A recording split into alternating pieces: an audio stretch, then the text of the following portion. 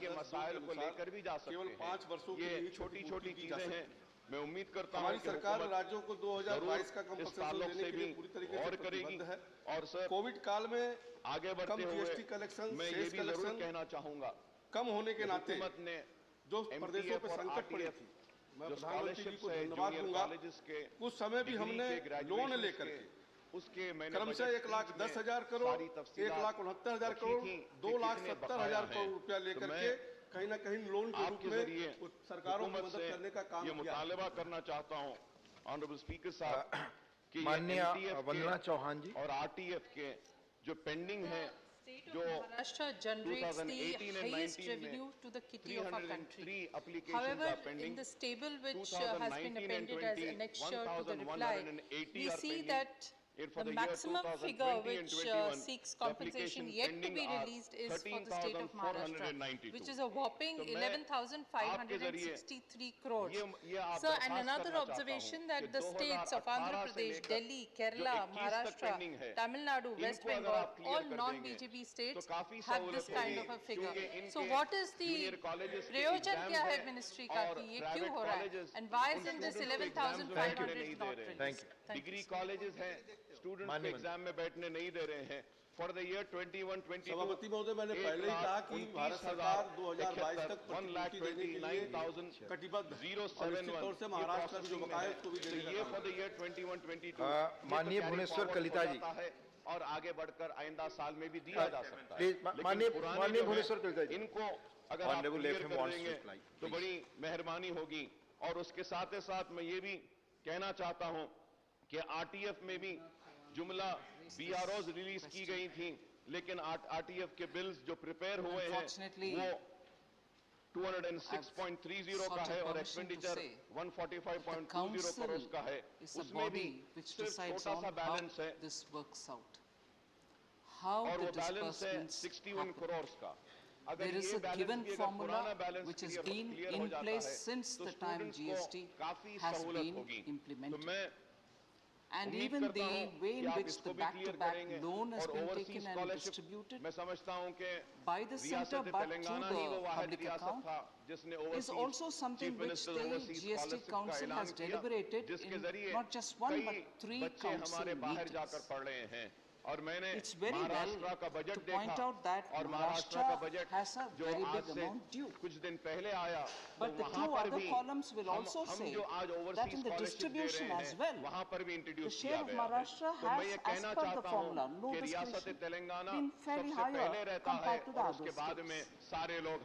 I humbly submit an appeal through you that for a body like Gst Council, in which every finance minister from every state sits in and takes a call, it's a collective decision of the Gst Council, and I appeal through you that we don't need to politicize this. No individual has the right to tweak the formulation, and therefore there's no differentiation made on the basis of this party or that party.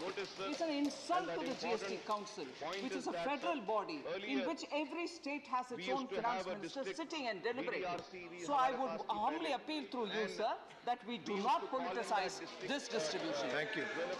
माननीय भुवनेश्वर कलिता जी, please माननीय भुवनेश्वर कलिता जी, please seat पर बैठ करना बोले, record पे नहीं जा रहा है। Sir, again, sir.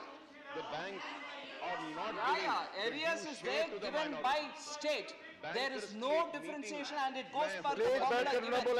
Please, The formula is given and the areas are there. माननीय प्लीज सीट पर बैठ करना बोले माननीय please The money paid is माननीय also मंत्री जी का ही बयान higher. रिकॉर्ड पे Sir, the amount given for 22, amount given for 21-22, all this is determined per a formula, and the amount paid also as back-to-back for these states which have been named by honorable member is higher than the other states. Would you want to recognize that? Thank you. माननीय भुवनेश्वर कलिता जी, Thank you, Deputy Chairman, sir.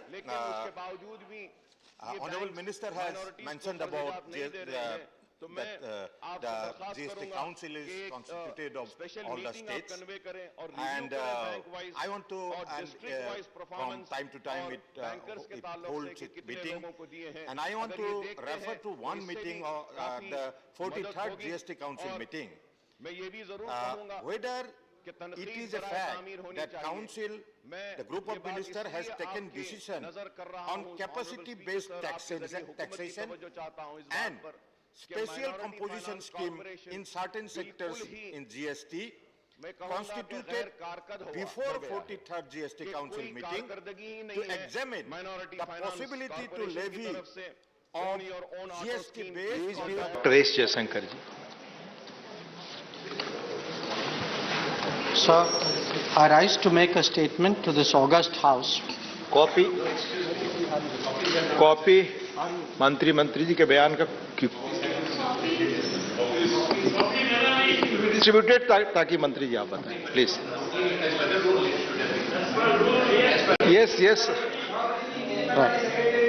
Yes please हाँ बिल्कुल but let him continue please. I'll speak slowly so you will have enough time. Please sir, please let him make it. Please. Yes, it is being distributed. I rise to make a statement to this august House.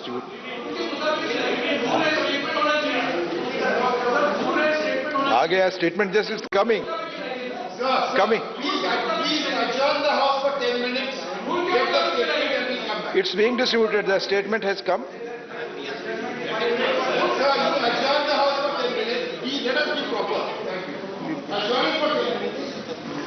Please be patient. A statement is coming. Just wait. Where is the statement? Statement.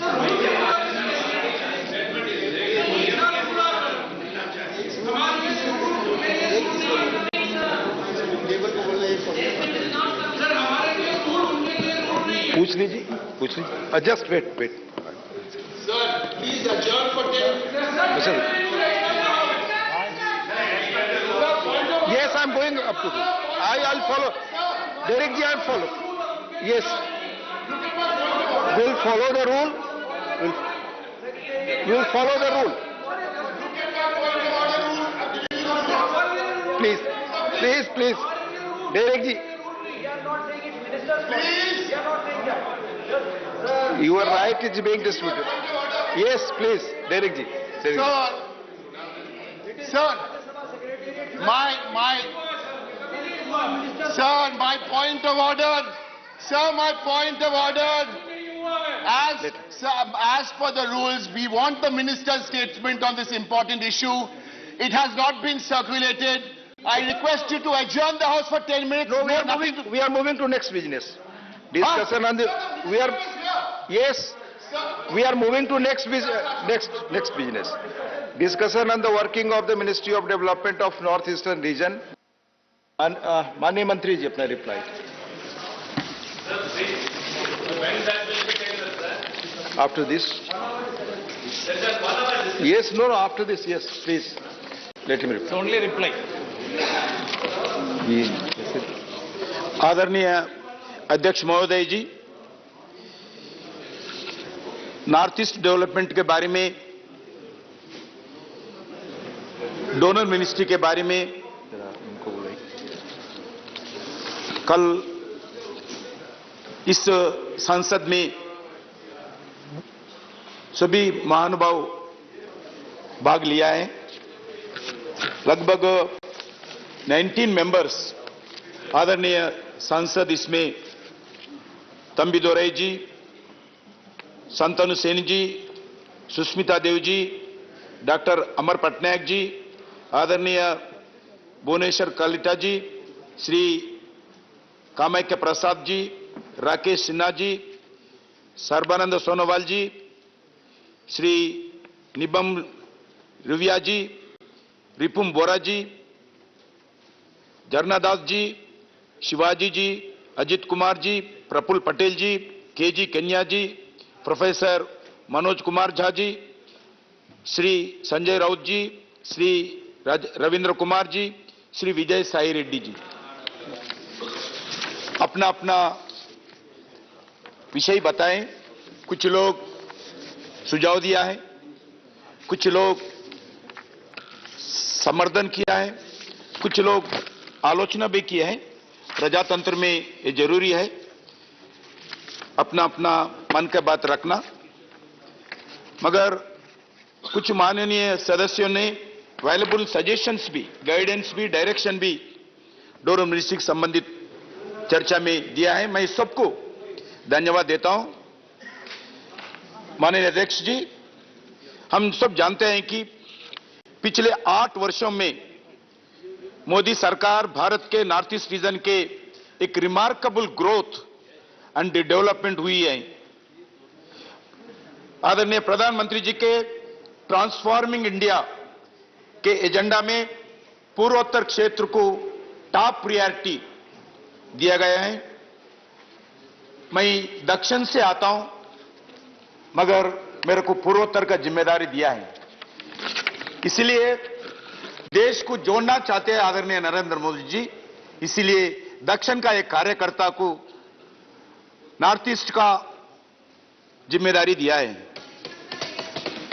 माननीय महोदय जी, holistic development strategy North East के बारे में भारत सरकार अपना है, जिसके अनुसार 2 एस्पेक्ट पर कंटिन्यूअस काम कर रही है। सभी वर्तमान चैलेंजेस को दूर करना, क्योंकि 2014 से पहले नॉर्थ ईस्ट विकास में अलग अलग चैलेंजेस था। इस चैलेंजेस को दूर करना नरेंद्र मोदी जी सरकार में सामने बहुत बड़ा मुद्दा था। हम दूर करने के लिए प्रयास किया है और इंक्लूसिव ग्रोथ और डेवलपमेंट के लिए न्यू अपॉर्चुनिटीज पैदा करने के लिए भारत सरकार प्रयास किया है। इसका परिणाम आज अष्टलक्ष्मी के नाम पर भी कुछ लोग आपदा व्यक्त किया है, मगर अष्टलक्ष्मी राज्यों में न केवल अमेजिंग ग्रोथ होगी, बल्कि पूरा भारत के लिए नया अपॉर्चुनिटीज नॉर्थ इंडिया में मिलेगी। आदरणीय अध्यक्ष जी, मुझे इस बात की खुशी है कि आज नॉर्थ ईस्ट रीजन में development, tourism, connectivity, culture, hope, aspiration और अपॉर्चुनिटीज के लिए डेस्टिनेशन अब बनाने के रूप में जानते हैं। माननीय चेयरमैन जी, डेवलपमेंट के लिए मोस्ट फंडामेंटल रिक्वायरमेंट पीस और स्टेबिलिटी होती है।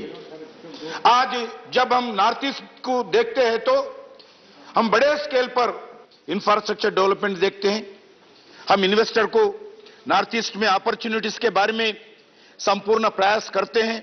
पूरे भारत के लोग नॉर्थ ईस्ट संस्कृति के और नए अवसरों को बारे में अधिक जानना चाहते हैं।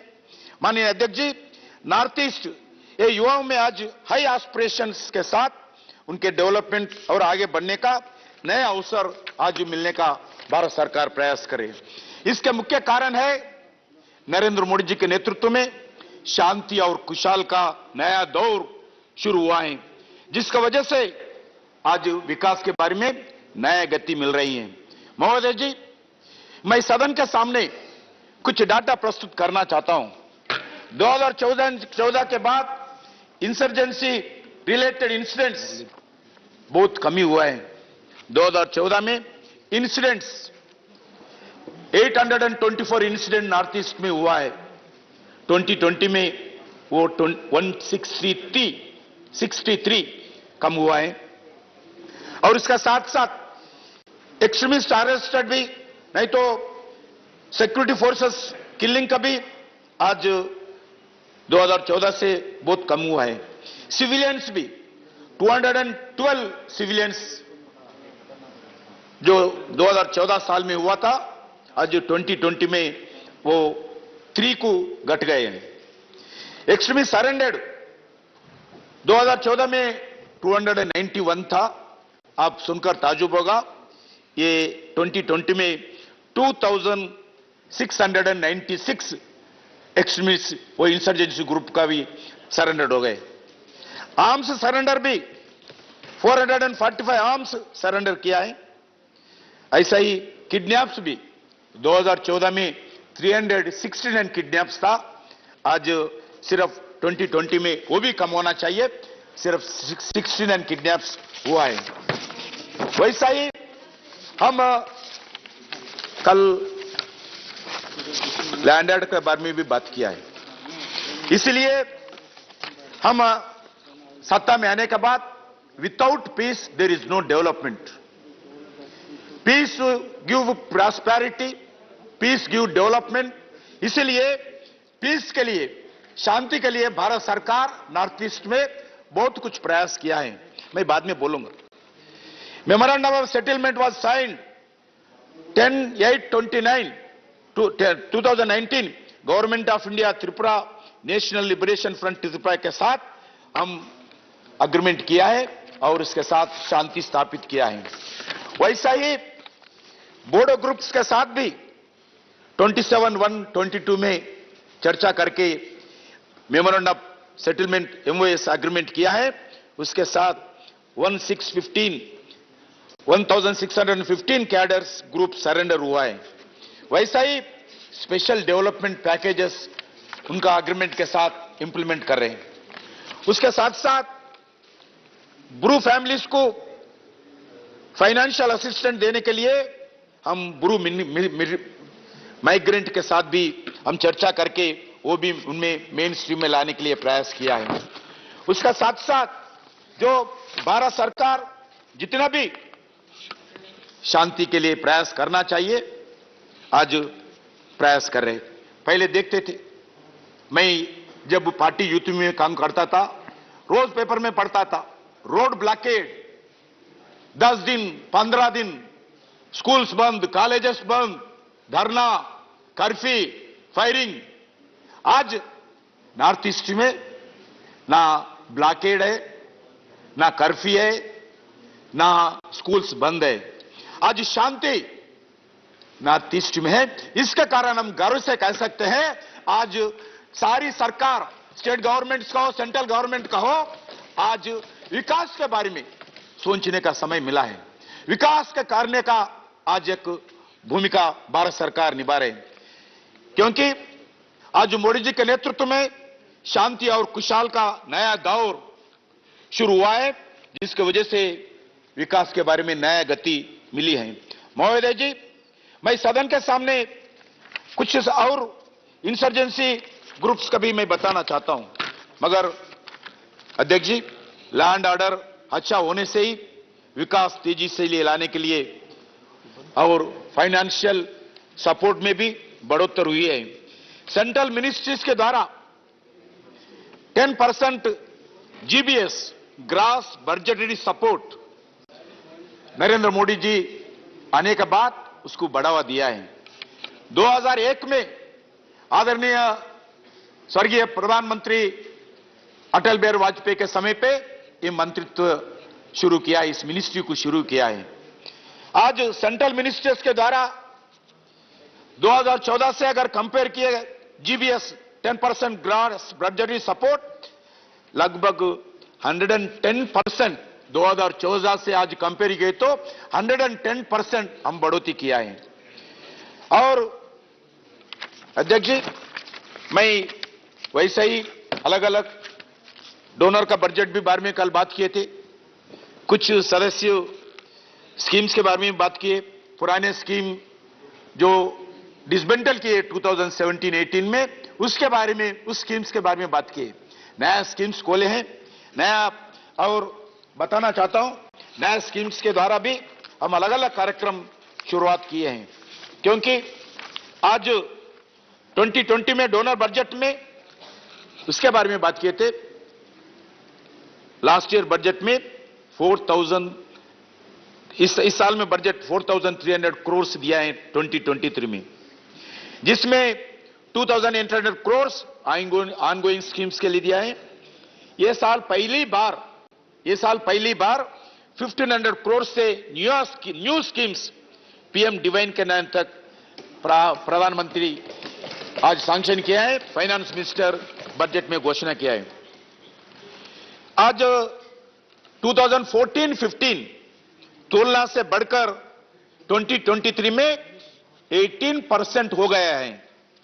लास्ट ईयर बजट से अगर कंपेयर किया, लास्ट ईयर बजट 21-22 में 2,658 करोड़ था, अभी वर्तमान में 4,300 करोड़।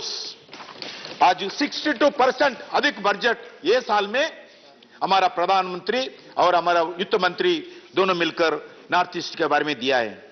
केंद्र सरकार उन्हीं सभी डिपार्टमेंट के द्वारा नॉर्थ ईस्ट के लिए मैं बताना चाहता हूं, 2014-15 के बाद आज 3 लाख करोड़ से ज्यादा खर्च किया है नॉर्थ ईस्ट में। इस 2014 के बाद नॉर्थ ईस्ट रीजन में अगर पॉपुलेशन, नॉर्थ ईस्ट रीजन में देश के पॉपुलेशन अगर तुलना किया है 3.78% है, मगर भारत सरकार देश के अगर ग्रास बजट्स में कंपेयर किए तो 10% फंड्स नॉर्थ ईस्ट देने के लिए जीबीसी निर्णय किया है ग्रास बजटरी सपोर्ट के द्वारा। और माननीय महोदय जी, पूर्वोत्तर क्षेत्र के विकास के यात्रा में एक बड़ी चैलेंज कनेक्टिविटी के है। हमारा सरकार कनेक्टिविटी को प्रायोरिटी देते हुए इसके लिए बड़ा प्रयास कर रही है।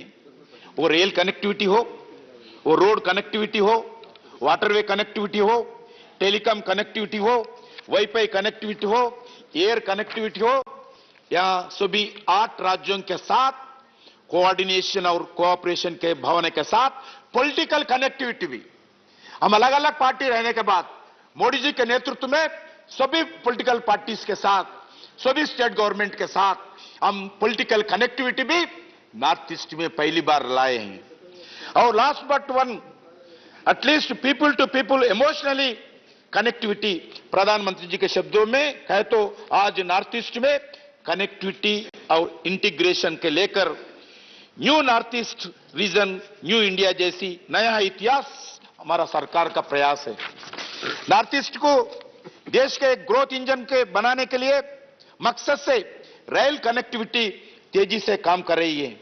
माननीय महोदय जी, मैं इस सदन को अवगत करना चाहता हूं, 2014 से लेकर 2021 के बीच में कुल एक्सपेंडिचर रेलवेज के लिए 39,000 खर्च किया है। कितना? 39,000 खर्च किया है। यह ध्यान देने वाली बात यह है, वर्तमान में नॉर्थ ईस्ट रीजन की डिफिकल्टी जियोग्राफी में 121 टनल्स, 146 किलोमीटर्स का निर्माण किया जा रहा है। यह वर्ल्ड रिकॉर्ड है।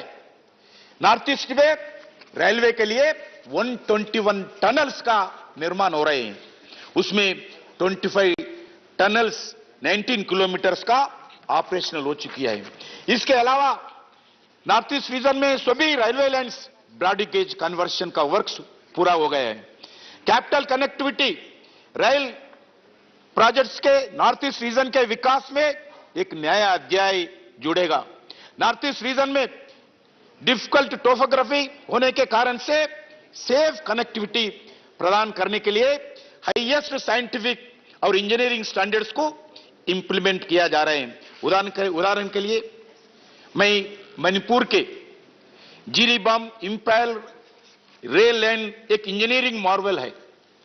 इसके अध्यक्ष जी, ये सभी लोग सुनना चाहिए, ये हमारे लिए नहीं है, सभी भारत के लिए, भारत के इंजीनियर्स के लिए अभिनंदन का विषय है, गर्व का विषय। इसमें 141 मीटर्स हाइट वाली रेल लाइन दुनिया के सबसे ऊंचे पैर पिलर आज नॉर्थ ईस्ट में बना रहे हैं। अभी तक यूरोप में, अध्यक्ष जी, अभी तक यूरोप में 139 मीटर्स का पैर पिलर हाइट रेलवे का लाइन था, उसका ऊंचाई रिकॉर्ड था, वर्ल्ड रिकॉर्ड। आज नॉर्थ ईस्ट रीजन में मणिपुर की 141 मीटर्स पैर पिलर हाइट के बना के कारण आज भारत वर्ल्ड रिकॉर्ड ब्रेक किया है।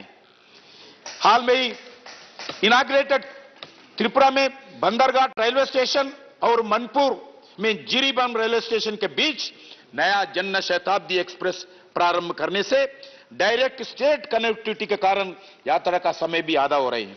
इसी वर्ष जनवरी में मणिपुर के इकोनॉमी और कनेक्टिविटी को बूस्ट देते हुए पहले गुड्स ट्रेन भी इसी साल शुरू किया है। इसके साथ इसी वर्ष नॉर्थ ईस्ट फ्रंटियर रेलवे की पहले पार्सल कार्गो एक्सप्रेस ट्रेन गौस से गोवा तक गई है। 2014 से पहले सिर्फ असम स्टेट कैपिटल से गुवाहाटी से ही ट्रेन कनेक्टिविटी था। 2014 के बाद ट्रेन कनेक्टिविटी अरुणाचल प्रदेश के कैपिटल ईटानगर में जोड़ दिया है। ट्रेन कनेक्टिविटी त्रिपुरा का कैपिटल अगरतला में जोड़ दिया है। मणिपुर को 2014 में ट्रेन के द्वारा, अभी कैपिटल कनेक्टिविटी नहीं है, मगर ट्रेन के द्वारा स्टेट में जिरोबाम से वंगनी चुंगपांव तक जोड़ दिया है। 2014 के बाद 3 स्टेट्स अरुणाचल प्रदेश, त्रिपुरा, मणिपुर में ट्रेन देखे हैं लोग। रिमेनिंग 5 स्टेट्स का कैपिटल रेल कनेक्टिविटी का काम चल रही है। टोटल रेलवे का लाइन लेंथ 419 किलोमीटर्स का कॉस्ट 45,000 से भारत सरकार इस ट्रेन कनेक्टिविटी में काम कर रही है। नागालैंड दीमापुर जुबा लेंथ 82 किलोमीटर्स, कॉस्ट 6,647 क्रोर्स, ये मार्च 26 तक लक्ष्य पूरा करे होगा। Mizoram Bairabi Sairang length 51 kilometres, cost 6,527, ये मार्च 24 तक लक्ष्य पूरा होगा। वैसा ही Manipur Jiribam Imphal length 110 kilometres, cost 14,332 crores, ये दिसंबर 23 तक लक्ष्य पूरा होगा। सिक्किम सिवोक रंगपो जिसकी लेंथ 44 किलोमीटर्स है, कॉस्ट 8,153 क्रोर्स है, मार्च 23 तक टारगेट होगा। मेघालय टेटिलिया बैरानी हिट जिसकी लेंथ 21 किलोमीटर्स है और कॉस्ट 1,043 करोड़ है। बैरानी हिट शिल्लांग जिसकी लेंथ 108 किलोमीटर्स है और कॉस्ट 88,324 करोड़ है। मैं क्यों इसके बाद बताना चाहता हूं, फ्लाइट्स हो, हेलीकॉप्टर हो, बसेस में हो, नॉर्थ ईस्ट वेदर में 364 डेज में काम नहीं आता। बहुत समय ट्रेन कैंसिल होते हैं, फ्लाइट्स कैंसिल होते हैं, हेलीकॉप्टर्स ना जा नहीं सकते हैं, बसेस भी मुश्किल होता है। इसीलिए नॉर्थ ईस्ट विकास में अगर ठीक तरीके से विकास जोरी से पकड़ना है, टूरिस्ट लाना है, इन्वेस्टर्स लाना है, नॉर्थ ईस्ट देखने के लिए नॉर्थ ईस्ट का जनता बाहर जाना है, बाहर का जनता नॉर्थ ईस्ट जाना है, ट्रेन जरूरी है। ट्रेन के बिना नॉर्थ ईस्ट विकास नहीं हो सकता है, ये नरेंद्र मोदी जी सरकार का लक्ष्य है। 2009 to 14 एवरेज रेलवे के लिए 2,120 करोड़ खर्च किया है भारत सरकार। अभी 2021 में एवरेज 120% बढ़ा है, 21-22 में 226% बजट बढ़ा है। इसीलिए मैं बताना चाहता हूं, टूरिज्म दृष्टिकोण से भी और नॉर्थ ईस्ट दृष्टिकोण से भी, विकास के लिए भी, एम्प्लॉयमेंट जनरेशन के लिए भी ये ट्रेन कनेक्टिविटी बहुत अच्छे आने वाले दिन में विकास के रास्ते पे नॉर्थ ईस्ट जा सकते हैं। उसके साथ साथ अध्यक्ष जी, मैं कोई भी विकास के लिए रोड्स और डेवलपमेंटल बैकबोन तरह होती है। नॉर्थ ईस्ट रोड वर्क में सुधार के लिए बड़े पैमाने पर प्रयास की जा रही है। 2014-15 में नॉर्थ ईस्ट में नेशनल हाईवेज का लेंथ लगभग 10,905 किलोमीटर्स थी, आज बढ़कर 13,710 किलोमीटर्स हो गई है।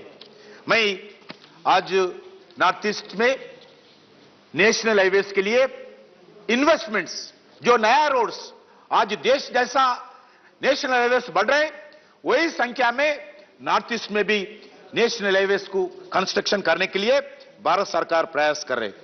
उसके साथ साथ मैं बताना चाहता हूं, डोनर मंत्रालय भी, क्योंकि अध्यक्ष जी डोनर मंत्रालय के बारे में कल बात किया, डोनर मंत्रालय खुद का बजट रखना, खुद का डेवलपमेंट करना उसका लक्ष्य नहीं है।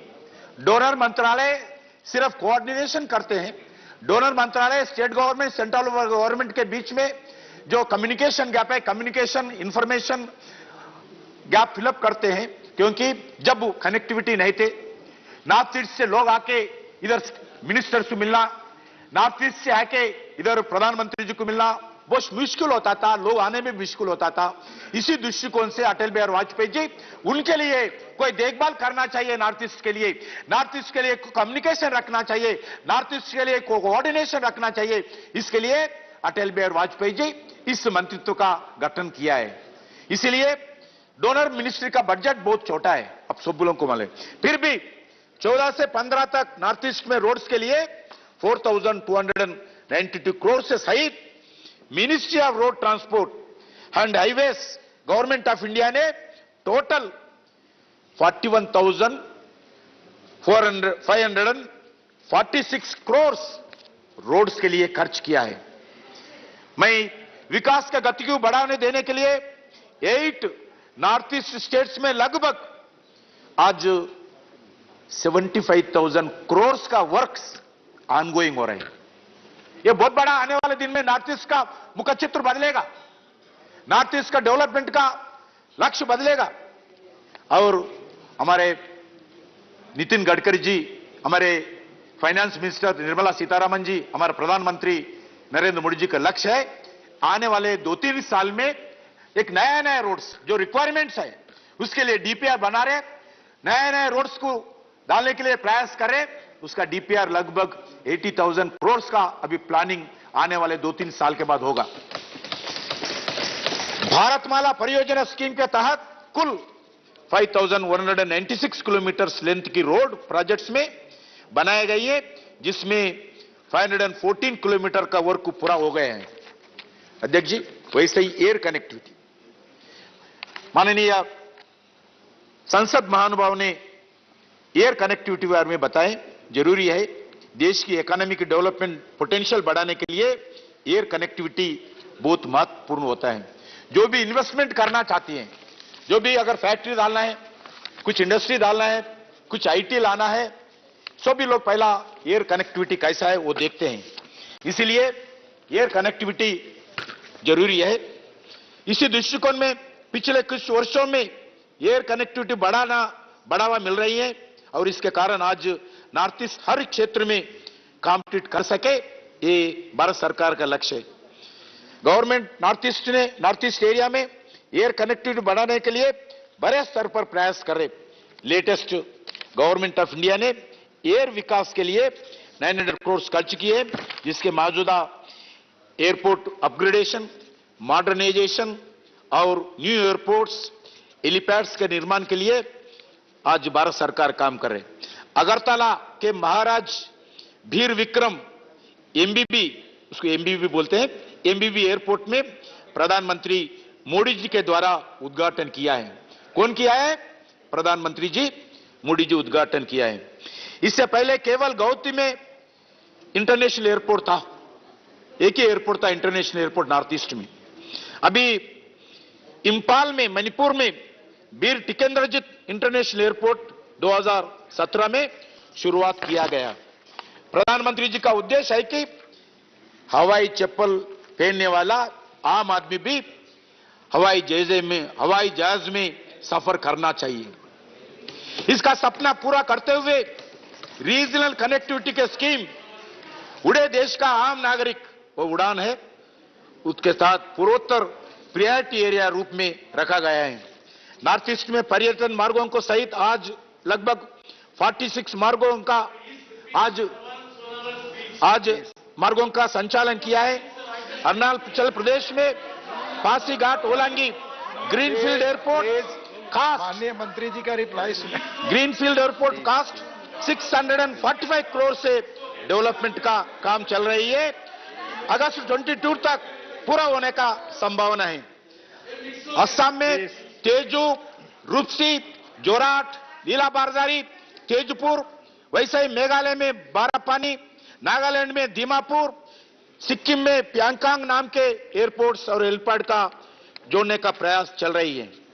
Availability of land, commercial viability, traffic demand के आधार पर एयरपोर्ट का अपग्रेडेशन, मॉडर्नाइजेशन एक कंटिन्यूएशन प्रोसेस है। जरूर हमारा सरकार इसका कंटिन्यूएशन प्रोसेस को आगे बढ़ाते हुए जाएंगे। एग्रीकल्चर, हॉर्टिकल्चर क्षमता को बढ़ावा देते हुए केंद्रीय बजट ने 2020-21 में शुरू किया गया कृषि उड़ान का भी नॉर्थ ईस्ट में शुरू किया है। कृषि उड़ान के अंतर्गत नॉर्थ ईस्ट में भी बागडोगरा, गौहती और अगरतला एयरपोर्ट से कृषि उत्पादन जैसी pineapple, ginger, kiwi, organic, turmeric products कैसे ट्रांसपोर्टेशन का काम नॉर्थ ईस्ट में शुरू हो गया। डिजिटल इंडिया प्रधानमंत्री जी का एक नया विजन है। 2014 के बाद डिजिटल कनेक्टिविटी के बारे में दूर दराज गांव-गांव तक पहुंचना चाहिए, हमारा प्रधानमंत्री जी का इच्छा है। पूर्वोत्तर में भी दूरसंचार और डिजिटल कनेक्टिविटी आदरणीय मोदी सरकार के लिए चैलेंज था। Digital connectivity north East region में हर कोने तक ले जाने के लिए एक बड़ा पैमाना पर प्रयास की जा रही है। पिछले 7 वर्षों में इस क्षेत्र में दूरसंचार कनेक्टिविटी बढ़ाने के लिए 3,466 crores नॉर्थ ईस्ट में इस डिजिटल कनेक्टिविटी के लिए भारत सरकार खर्च किया है। मेघालय और नेशनल हाईवेज पर 2G और 4G mobile connectivity, national highway पर किधर भी जाओ आपको कनेक्टिविटी है। यूनिवर्सल सर्विस ऑब्लिगेशन फंड के तहत नॉर्थ ईस्ट रीजन में लगभग 5,600 विलेजेस को जोड़ने के लिए 4,404 नया टावर्स बना लिए हैं। उसमें उसके टावर्स के लिए 3,715 crores खर्च करके मोबाइल कनेक्टिविटी का कवर नॉर्थ ईस्ट में बढ़ाने के लिए प्रयास कर रहे हैं।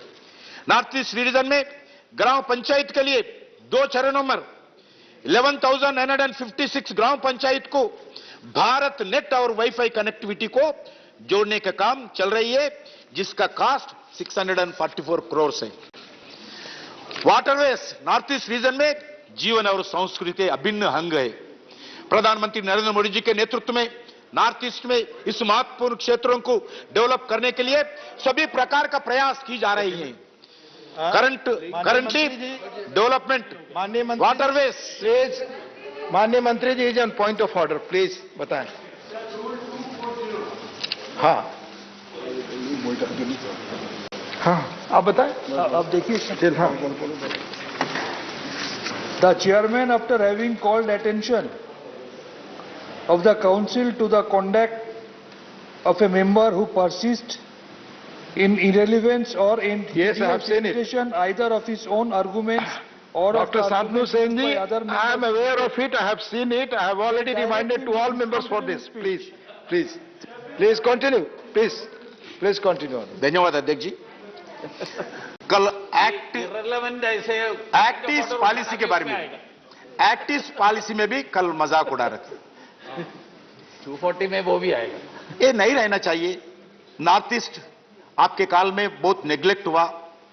हम अलग अलग पॉलिसीज के द्वारा, कमिटमेंट के द्वारा नॉर्थ ईस्ट को हम एंकरेजमेंट कर रहे, शांति है, पैसे खर्च कर रहे, इसलिए मजाक उड़ाना ठीक नहीं है।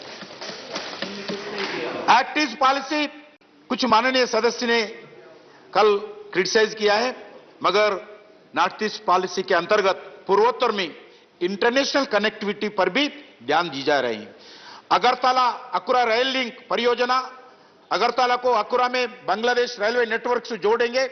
इस रेल नेटवर्क के द्वारा अपने पड़ोस देश के साथ ट्रेडिशनल और हिस्टोरिक रेल कनेक्टिविटी और मजबूत होगा। एक बार इस रेलवे नेटवर्क चालू होने के बाद कोलकाता और अगरतला के बीच यात्री और गुड्स की ट्रांसपोर्ट के लिए यात्रा का समय कम होगा, खर्च भी कम होगा। टोटल लेंथ इसका 12.26 किलोमीटर है। उसमें मिनिस्ट्री ऑफ डोनर के द्वारा 5.46 किलोमीटर इंडियन साइड हम 580 crores डोनर डिपार्टमेंट खर्च कर रहे हैं, और 6.8 किलोमीटर वो बांग्लादेश साइड होते हैं। वो भी पैसा भारत सरकार और मिनिस्ट्री ऑफ एक्सटर्नल अफेयर्स के द्वारा हम खर्च कर रहे, क्योंकि हमारे लिए उस ट्रेन कनेक्टिविटी बहुत प्रमुख है। इससे दृष्टिकोण से एमई के द्वारा 392 crores इस बांग्लादेश ट्रेन कनेक्टिविटी के लिए खर्च कर रहे। इंडिया साइड रेलवे ट्रैक का पूरा वर्क अभी पूरा होने का टारगेट है। जून 22 को इंडिया साइड पूरा होगा। बांग्लादेश साइड छोड़ रहा है, वो भी काम अपना है, मगर अलग अलग कारण से वो काम थोड़ा स्पीडी नहीं हुआ। वो भी इस साल जो 22 एंड तक पूरा करना चाहिए, ऐसा लक्ष्य है। Kaladan multi modal transit transport project और ट्रिलाटरल हाईवे प्रोजेक्ट भी हिस्टोरिक स्टेप है। ये परियोजना म्यांमार के सिटवी पोर्ट के माध्यम से नॉर्थ ईस्ट को साउथ ईस्ट एशिया के साथ म्यांमार और थाईलैंड से सीधा जोड़ेंगे। यहाँ ट्राइलेटरल हाईवे जिससे लोग नॉर्थ ईस्ट और साउथ ईस्ट एशिया के बीच ड्राइव कर सके। म्यांमार के साथ कनेक्टिविटी बढ़ाने के लिए टामू मोरे और रिच जोक वतार में 2 international entry exit point operationalise किए गए हैं।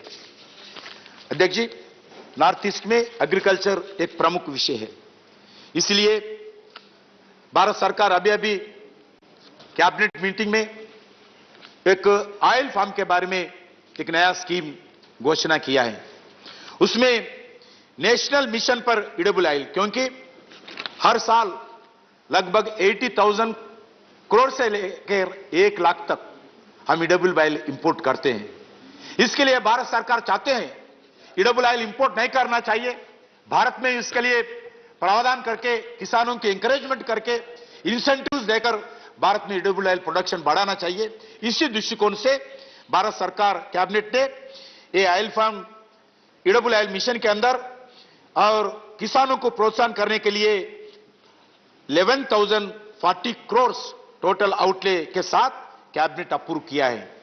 मैं खुशी के साथ बताना चाहता हूं, इस 11,040 करोड़ में सिर्फ 53% 5,850 करोड़ आज नॉर्थ ईस्ट के बारे में एलोकेट किया है। ये बता सकते हैं 50% से ज्यादा इडेबल ऑयल के बारे में नॉर्थ ईस्ट के लिए भारत सरकार एलोकेट किया है, क्योंकि नॉर्थ ईस्ट में एग्रीकल्चर डेवलपमेंट होना चाहिए। ये नरेंद्र मोदी जी का सरकार का काम करने का तरीका है। भाइयों, मैं असम में दीमा हसो डिस्ट्रिक्ट मंडर दिशा के 75 हेक्टेयर के क्षेत्र में बांबू के बारे में भी अलग अलग हम काम कर रहे हैं। बांबू सेक्टर प्रोत्साहन देने के लिए नॉर्थ ईस्ट रीजन भी हो, स्टेट गवर्नमेंट्स भी हो, सेंट्रल गवर्नमेंट का अलग अलग डिपार्टमेंट, वो ट्राइबल डिपार्टमेंट हो सकता है, और अलग अलग डिपार्टमेंट भी इसमें काम कर रहे हैं। एग्रीकल्चर मार्केटिंग कॉर्पोरेशन लिमिटेड एक नेरमाक इंस्टीट्यूट था, बहुत पुराने इंस्टीट्यूट, लॉस था। इसमें क्लोज करना नहीं करना, कैसा करना चाहिए, ये सोचकर इस इंस्टीट्यूट को रिवाइवल करने के भी नरेंद्र मोदी सरकार ने निर्णय लिया है, कैबिनेट अप्रूवल किया है इस नेरामाक इंस्टीट्यूट, क्योंकि ये किसानों के लिए उसका क्राफ्ट को मार्केटिंग करने के लिए एक बड़ा साधन था। इसलिए लॉस रहने के बाद भी भारत सरकार इसको अलग पैकेज देकर वो संस्था चलाने के लिए प्रयास किया है। वैसा ही नौजवान को रोजगार देने के लिए अलग अलग कार्यक्रम भारत सरकार के द्वारा प्रयास कर रहे हैं। अभी चलना है, काफी नहीं है, और भी चलाना है, हम चलाएंगे जरूर। रोजगार बढ़ावा देने के लिए भारत सरकार जो भी करना है नॉर्थ ईस्ट में करना है, ये राजनीति से उठकर कभी करना है। स्टेट गवर्नमेंट से मिलकर सेंट्रल गवर्नमेंट अलग अलग डिपार्टमेंट्स के द्वारा इसका काम आगे बढ़ना चाहिए। उसमें नेडफी के द्वारा काम हो रहा है, सिडबी के द्वारा काम हो रहा है, स्टार्टअप इन्वेस्टमेंट का भी काम हो रहा है। मैं अभी बताना चाहता हूं, दुबई में ये वर्ल्ड एक्सपो मार्च 4 तारीख से 17 तारीख तक दुबई में नॉर्थ ईस्ट का एक्सपो, नॉर्थ ईस्ट में इन्वेस्टमेंट लाने के लिए 15 दिन का हम एक्सपो नॉर्थ ईस्ट के बारे में नॉर्थ ईस्ट स्टेट गवर्नमेंट से मिलकर 7-8 गवर्नमेंट्स मिलकर हम दुबई में एक्सपो कर रहे हैं। इसके अंदर इन्वेस्टमेंट अलग अलग दुनिया से नॉर्थ ईस्ट में लाना चाहते हैं, यह हमारा प्रयास है। आपको मालूम है अध्यक्ष जी, जो नॉर्थ ईस्ट के युवाओं ने खुशी होती है बताते हुए देश के नाम रोशन किया है। हॉकी कल भी चर्चा किए थे, कल पटेल साहब ने बोले थे, hockey, football, boxing, weight lifting, polo क्षेत्र में विशेष योगदान नॉर्थ ईस्ट का है। इसलिए खेल कूद में बढ़ावा देने के लिए मोदी सरकार ने मणिपुर में 643 करोड़ से नेशनल स्पोर्ट्स यूनिवर्सिटी, पहला नेशनल स्पोर्ट्स यूनिवर्सिटी भारत का नॉर्थ ईस्ट में मणिपुर में खोलने का निर्णय भारत सरकार ने लिया है, क्योंकि उत्तर पूर्व क्षेत्र में खेल प्रतिभा बहुत अधिक है। ओलंपिक्स में नॉर्थ ईस्ट के युवा खिलाड़ियों ने अलग अलग फील्ड्स में मेडल्स लाए हैं, ला रही हैं, लाएंगे भी आने वाले दिन में। इसमें मेरी कोम, बीराबाई चानू, लोविलिना बोरगोहेन कैसे खिलाड़ियों में नॉर्थ ईस्ट के से आकर देश का नाम दुनिया में रोशन किया है। आदरणीय माननीय अध्यक्ष, ये नरेंद्र मोदी जी सरकार में आने के बाद एक एक उनका जो ओलंपिक्स में खिलाड़ी अगर इंटरव्यू किए तो वो एक खिलाड़ी था अध्यक्ष जी, उनका हेल्थ ठीक नहीं था, वो अमेरिका में जाना चाहती थी। पूरा भारत सरकार के खर्च से उनको अमेरिका भिजाकर, उनका कोच को अमेरिका में जाकर उनको कोचिंग देकर आज ओलंपिक्स मेडल वो लाए हैं। इतना कमिटमेंट के साथ भारत सरकार एक एक कोच को ट्रेनिंग देने के लिए प्रयास कर रही है। आज के युग में बिना बिजली किसी भी सेक्टर में डेवलपमेंट संभव नहीं है। आजाद के इतने वर्षों के बाद भारत में कुछ गांव अपना जीवन बिना बिजली के गुजार रही हैं। आज प्रधानमंत्री मोदी जी के नेतृत्व में घर घर तक बिजली पहुंचाए गए। सौभाग्य योजना के अंतर्गत लगभग 3 करोड़ घरों को बिजली पहुंचाया जाता है। इसके अलावा पावर कट, आज देश में कह रहते थे पावर कट, मैं आंध्र से आता हूं। इंडस्ट्रियल ओनर्स धरना किए, पावर कट नहीं रहना चाहिए। और जब 16 रुपए एक यूनिट हमारा कांग्रेस सरकार था खरीदते थे, अब 3 रुपए के अंदर एक यूनिट ओपन मार्केट में बिजली मिल रही। इसके कारण एक नरेंद्र मोदी जी सरकार बिजली के बारे में एक अच्छे फैसला लेकर काम कर रहे हैं। बिजली के बिना एम्प्लॉयमेंट नहीं मिलता, बिजली के बिना इंडस्ट्रियलाइजेशन नहीं होता है, बिजली के बिना ना सेलफोन चार्ज होता, ना टेलीफोन दिखता, ना घर में लाइट दिखता है। इसीलिए अगर हर व्यक्ति के घर में बिजली होना जरूरी है। नॉर्थ ईस्ट में डिफिकल्ट टेरेन के बाद आइसोलेटेड विलेजेस और हाउस होल्ड के में भी इलेक्ट्रिसिटी रिमोट कॉर्नर में भी पहुंचाने का प्रयास किया है। मैं कुछ एग्जांपल भी लाता हूं। कुछ हिल्स के ऊपर घरा है, उसके ऊपर जाने के लिए जो इलेक्ट्रिसिटी पोल्स ले जाने के लिए हेलीकॉप्टर्स यूज किया border security force. Helicopters use करके घर तक इलेक्ट्रिसिटी पहुंचाने के लिए प्रयास करें, पूरा नहीं हुआ हम कर रहे हैं। पूर्वोत्तर पावर प्रोडक्शन विकास पर फोकस के साथ साथ positive industrial developmental ecosystem encourage करने के प्रयास भी चल रही हैं। गवर्नमेंट ने 2015-14 के बाद अभी तक पावर प्रोजेक्ट्स के लिए 37,092 करोड़ नॉर्थ ईस्ट में इस 8 प्रांतों में खर्च किया है भारत सरकार। अरुणाचल प्रदेश और असम में 2000 मेगावाट्स का Subansiri lower hydro electric project जैसा जिसका कास्ट 19,992 करोड़ है, ये देश के मेजर प्रोजेक्ट्स में एक है। दूसरा और एक प्रोजेक्ट है नॉर्थ ईस्ट रीजन का पावर सिस्टम में इंप्रूवमेंट करने का प्रोजेक्ट है, जिसकी कास्ट 6,700 करोड़ है। इस प्रोजेक्ट से द्वारा जो north east states Assam, Manipur, Meghalaya, Mizoram, Nagaland, Tripura को पावर सप्लाई में इंप्रूव हो सकता है। इसके अलावा अरुणाचल प्रदेश और सिक्किम में पावर ट्रांसमिशन और डिस्ट्रीब्यूशन सिस्टम में मजबूत करने के बड़ी योजना के का है, उसका कास्ट है 9,129 करोड़ है। इसका काम चल रही है। और डोनर के अंतर्गत भी, डोनर में मैं पहले बता चुका हूं बजट कम रहता है, फिर भी डोनर के अंतर्गत, डोनर मिनिस्ट्री के अंतर्गत भी 44 स्मॉल पावर प्रोजेक्ट्स भी है, जिसकी कास्ट 1,075 करोड़ है। इन प्रोजेक्ट्स के द्वारा इंडियन सेक्टर को अवश्य बड़ा मिलेगा और नॉर्थ ईस्ट में पावर सप्लाई स्ट्रीमलाइन भी हो जाएगा। और पेट्रोलियम एक बड़ा नॉर्थ ईस्ट में एक बड़ा सोर्स है। North east natural gas pipeline, grid pipeline project एक एम्बिशन ऑनगोइंग प्रोजेक्ट है, जिसकी एस्टिमेशन कास्ट है 9,265 करोड़ से। North east gas grid NEGG project को हाइड्रोकार्बन विजन 2030 के अंतर्गत प्रपोज किया गया। वो 9,265 करोड़ जो अभी बताया वो एस्टिमेटेड कास्ट है। और सभी 8 राज्यों में 8 स्टेट्स में 1,656 किलोमीटर की लेंथ में पाइपलाइन ग्रिड डालने का तय किया गया। और नॉर्थ ईस्ट गैस ग्रिड के लिए 5,559 करोड़ रुपए के पार्शियल कैपिटल ग्रांट को मंजूरी दी है। पूर्वोत्तर भारत में 1 लाख करोड़ का ऑयल और गैस परियोजना के 2025 तक पूरा करना, ये हमारा देश के सामने लक्ष्य है। ये लक्ष्य हम पहुंचने के लिए सभी लोग मिलकर प्रयास करना चाहिए। पूर्वोत्तर में इन्वेस्टर्स के लिए एक अट्रैक्टिव डेस्टिनेशन है, उसको बनाना चाहिए। डेस्टिनेशन बनाने के लिए हर योजना, अलग अलग योजना पर आज काम चल रहे हैं। इन्वेस्ट इंडिया के तहत एक नॉर्थ ईस्ट डेस्क स्थापित किया गया।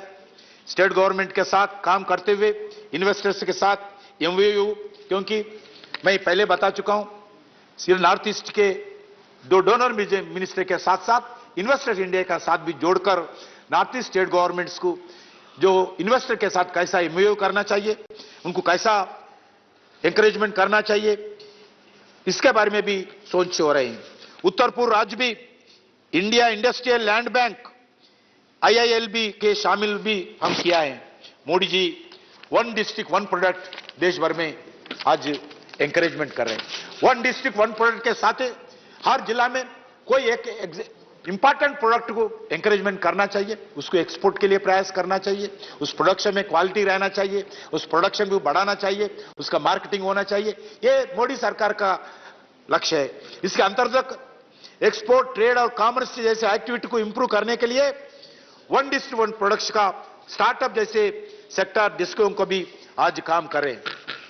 अध्यक्ष जी, गुड गवर्नेंस एक हाई स्टैंडर्ड स्थापित करते हुए सरकार के द्वारा इंप्लीमेंट की जा योजना में एक इंपैक्ट होती है। इसके लिए हम प्रयास कर रहे हैं।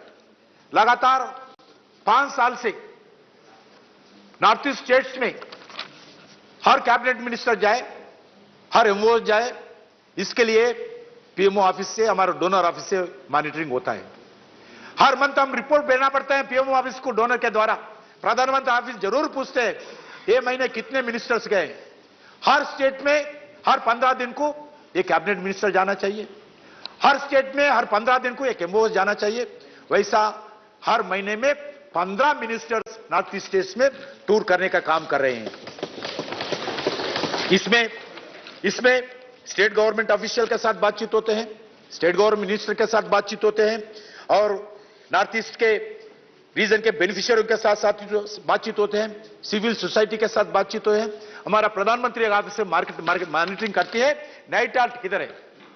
नाइटाल स्टेट कैपिटल में नहीं पहुंचना चाहिए, नाइटाल डिस्ट्रिक्ट कैपिटल में रहना चाहिए, लोगों से मिलना चाहिए। ऐसा ये टारगेट भी आदरणीय प्रधानमंत्री जी सभी मिनिस्टर्स को दिया है। ये काम डोनर मिनिस्टर के द्वारा इंप्लीमेंट हो रहे हैं। और मैं नॉर्थ ईस्ट विकास के मुद्दे पर चर्चा करने के लिए प्लीज नॉर्थ ईस्ट रीजन पे एग्री हॉर्टिकल्चर सेक्टर के विकास के लिए हम काम चल रहे हैं। और मैं Nothing is going on record, Mr. Peters. North east You have no permission to speak. Mr. Peters, you have no permission to speak. UNDP के सहयोग से देश के लिए SDG इंडेक्स स्टेट और यूटी तैयार किया है। अभी तक देश के लिए SDG इंडेक्स के लिए 3 सीरीज जारी हो चुके हैं। इसके आधार पर डेवलपमेंट कैसा होना चाहिए, कौन सा फील्ड में ज्यादा ध्यान देना चाहिए, ये इंडेक्स काम को आते हैं। इसके लिए आज पहली बार नीति आयोग ने डोनर मिनिस्टर के द्वारा स्टेट SDG इंडेक्स की रिपोर्ट आधार पर डिस्ट्रिक्ट लेवल SDG इंडेक्स भी तैयार किया है। देश में अभी तक डिस्ट्रिक्ट लेवल का इंडेक्स तैयार नहीं हुआ, सिर्फ नॉर्थ ईस्ट में हुआ है। ये सबसे पहले नॉर्थ ईस्ट का आज आया है, वो भी 26 अगस्त 21 लास्ट अगस्त में इसका घोषणा किया है नीति आयोग ने। और इस इंडेक्स का उपयोग करते हुए नॉर्थ ईस्ट रीजन में गवर्नमेंट पॉलिसीज तैयार करने के लिए बहुत उपयोग होता है। State and central government development programmes, welfare activities, projects पर, प्लानिंग पर इस इंडेक्स का उपयोग हो सकता है। सबका साथ, सबका विकास, सबका विश्वास, सबका प्रयास जो प्रधानमंत्री जी का लक्ष्य है, इस मूल भावना से पूर्वोत्तर क्षेत्र में 8 स्टेट्स को 28 डिस्ट्रिक्ट का अंडर डेवलप्ड ब्लॉक्स हम पहचाने हैं। अध्यक्ष जी, सेंटर सेक्टर्स का स्कीम्स अलावा फ्लैगशिप प्रोग्राम्स सितंबर 2021 तक जनधन योजना के तहत पूर्वोत्तर राज्यों में आज 434 लाख अकाउंट्स खोले गए हैं आयुष्मान भारत तहत, क्योंकि नॉर्थ ईस्ट में बहुत जरूरी है आयुष्मान भारत के दृष्टिकोण से, इसमें 14 लाख करोड़ का 14 लाख का फैमिलीज का आज आयुष्मान भारत का कार्ड डिस्ट्रीब्यूशन किया है। मनरेगा के अंतर्गत 2016 से हाल तक मनरेगा के अंदर 31,000 करोड़ खर्च किया है और 114 करोड़ मैंडेट्स क्रिएट किया है। जल जीवन मिशन 2019 में लॉन्च किया है। अभी तक 34 लाख घरों को कुल कवरेज 50% है। टैप वाटर कनेक्शन का दिए गए हैं, कुछ पाइपलाइन में भी है, वो सैंक्शन हो चुके हैं। ये नेशनल एवरेज से, जो जल जीवन मिशन का नेशनल एवरेज से नॉर्थ ईस्ट में बढ़ा है, ये बहुत खुशी की बात है। अध्यक्ष जी, कोविड रिलीफ में और कोविड के हेल्थ के संदर्भ में अलग अलग काम भारत का सरकार के द्वारा हो रहे हैं। कल बात करते थे, कैंसर बहुत बड़ा समस्या नॉर्थ ईस्ट में है, हमारा सरकार मानते हैं, इसके लिए अलग अलग काम चल रहे। पिछले वर्ष लगभग सभी क्षेत्रों में कोविड के कारण चैलेंजिंग साबित हुए थे, लेकिन केंद्र सरकार ने कोविड के खिलाफ लड़ने के लिए नॉर्थ ईस्ट स्टेट्स को समर्थन करने के लिए हर संभव प्रयास किया है।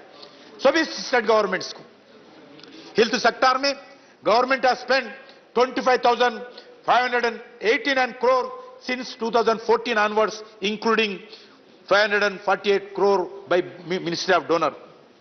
Ministry of Donor has supported 66 special projects cost health projects 925 crores.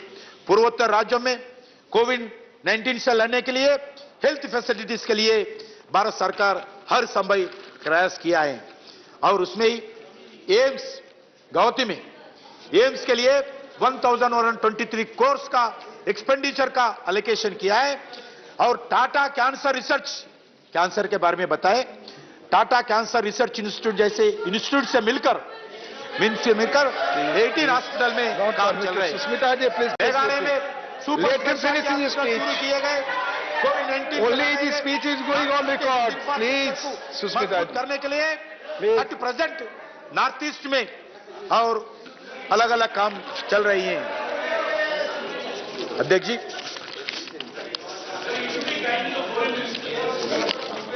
Please अध्यक्ष जी, स्टेटमेंट इज ऑन और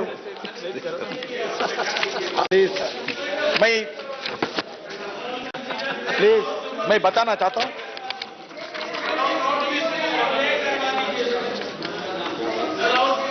क्या बोल रहा है अध्यक्ष जी, 2014 में प्लीज सिर्फ माननीय मंत्री जी की बात रिकॉर्ड पे जा रही है, प्लीज। 2014 में बजट एस्टिमेशन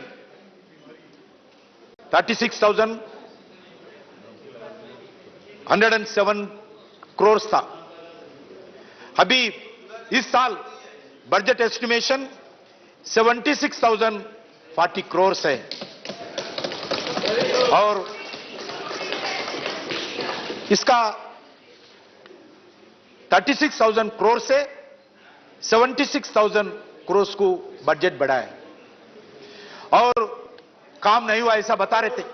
मैं बताना चाहता हूं 2015-16 में 96.64 एक्सपेंडिचर हुआ है, वैसा ही 17-18 में 97.3% बजट खर्च हुआ है। 19-20 में 97.81 खर्च हुआ है। सिर्फ एक एग्रीकल्चर डिपार्टमेंट है, मैं मानता हूं एग्रीकल्चर डिपार्टमेंट का जितना पैसा एलोकेट करते हैं वो पैसा पूरा खर्च नहीं हुआ है। हम प्रयास करें, लगातार डोनर मिनिस्ट्री में आज शुरू किया है। मैं मंत्री बनने के बाद आदरणीय प्रधानमंत्री जी नरेंद्र मोदी जी के आदेश पर हमारा मिनिस्ट्री, डोनर मिनिस्ट्री के officers, agriculture minister, agriculture officer के साथ मीटिंग कर रहे हैं, वैसे ही रेलवे मिनिस्टर के साथ, सिविल एविएशन मिनिस्टर के साथ, ये लगातार मीटिंग्स करके स्टेट गवर्नमेंट्स को कॉन्फिडेंस ले लेकर, मुख्यमंत्री को कॉन्फिडेंस के लेकर, चीफ सेक्रेटरी को कॉन्फिडेंस के लेकर हम हर स्टेट के बारे में जो समस्या सेंट्रल गवर्नमेंट के इंस्टीट्यूशंस के अंदर है वो समस्या हल करने के लिए भारत सरकार प्रयास कर रहे हैं। इसीलिए कल कुछ अलग अलग बात भी बताए।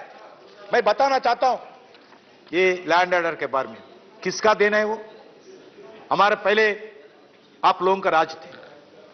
स्टेट्स में कांग्रेस पार्टी का सरकार था, सेंट्रल में कांग्रेस पार्टी का सरकार था, मगर आप आपस में लड़कर उधर इंसर्जेंसी ग्रुप बढ़ाते थे, आपस में लड़कर मुख्यमंत्री को निकालते थे। मगर 10 साल से एक स्टेबल गवर्नमेंट नॉर्थ ईस्ट में, अलग अलग स्टेट्स में सरकार दिया है, नॉर्थ ईस्ट में एक स्टेबल गवर्नमेंट दिया है। इसीलिए मैं भारत सरकार के द्वारा माननीय मंत्री जी का जवाब जा रहा है। जनता को अनुरोध दिलाना चाहता हूं, हमारा सरकार नॉर्थ ईस्ट के विकास के लिए कमिटमेंट है, नॉर्थ ईस्ट विकास काम करना चाहते हैं, नॉर्थ ईस्ट डेवलपमेंट के लिए काम करना चाहती है।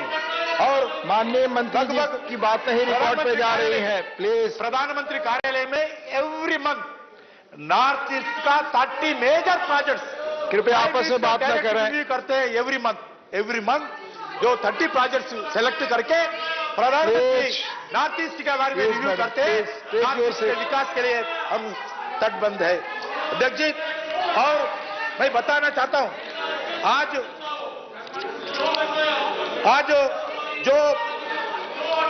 जो कमिटमेंट के साथ, सिर्फ माननीय मंत्री के बयान ही बात रिकॉर्ड पे जा रही है। जो मैं बताना चाहता हूं सभी नॉर्थ ईस्ट जनता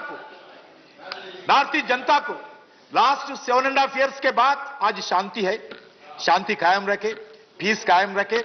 हमारा सरकार सारी भारत के जनता नॉर्थ ईस्ट जनता के साथ है, सारी भारत के जनता नॉर्थ ईस्ट के विकास के लिए कमिटमेंट है। नरेंद्र मोदी जी नेतृत्व में हम बताएंगे आने वाले दिन में नॉर्थ ईस्ट को। हमारा प्रधानमंत्री बार बार बोलते हैं, जब तक भारत विकास नहीं हो सकता, जब तक नॉर्थ ईस्ट का भी भारत के साथ विकास नहीं हो सकता है। इसीलिए नॉर्थ ईस्ट को भी हम भारत के साथ साथ हर क्षेत्र में विकास करना चाहते हैं, ये हमारा कमिटमेंट है। ये कमिटमेंट के साथ आगे बढ़ेंगे। इसके लिए मैं सब सदस्यों से अनुरोध करना चाहता हूं। सब सरकार में कमी रहते हैं, कमी रहने के बाद हमारा लक्ष्य क्या है, हमारा कमिटमेंट क्या है, ये पहले हम बताना चाहता हूं। हमारा कमिटमेंट है, इसलिए मैं सब सदस्यों से अनुरोध करता हूं, ये विकास में सरकार के साथ जोड़िए, सरकार के साथ हाथ मिला के आगे बढ़िए। धन्यवाद, धन्यवाद। Statement by minister doctor S Jaishankar ji, please. Distribute हो रहा है, distribute please. Chairman sir, I rise to make a statement to this august House on the situation in Ukraine and the implications that it has had for India, including for our nationals resident there. Despite the challenges posed by the serious ongoing conflict, we have ensured that about 22,500 citizens have returned home safely. The House would recognize the complexity of the various endeavors that have made it possible. Allow me to share them in some detail. As honorable members would be aware, a tense situation between Russia and Ukraine erupted into conflict on 24 February 2022. The root causes for this are complex, going back to a range of issues including the security architecture, political governance and interstate politics. To that was added the challenges of implementing understandings reached earlier. What is pertinent to note is that the hostilities placed the Indian community of 20,000 plus in direct danger.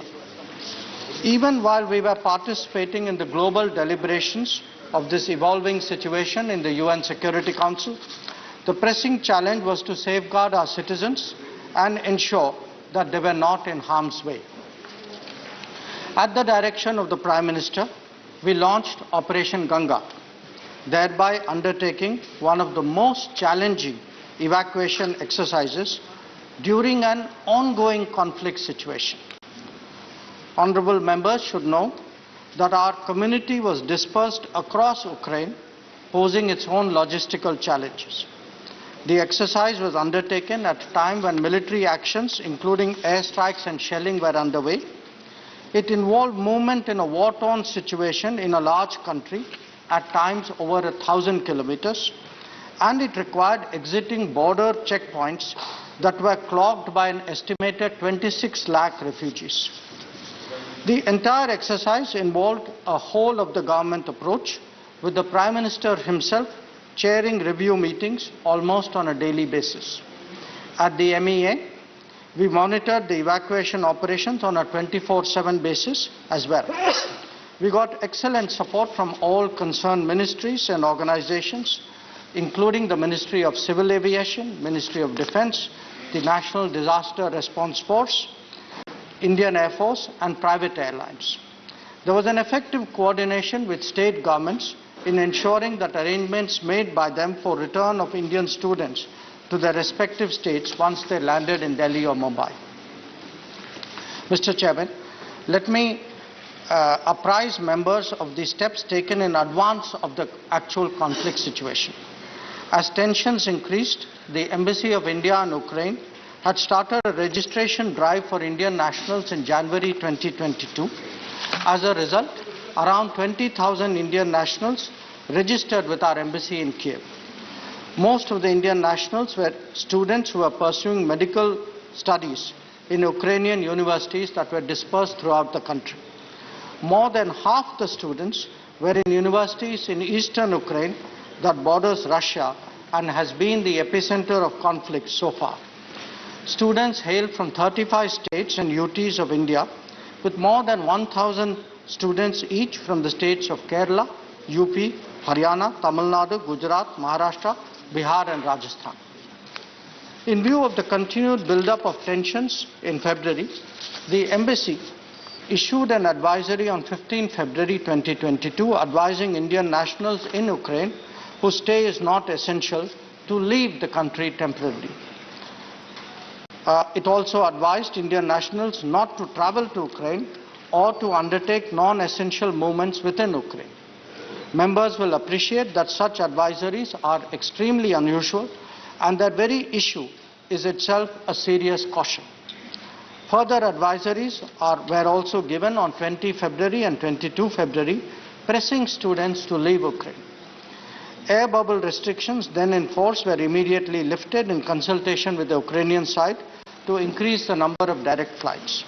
As a result, around 4,000 Indian nationals departed from Ukraine by direct and indirect flights till 23 February 2022.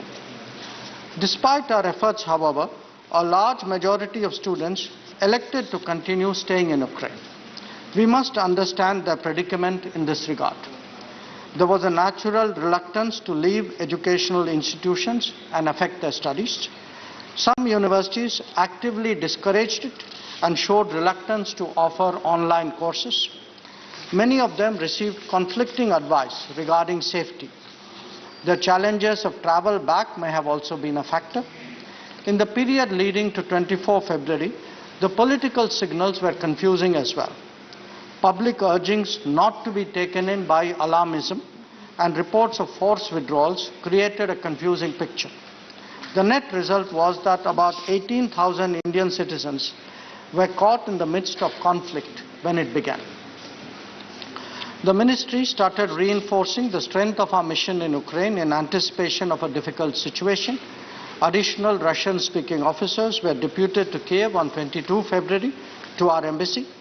To keep in constant touch with distressed Indian nationals in Ukraine and their families in India, a situation room was established in Delhi on 16 February.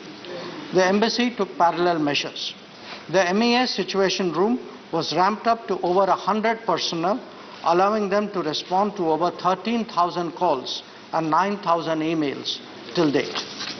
The strategy for evacuation was to take out Indian nationals from western neighboring countries of Ukraine, that were Poland, Slovak Republic, Hungary, Romania and Moldova.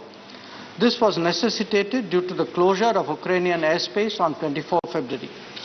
To carry this out, we were required to strengthen our missions in these countries so that they could deploy teams at the border points, set up transit camps, operate effective control rooms, and facilitate the large number of air flights. Along with that, they also handled incoming humanitarian assistance. 47 additional MEA officials were dispatched to ensure these objectives, supplementing a pre-existing embassy strength of 58. Honorable members should appreciate that along with our embassy personnel, these officials have gone to extraordinary lengths in difficult circumstances to ensure that Operation Ganga was successful. Their constant intervention at border checkpoints helped to address severe challenges posed by over-congestion. The liaison with local governments and community organizations was responsible for the boarding, lodging, and medical attention of evacuees. And of course, they handled the complexity of flight operations on the ground so that the return home was a smoother process. Under Operation Ganga, 90 flights have been operated, out of which 76 were civilian flights and 14 were Indian Air Force flights. The evacuation flights were from Romania, Poland, Hungary and Slovakia. While Indian Air Force rose to the occasion, most of the private airlines, and that includes Air India Express, Indigo, SpiceJet, Vistara, Go Air and Air Asia, also participated enthusiastically. During this period, Prime Minister himself spoke to the presidents of Russia and Ukraine on multiple occasions. He specifically took up the issue of safe evacuation of Indian nationals, especially from Kharkiv and Sumy. Prime Minister also spoke to the Prime Ministers of Romania, Slovak Republic and Hungary and the President of Poland to seek their support for facilitation of entry of Indian nationals to their countries. I most sincerely thank these partner nations for opening their doors and helping our citizens in our hour of need. Chairman, sir, I was also in constant touch with my own counterparts in Ukraine, Russia, Poland, Romania, Hungary, Slovakia and Moldova for similar reasons. Foreign Secretary maintained contact with ambassadors of Ukraine and Russia in New Delhi, while our ambassador in Kiev and Moscow followed up with their respective capitals. Prime Minister deputed 4 union ministers as special envoys to Romania, Hungary, Slovak Republic and Poland to facilitate Operation Ganga. This included Shri Jyotiraditya Scindia to Romania, Shri Kiren Rijiju to Slovak Republic, Shri Hardeep Singh Puri to Hungary and General Shri VK Singh to Poland. Their personal supervision of the evacuation process made a substantial difference in the ease of border crossing and the care taken of our citizens thereafter. The most challenging part of the evacuation exercise was that of evacuating Indian nationals from Kharkiv and Sumy. Both the places witnessed heavy shelling and airstrikes. Many options were worked out to evacuate students through buses and trains. A team from our embassy in Moscow had also been sent to the Russia-Ukraine border to facilitate the possible evacuation of Indian students through Belgorod and Kursk. Many students from Kharkiv were moved to Pesochin in view of anticipated escalation of hostilities. While our efforts were able to stave off some of the more extreme scenarios, their presence in a safety zone allowed for subsequent ferrying through buses to the western borders.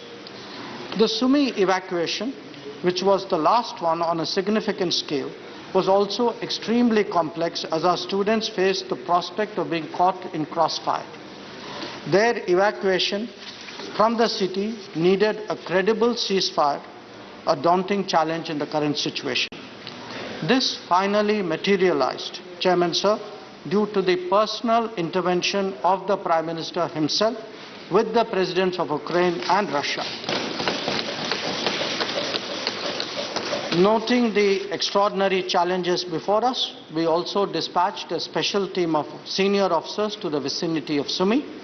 Their coordination with the military forces deployed there, with the ICRC and the arrangement of logistics was responsible for the final outcome. During the entire period, our embassy in Ukraine has been working incessantly to contact Indian nationals, arranging and facilitating transport, coordinating with local authorities, providing food, etc. Throughout the evacuation exercise, our embassy was in constant touch with the Ukrainian authorities. We appreciate their positive response to our request during this period. Their intervention was responsible for running additional trains needed for the evacuation exercise. The embassy also provided travel documents within a very, very short time in cases where Indian nationals had lost their passports. They also partnered with neighboring embassies to resolve challenging situations on the border. On 13th March, in view of the rapidly deteriorating security situation in Ukraine, including attacks in its western part, it was decided to temporarily relocate the Indian embassy in Ukraine to Poland. This situation will be reassessed in light of further developments. Honorable members should also recognize the great contribution made by community representatives, volunteers and NGOs in the evacuation exercise. Equally noteworthy were the efforts of Indian businesses in the countries neighboring Ukraine and indeed in Ukraine itself. In numerous ways, they assisted in the transport, shelter and sustenance of the evacuating students. They ensured that our citizens did not become a burden for Ukraine's neighbors who were receiving so many other refugees at that time. The nation owes them a debt. In line with India's principle of Vasudhaiva Kutumbakam, foreign nationals were also evacuated from conflict zones and brought to India. They included about 150 citizens, 147 to be exact, of 18 countries. Among them are immediate neighbors like Bangladesh and Nepal. Many of the Ukrainian nationals that were family members of Indian nationals have also been evacuated. We also provided free passage to Ukrainian nationals from India to Poland in our evacuation flights. In response to the emerging humanitarian situation, India has provided relief supplies to Ukraine and its neighboring countries. A total of 90 tons of relief material comprising medicines, tents, blankets, sleeping mats, tarpaulins, surgical gloves and eye goggles have been provided. Honorable members are aware that at Kharkiv, Naveen Shekharappa Gyangaudar, a final year medical student of Kharkiv Medical University, lost his life. He tragically succumbed to injuries received when he had gone to fetch groceries from a shop. We deeply mourn his untimely demise. Our prayers are with his family and his loved ones. Our embassy in Ukraine is diligently pursuing the repatriation of his mortal remains to India. I would also like to mention the assistance provided to another Indian national, Harjot Singh, who suffered bullet injuries on his way out from Kiev. His medical expenses were taken care of and arrangements made for his movement from Kiev to the Polish border. He was brought back in an IAF flight to India, accompanied by a doctor arranged by our mission in Poland. Chairman, sir, the unfolding developments in Ukraine have simultaneously played out in the United Nations, in particular the Security Council, where India is serving as a non-permanent member. India's position on the Ukraine conflict has been steadfast and consistent. We have expressed deep concern at the worsening situation and called for immediate cessation of violence and end to all hostilities. Our statements at the Security Council and the General Assembly have urged an urgent ceasefire and ensuring safe passage for stranded civilians. We have also highlighted the humanitarian assistance extended by India to Ukraine and its neighbors at this hour of crisis. We have reiterated at the highest levels of our leadership to all parties concerned that there is no other choice but the path of diplomacy and dialogue.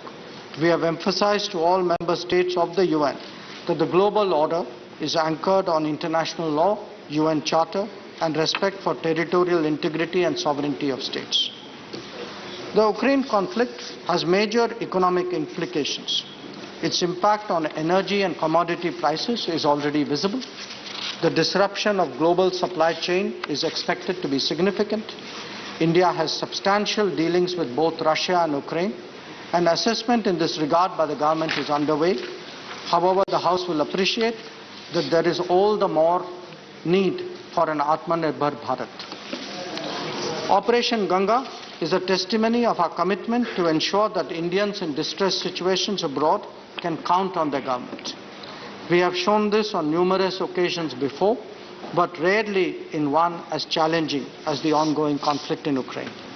I am confident that the honourable members of the House would join me in commending the efforts of the Government of India, the officials of the Ministry of External Affairs, particularly the concerned embassies, the Ministry of Civil Aviation, the Ministry of Defence, NDRF, the Indian Air Force, private airlines, and all those who work tirelessly and selflessly for the safe return of our nationals from Ukraine. I would also like to convey our sincerest appreciation and gratitude to the local Indian communities in these countries, to civil society, to volunteer organizations. However, what is most noteworthy is the courage and determination of our young students in Ukraine, some of whom had to face very difficult, even traumatic situations in active conflict zones. Honorable members, these are undeniably challenging times, but the House may rest assured that whether it is our approach to the political situation, the implications for the economy, or the welfare of Indians abroad, our government will respond with the confidence, diligence, and responsibility that has been our hallmark. Thank you. Now, clarifications on the statement. Manni Anand Sharma ji. Thank you, Honorable Deputy Chairman. We have carefully listened to the statement of the Honorable External Affairs Minister. It's comprehensive, gives a detailed account of the armed conflict or the war between Russia and Ukraine and the difficulties and challenges that India faced. There are times, sir,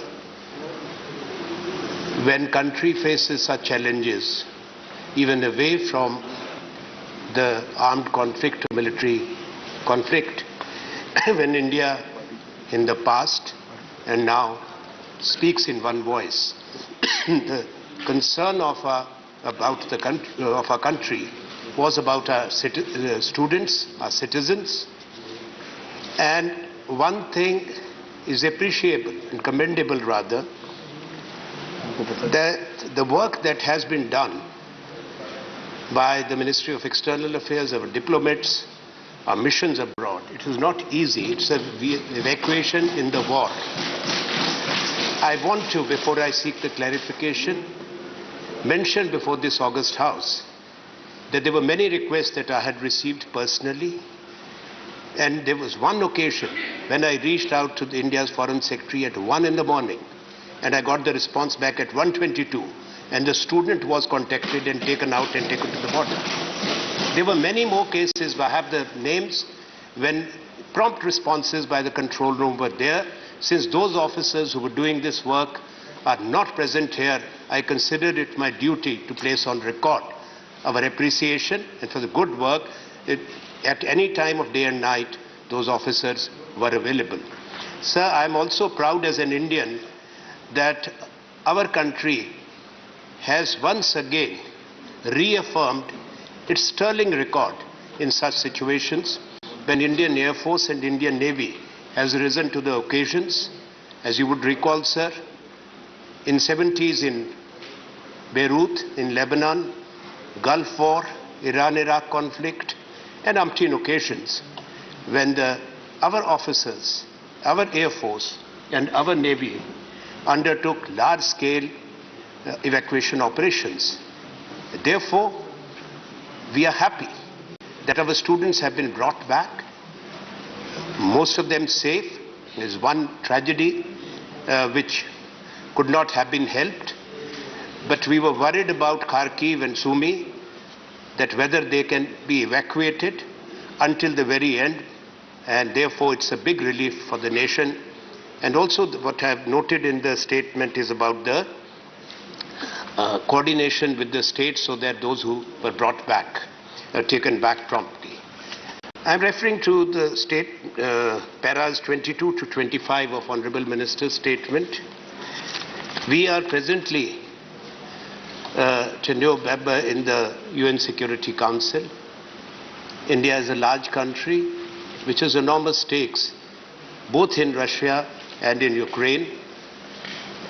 And India has good relationship, a special strategic partnership with Russia and also with Ukraine, where we have done the right thing to extend humanitarian assistance. What is the assessment and what efforts are being made by our government at the UN Security Council for effective interventions for early cessation of armed conflict and a resumption of dialogue for a negotiated resolution of issues between Ukraine and Russia. I ask this question, sir, because knowing fully well that diplomacy is not loud, everything sometimes is not stated, but I hope that we are making the efforts and we would like that reassurance. And lastly, sir, the statement does refer to paragraph 24 in particular about the fallout on India and the major economic implications. There are two aspects. One is related to the economic fallout due to the high oil and gas prices. To what extent it affects our energy security? Yes, it upsets the budgetary calculations. We all are conscious of that, which is based on $75 per barrel of crude, but this shot up to 130. Please be. I'm concluding. Please. Equally important and a matter of concern for India would be, though there is, Minister has referred to that, touched that, about our defense supplies, because we are dependent to a large extent, and from both the countries, mainly from Russia. In a war, they are bound to be disrupted. We also face threat on our borders. How we take timely action to ensure that there is no disruption. Thank you. Thank you, please.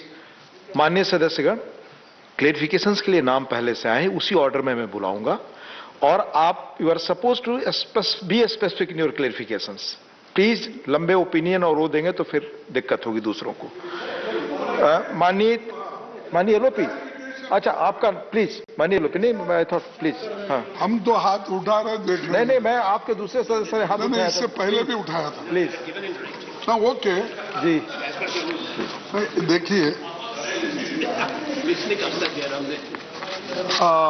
Sir, the statement तो बहुत detail से हमारे foreign minister ने दिया है और सारी चीज़ों को तफसीली के साथ उन्होंने यहाँ पर बताया. मैं सिर्फ दो क्लैरिफिकेशन पूछता हूँ. एक, जो इंडियन एम्बेसी ने 15 फरवरी को हमारे विद्यार्थियों को लाने के लिए ये कोशिश की, लेकिन मैं पूछना चाहता हूं कि आपने जो एडवाइजरी दी थी, एडवाइजरी देने के बाद भी हमारे स्टूडेंट्स या हमारे सिटीजन्स वक्तिया क्यों नहीं पहुंचे? एक, और उसी वक्त दूसरे कंट्री के, यानी countries like US, UK, China, Germany etcetera, उनको कोई ऐसी तकलीफ नहीं हुई, वो सेफली पहुंचे. कि क्या कारण हुआ? प्लीज प्लीज प्लीज प्लीज आप बैठ कर ना बोले. प्लीज माननीय सदस्य सुनिए. Please please. अरे भेजे बैठ कर वो बात है, उन्होंने कब भेजे? सुनिए सर, मेरे को देखिए, मेरे को वोट आउट करके आप चुप नहीं बिठा सकते. मैं ये पूछ रहा हूं कि आपकी एडवाइजरी क्या लेट गई? क्या उन लोगों को आपसे पहले मालूम था इसलिए उन्होंने बुला लिया? ये मैं पूछ रहा हूं. Thank you. दूसरी चीज, बहुत क्वेरी जी है पुट सर. एक बहुत और जो हमारे कर्नाटक के एक नवीन शेखरप्पा, जिसकी बॉडी अभी भी वहां पर है, तो वो कब आएगा और उसके लिए क्या इंतजाम थैंक यू आप करने वाले हैं? Thank you. तो मुझे ये बताना. Thank you. ये पूछूंगा. Thank you. No no I am not talking. No, honourable Shri Tiruchi Shivaji, he has put it. Tiruchi Shivaji, please. Please, Teju Sivaji. Honorable members, be specific. Otherwise, I will move to other names. Please. Thank you, Deputy Chairman. Sir, Yes. Sir, very, very specific. Sir, we appreciate and commend all the efforts taken by the government, especially the Ministry of External Affairs. Yes, it's there. I am calling. Please take your seat. Mr. Vaiko, I am calling it. Please. So my name must be also there, sir. Please. Sir, our Chief Minister, Mr. M.K. Stalin, has personally called the External Affairs Minister and thanked him for all the efforts he has sincerely taken. I have personally interacted with him and I know very well what are the steps taken. More than the evacuation, the diplomatic level of handling this issue by the Prime Minister should also be appreciated, which I want to put on record. Sir, 2,000 students from Tamil Nadu were stranded there, sir. And we came to know that the students were facing some other issues with dealing with the embassy. So our Chief Minister constituted a team of members of Parliament, led by me and Abdullah and another one, Kalanji, and some IAS officers to go to the neighboring countries and supplement the efforts taken by the embassy. I should say.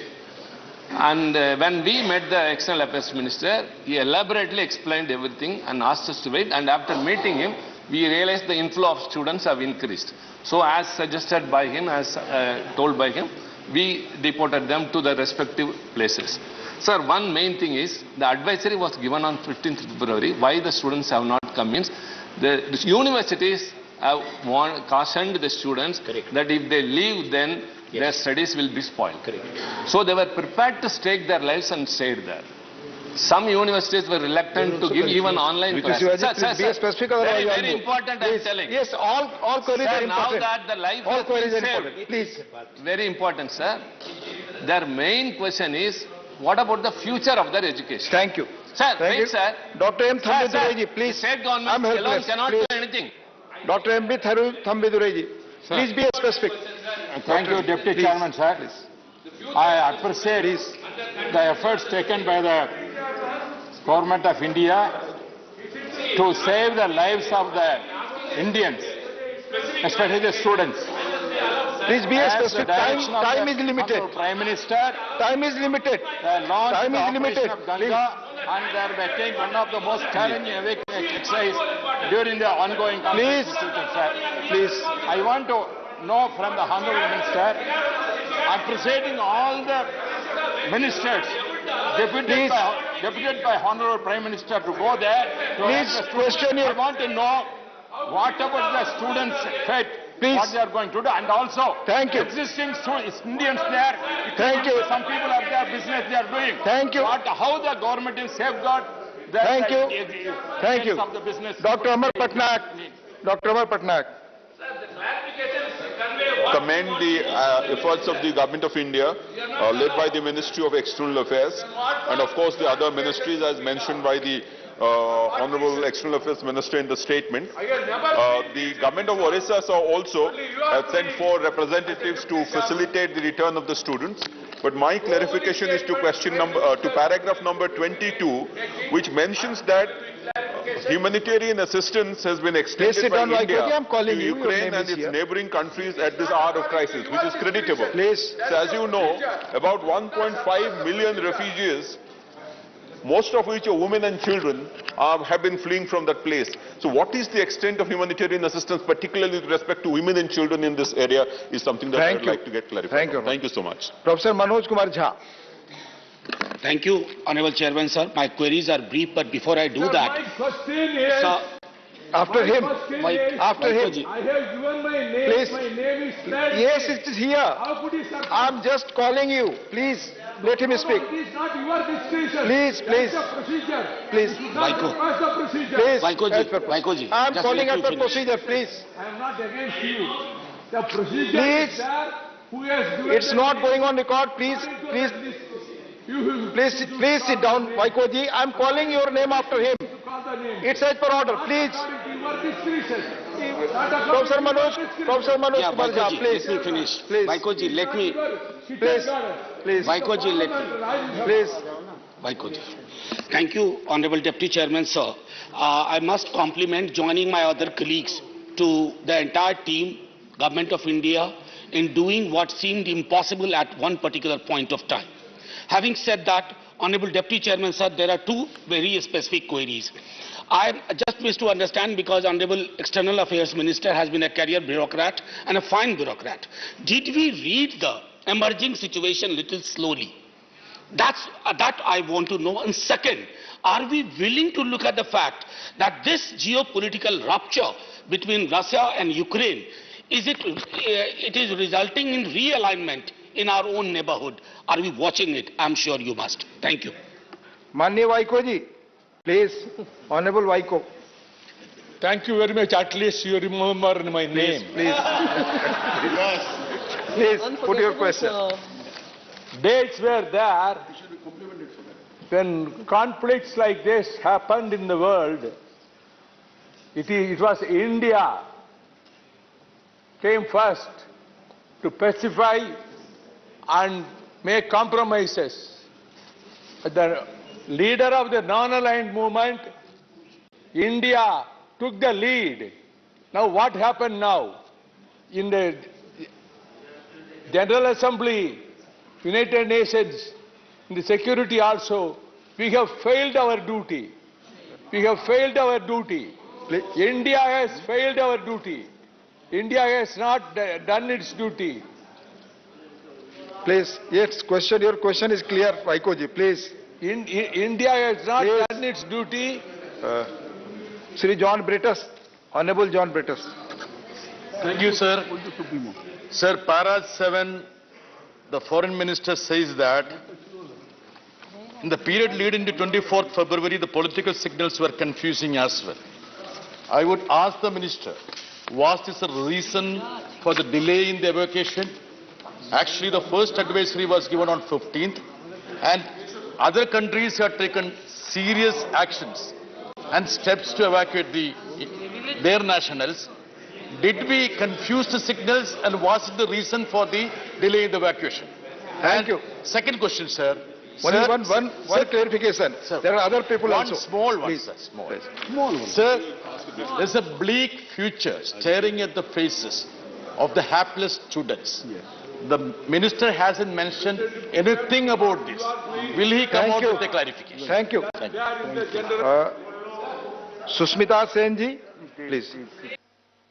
Dev ji, please. Please. Sir, sorry. Thank you for the compliment. Sorry. Susmita Dev ji, please. Please. Please. Thank you, Vice Chairman, sir. I personally thank you for the compliment, but I prefer to be referred to as Dev. But she is having more than Sushmita. Sir, on a very serious matter today, Honorable Minister for External Affairs has given a very, very detailed reply. And sir, these are the moments when the entire nation should stand together across party lines, because our citizens who were stranded and under such grave danger in an area of conflict needed us to be united. And Honorable Chief Minister of West Bengal, Mamata Banerjee, wrote to the Prime Minister of India expressing her solidarity towards the entire exercise, which was a big challenge. We want to thank all the officers, all the pilots, all the missions who helped rescue the students and other citizens from Ukraine. Sir, if the students could risk their lives and stay on there for the sake of their education, I join on all my colleagues in expressing some concern over their future, and I hope that the Government of India will look into it. I have a specific question, sir, that on 15th of February, there was a precautionary advisory that was issued to say that please leave the area of conflict if it is possible. The question I want to ask, sir, that does an advisory to ask the Indian nationals to come back on a precautionary basis by commercial flights qualify as evacuation, as the word has been used here? Thank you, Susmita ji. Thank you. Sir, I just want to say, sir, sometimes, please. Sir, sometimes the clarifications also help the government in clarifying to the nation and clarifying controversies. So when you use the word evacuation, please be clear. One, that the government or none of the machineries they used actually reached the conflict areas, because we saw the students walking to the borders.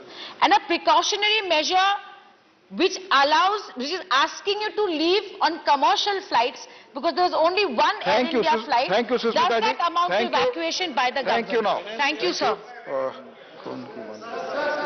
Sri Jose K. Mani ji.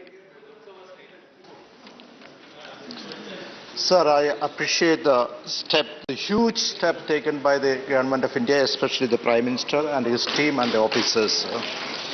Having said that, I would like to know some of the issues like, we being in touch with the people who have come back, the students come back, especially about 2,320 students were there from Kerala itself. And most of the students were the Central Travancore. I've been with them after they come back. They were saying about some of the issues like the disturbing reports of racism against Indian nationals, especially who have been attempting to flee Ukraine. And it may be areas of Ukraine Indian students were debarred from using transport reaching neighboring countries for evacuation. So my request is that the effective communication with all the countries to prevent such incidents of racism in future as a global priority. One more thing, sir.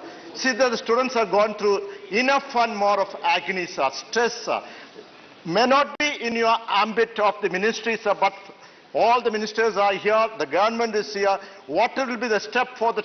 These students have taken about 40 to 50 lakhs of rupees as loan to going to Ukraine and study, sir. Now, after, let's say, after 2 or 3 or 4 weeks, the banks will start will be disturbing them, and the stress and agony will be on them. See that step will be taken for the future of these students, sir. That is only our request, sir. This is a step to be taken. Thank you. And we will not have another chance to discuss this issue. Thank you, Manya Satish Chandra Sharma ji. No, already to be. Chandra Misra ji. So while appreciating the entire work of the Honourable, right from the Honourable Prime Minister to the Minister and all the officials, day and night, and converting the almost an impossible to a possible, but I only want to seek a clarification, and that is, as per the statement, there are still thousands of students or citizens who are still stranded in Ukraine. If there are none, it's a very good information, but if there are still there, then what is the method which we are adopting, and what are we going to do to evacuate them? And the students who have come back to this country, what is their future, and whether they will be going back or some arrangements would be done in this country. Thank you. माननीय सदस्यगण, चूंकि time constant है, सबको मौका हमने दिया. अब honourable minister can reply. Please. Honorable Minister, please. Already 2 persons have asked. Please, Priyanka ji. Please.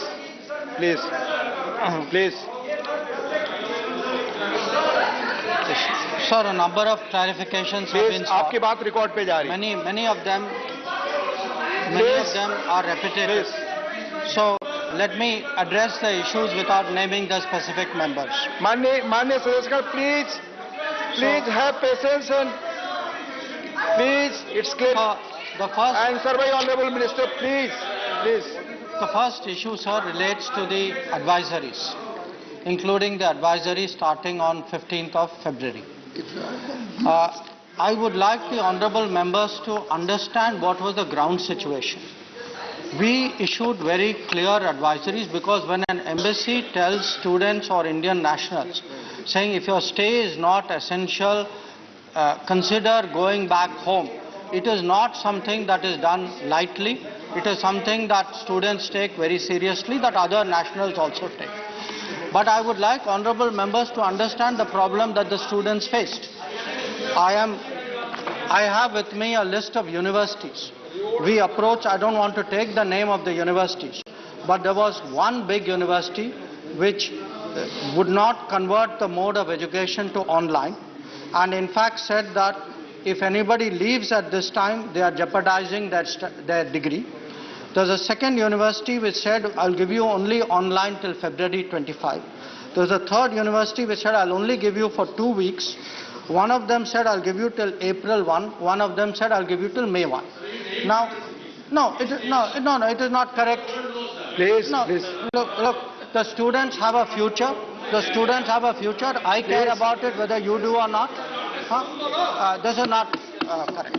So, the fact, sir, that all the honorable members should appreciate is that students were actually not encouraged, in fact positively discouraged by the universities from leaving, and this was part of the problem. The second issue, when I said confusing political signals, it was not confusing understanding. I'm not the person who is giving signals. I'm the person receiving signals. The signals actually came from the politics of that country. I will, for example, with your permission, sir, read out what the president of the country was saying at that time. He was publicly saying, President Zelensky, please don't be alarmed. What we should prevent at any cost is to prevent a spread of panic. Now, what was happening for students living in Ukraine was they were watching Ukrainian television. They were reading Ukrainian newspapers. They were seeing signals from the Ukrainian government saying, no, don't get alarmed, don't leave. In fact, you had leaders who were saying anybody leaving is contributing to a sense of panic. So I think, and we should also understand, sitting here, it is very easy to pass judgments saying you should have done this earlier or you should have done this faster. Please understand what was the situation of the students. The students, who do they listen to? They listen first of all to the university. They listen to their student advisors. They listen to the local government. They listen to other students. They talk to their families and say, should I come back or not? But having said all that, let us also recognize about 4,000 of them actually returned due to our advisories. So please think that through. If our advisories were of no use, why did 4,000 people come back? The fact is, advisories impacted many people. There were also others who were in a predicament, and because of that predicament, many of them put it off. In fact, on the day the fighting broke out, there was actually a plane on its way, which we had to call back. So today, to make this very sweeping judgments that you should have done that or you should have done this, I think it is most of all, forget the government, we are used to criticism. Please think of the students. Don't tell students who are in that situation that at that time their judgment was wrong. I think they did what was they thought right under the circumstances, and we should not second guess them at this time. In fact, from our side, we also increased the number of flights at that time to encourage people to come and to reduce the cost of the flights back home.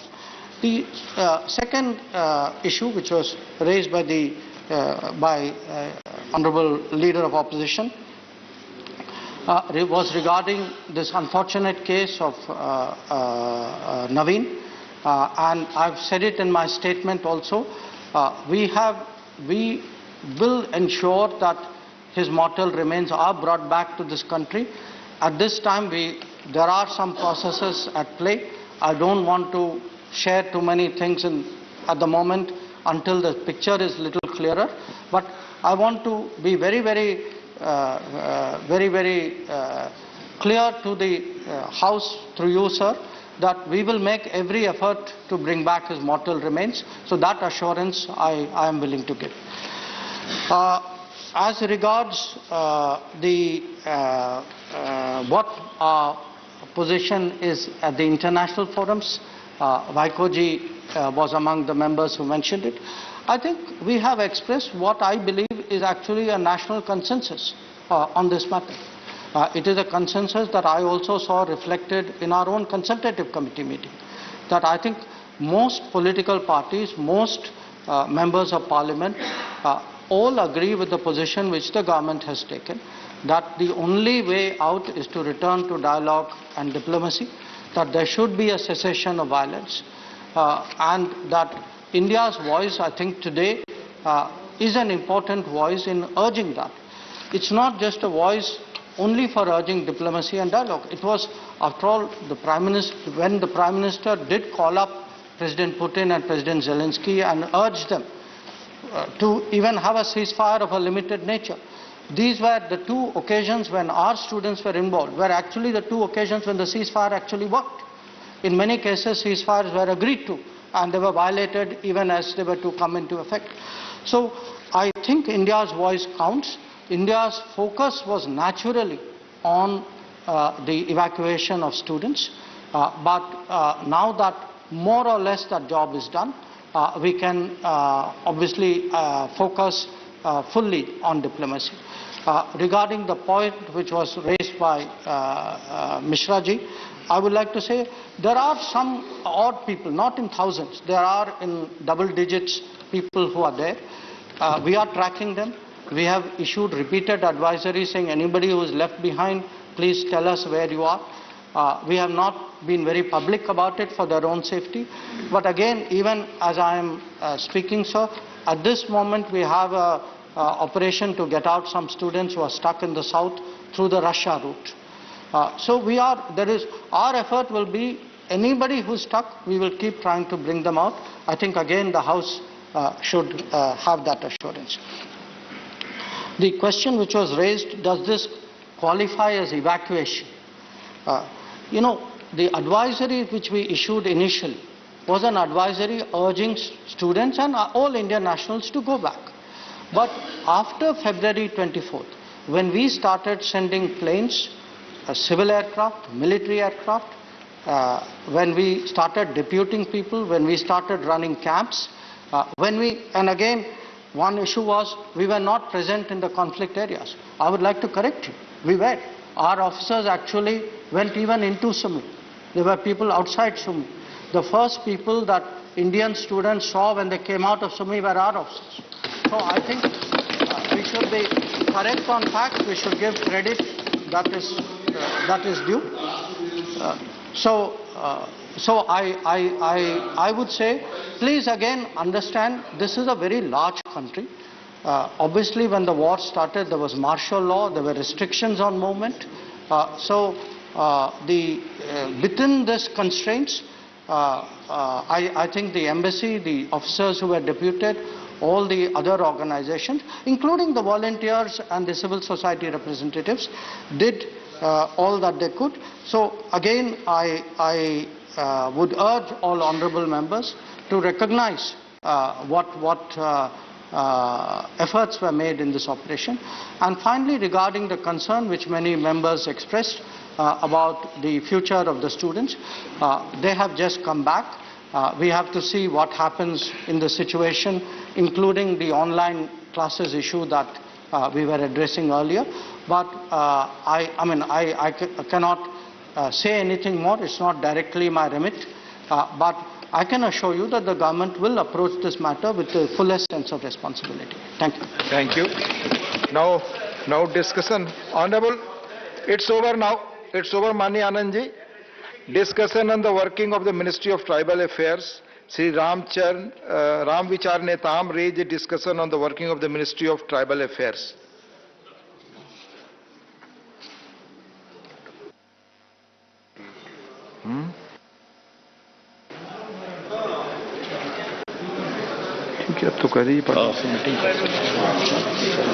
धन्यवाद sir.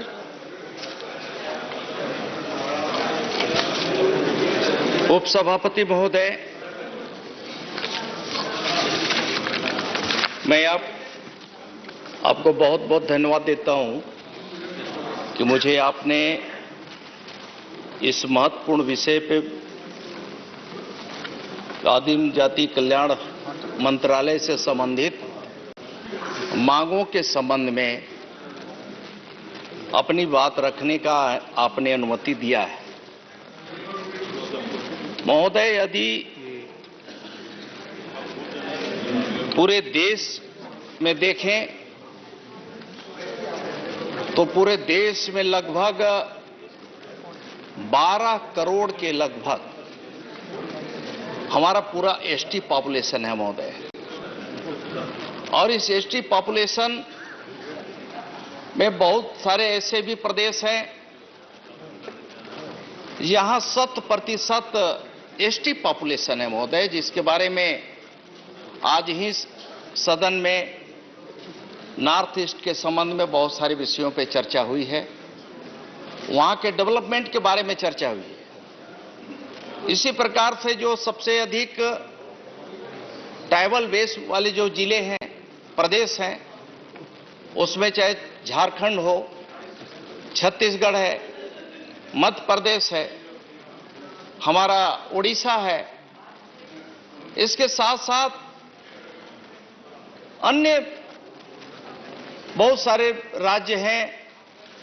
North East में तो अधिकांश जो है सभी tribal state ही हैं। 100% करीब करीब वहां जो जनसंख्या है, जो आरक्षण है, वहां ट्राइबलों के लिए है। और इसी प्रकार से देश के अन्य राज्यों में भी, चाहे हमारा राजस्थान प्रदेश हो, कर्नाटका हो, गुजरात हो, या अन्य ऐसे भी कई राज्य हैं जहां कम संख्या में ट्राइबल हैं, फिर भी वहां पे ट्राइबलों की संख्या है।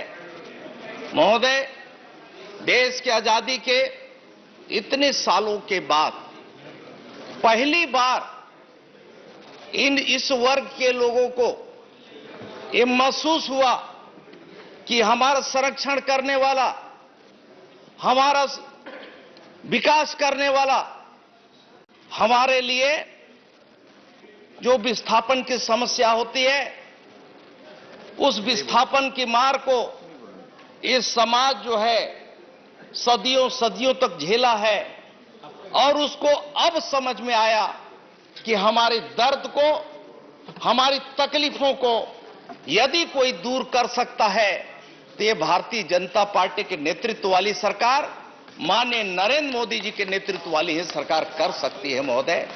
और इसलिए 2014 की बात करें तो 2014 में जिस प्रकार से परिवर्तन आया देश में, और परिवर्तन करने का देश के मानस ने एक मन बना चुका था कि हमें चाहे जैसे भी हो, लेकिन हम लोगों के ये जो बहकावे देने वाले तरह तरह के जो बहरूपिया लोग आते हैं, उनके बहकावे में हमें ना आकर के हमारे लिए जो चिंता करने वाले लोग हैं उसके लिए हम वोट करेंगे।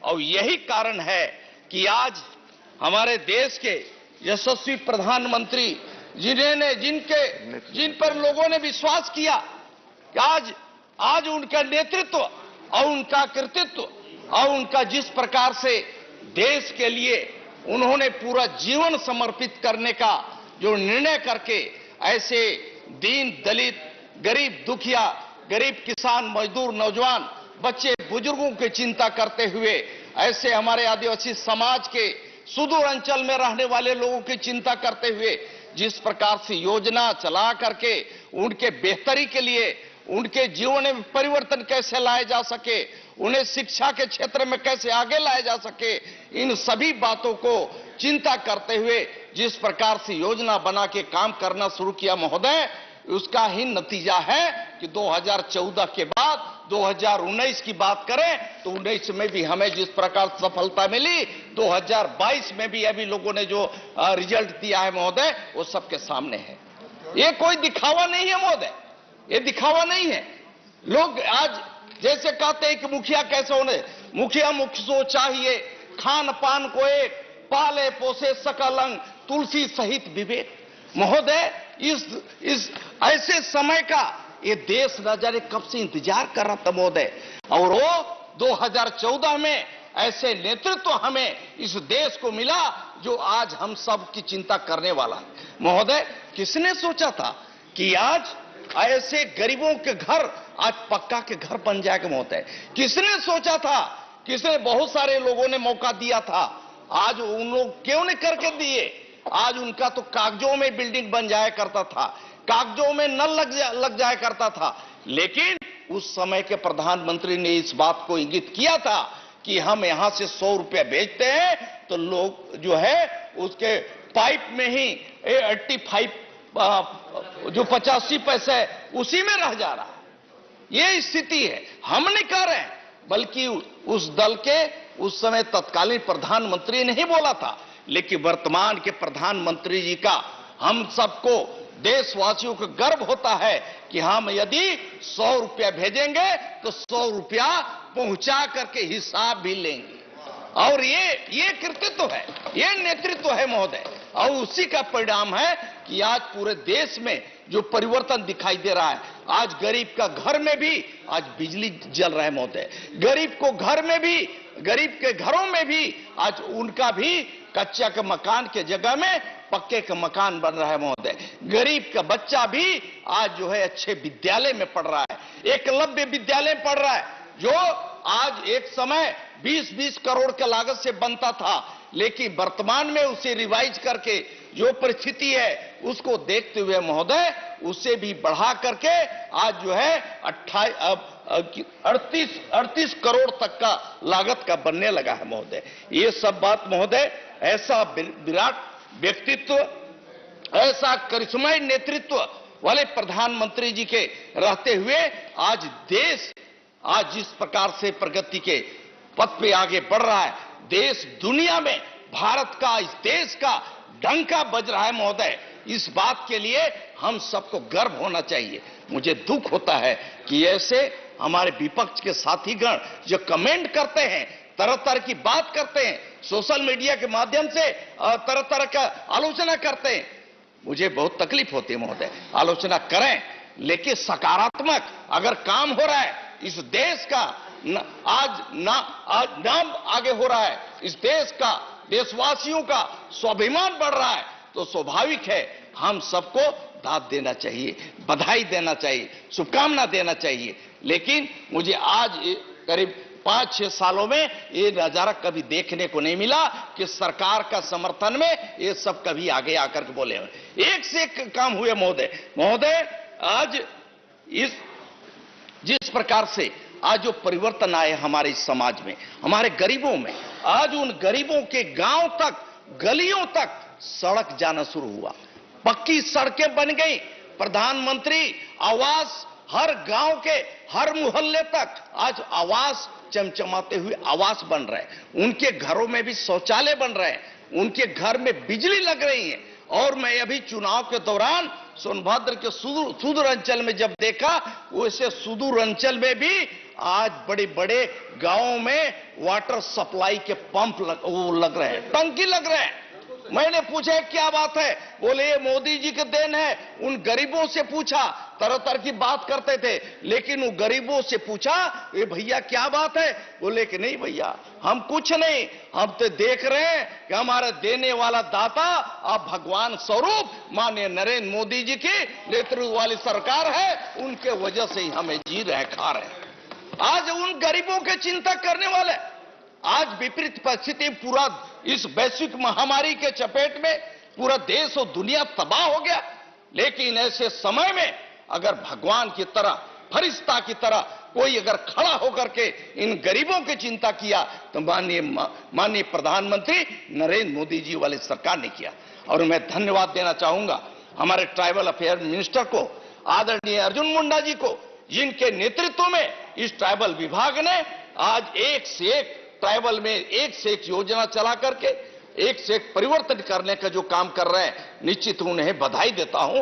और आपके माध्यम से माननीय प्रधानमंत्री जी को, माननीय हमारे केंद्रीय मंत्री मंडल के तमाम सारे साथियों को, जिनके वजह से आज इतना बड़ा परिवर्तन आ रहे हैं महोदय। आज उनके हेल्थ सेक्टर में जिस प्रकार से काम हो रहा है महोदय, आज बजट के बारे में बहुत सारी लंबी चौड़ी बात नहीं करना चाहूंगा, लेकिन इतना जरूर है महोदय कि जिस प्रकार से परिवर्तन करने का, इस समाज में नया परिवर्तन लाने का, उन नौजवानों में एक नया जोश देने का, नई एक शिक्षा प्रणाली से जोड़ करके उन्हें बेहतरीन शिक्षा की ओर ले जाने का जो सपना देख करके माननीय अर्जुन मुंडा जी ने और माननीय प्रधानमंत्री जी को जो उनकी अपेक्षा के अनुरूप जो काम करने का प्रयास किया है, उसके लिए मैं मंत्री जी को मैं बहुत बहुत बधाई देना चाहता हूं महोदय। मैं बहुत सारी बातें हैं, चाहे झारखंड में हो, चाहे मध्य प्रदेश में हो, चाहे छत्तीसगढ़ में, इन राज्यों में बहुत सारे ऐसे भी समाज हैं, ऐसे भी हमारे अनुसूचित जनजाति वर्ग के लोग हैं जो आज भी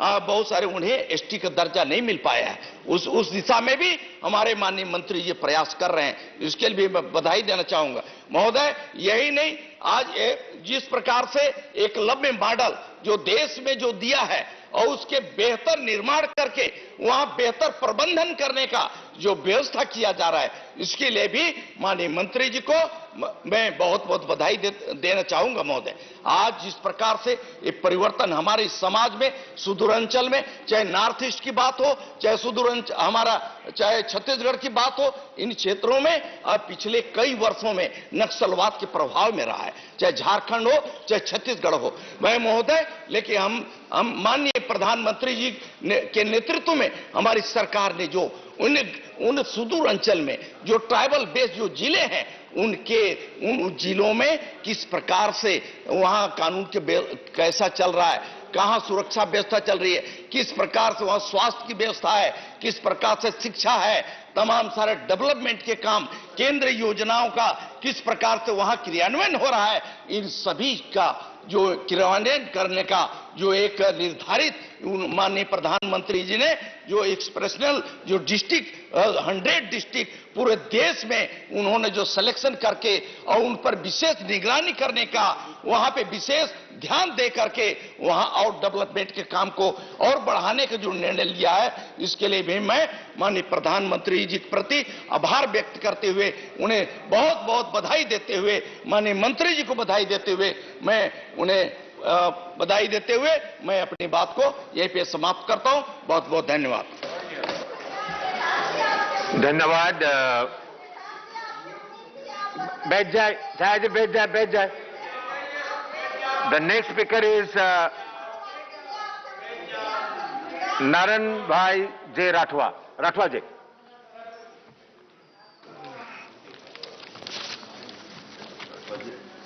Just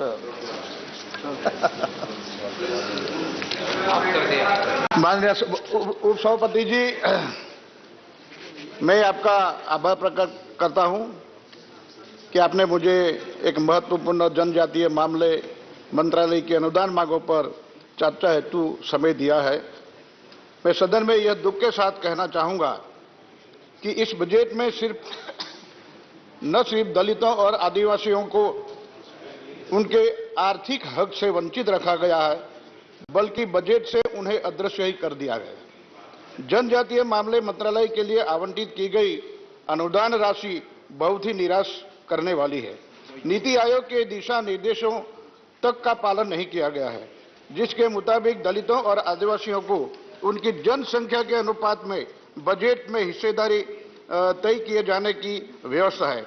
इस बजट में आदिवासियों और दलितों को लाभ पहुंचाने वाली कोई योजना को ये सिरे से भी गायब कर दिया है या पूरी तरह से अप्रासंगिक कर दिया गया है। अतः वर्ष 2022-23 के केंद्रीय बजट में कॉर्पोरेट सेक्टर का और उनके लिए बजट कहना बिल्कुल सही, कहना उचित ही है। दलित मानव अधिकारों पर राष्ट्रीय अभियान ने इस वित्तीय वर्ष के केंद्रीय बजट अपने विश्लेषण में इस बात पर प्रकाश डाला है कि अनुसूचित जनजाति के कल्याण के लिए आवंटन और अनुसूचित जाति के लिए कल्याण के लिए आवंटन ऊपर नीति आयोग के निर्देशों के अनुसार आवंटित करना अनिवार्य था, लेकिन वर्तमान केंद्रीय सरकार पिछले 7 वर्षों से जनसंख्या के अनुपात में इस अनिवार्य राशि के आवंटन की अनदेखी करती रही। दलित आर्थिक अधिकार आंदोलन के मुताबिक एससी और एसटी समुदायों के लिए बजट में क्रमशः 40,634 करोड़ रुपए और 9,399 करोड़ रुपए का अंतर है। अनुसूचित जनजाति के लिए आवंटित वर्ष 2021-22 में 79,942 करोड़ रुपए से बढ़ाकर 87,473 करोड़ रुपए हो गया है और इस 2022-23 में बढ़कर 89,265 करोड़ रुपए हो गया है, जो सरकार के पूरे बजट का 2.26% है। एसटी समुदाय देश की कुल आबादी का लगभग 8.8% है। इसी तरह वर्ष 21-22 में अनुसूचित जाति के लिए 1,26,259 करोड़ रुपए का आवंटन किया। अब संशोधित बजट से बढ़कर 1,39,956 करोड़ रुपए हो गया है और इस वर्ष 2022 में फिर से बढ़कर 1,42,342 करोड़ रुपए हो गया। यानी सरकार के पूरे बजट का 3.61% और अनुसूचित जाति समुदाय की देश की कुल जनसंख्या लगभग 16.2% है। महोदय, केंद्रीय कृषि और किसान कल्याण मंत्रालय के अनुसार वर्ष 2022-23 में फसल बीमा योजना के तहत अनुसूचित जनजाति के लिए 1,381 करोड़ रुपया आवंटित किया गया। इसी तरह अनुसूचित जाति के लिए इस योजना में 2,667 करोड़ रुपया इस योजना के लिए निर्धारित किया गया है। और दूसरी ओर केंद्रीय बजट 2022-23 में कृषि, शिक्षा और अनुसंधान के लिए धन आवंटन को कम कर दिया गया है। साथ ही बजट में कृषि, शिक्षा, पशु विज्ञान, फसल बीमा विज्ञान, प्राकृतिक संसाधनों के प्रबंध पर होने वाले खर्च को कम किया गया है। भारत के नियंत्रक और महालेखा परीक्षक ने अपनी रिपोर्ट में कहा है कि भारत सरकार के पास पिछले वर्षों में इस योजना के तहत आवंटित धन के बारे में अनुसूचित जनजातियां एवं अनुसूचित जाति के लाभार्थियों का कोई डेटा नहीं है। इसलिए यह पुष्टि नहीं की जा सकती कि कितने SC/ST लाभार्थियों को लाभान्वित हुआ है। इस वित्तीय वर्ष के केंद्रीय बजट में अनुसूचित जनजाति के लिए रोजगार सृजन के लिए आवंटन में भी भारी कमी हुई है। जनजाति मामलों के मंत्रालय के लिए आवंटन पिछले वर्ष के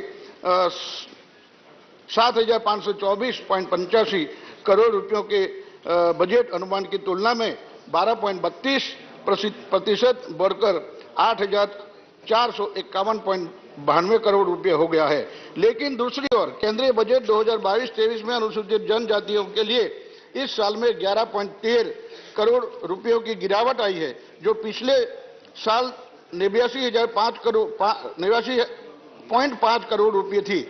इसी प्रकार जनजाति अनुसूचित जाति के लिए रोजगार सृजन के लिए आवंटित पिछले वर्ष के दौरान 170.96 करोड़ रुपए की काफी रकम कम होकर 22.97 करोड़ रुपया हो गया है।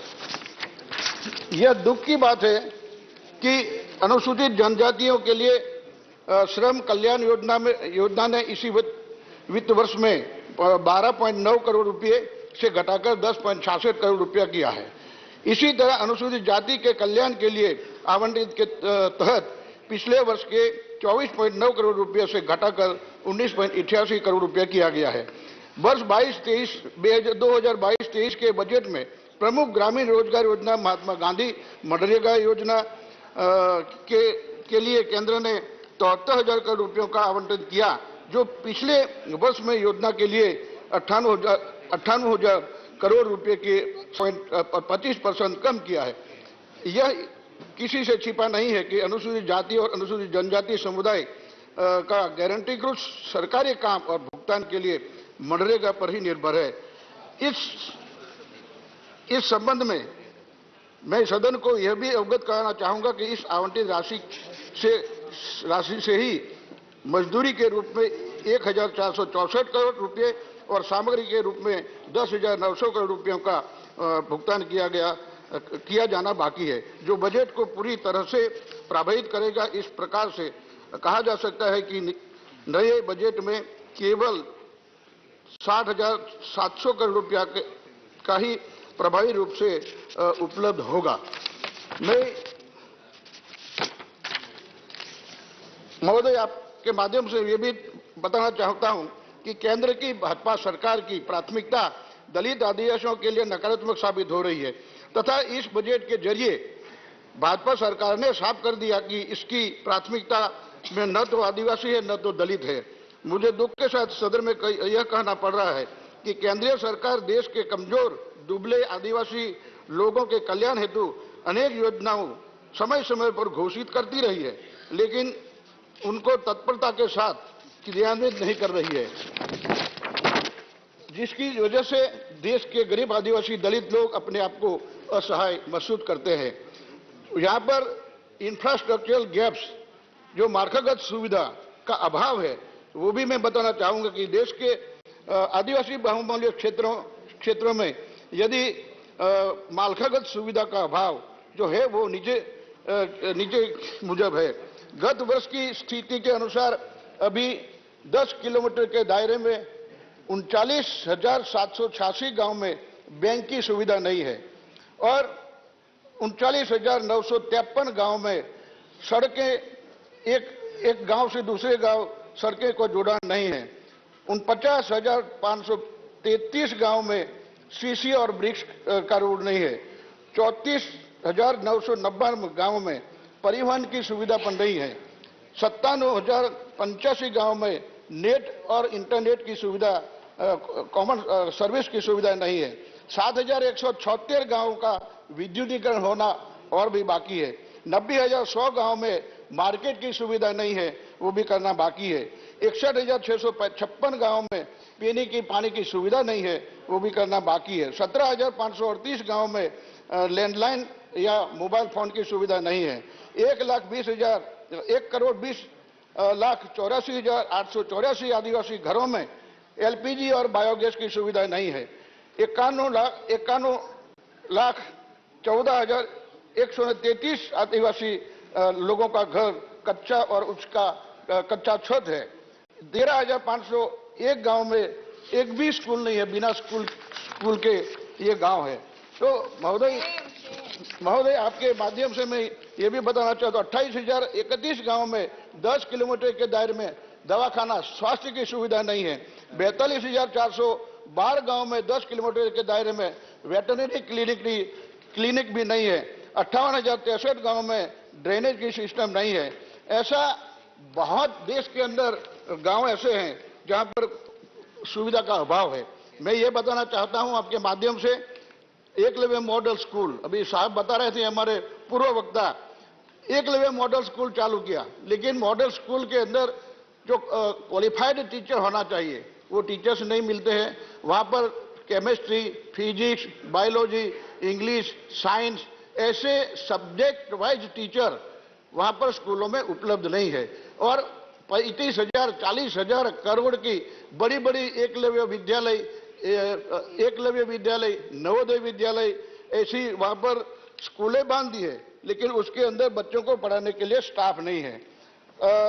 सबको शिक्षा, अच्छी शिक्षा के नाम पे और अलग अलग जगहों पे, हमारे खास करके ट्राइबल एरिया में जहां पर ये मॉडल स्कूल है, एकलव्य विद्यालय है, वहां पर टीचर्स की कमी है और उसकी वजह से उसको थोड़ा पढ़ाने में दिक्कत आती है।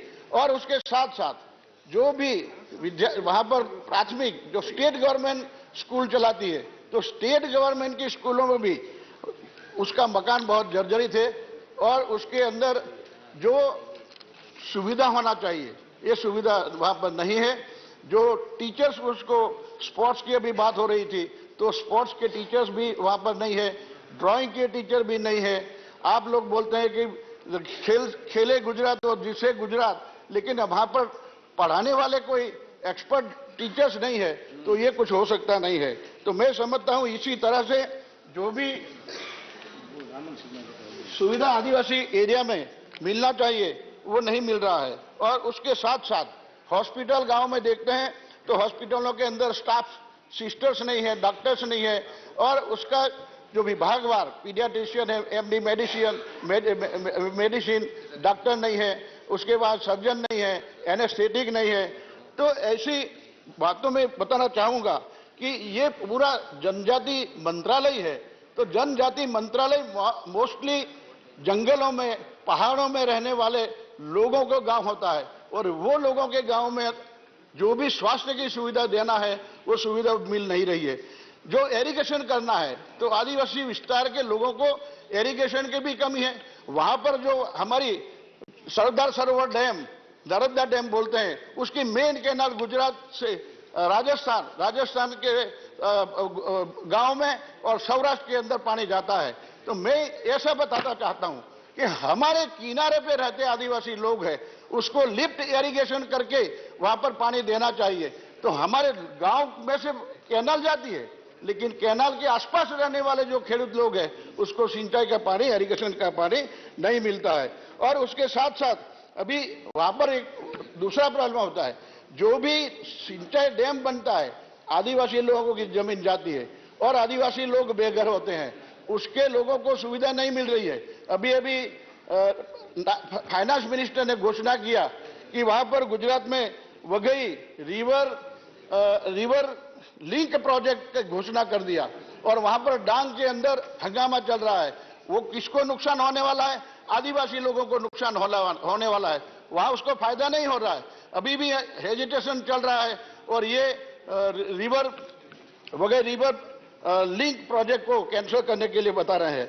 ऐसे 2005-6 के अंदर आदिवासी लोगों को जंगल का पट्टा देना था, तो जंगल का जो पट्टा देना है वो लगभग 1 लाख लाभार्थियों का बाकी है।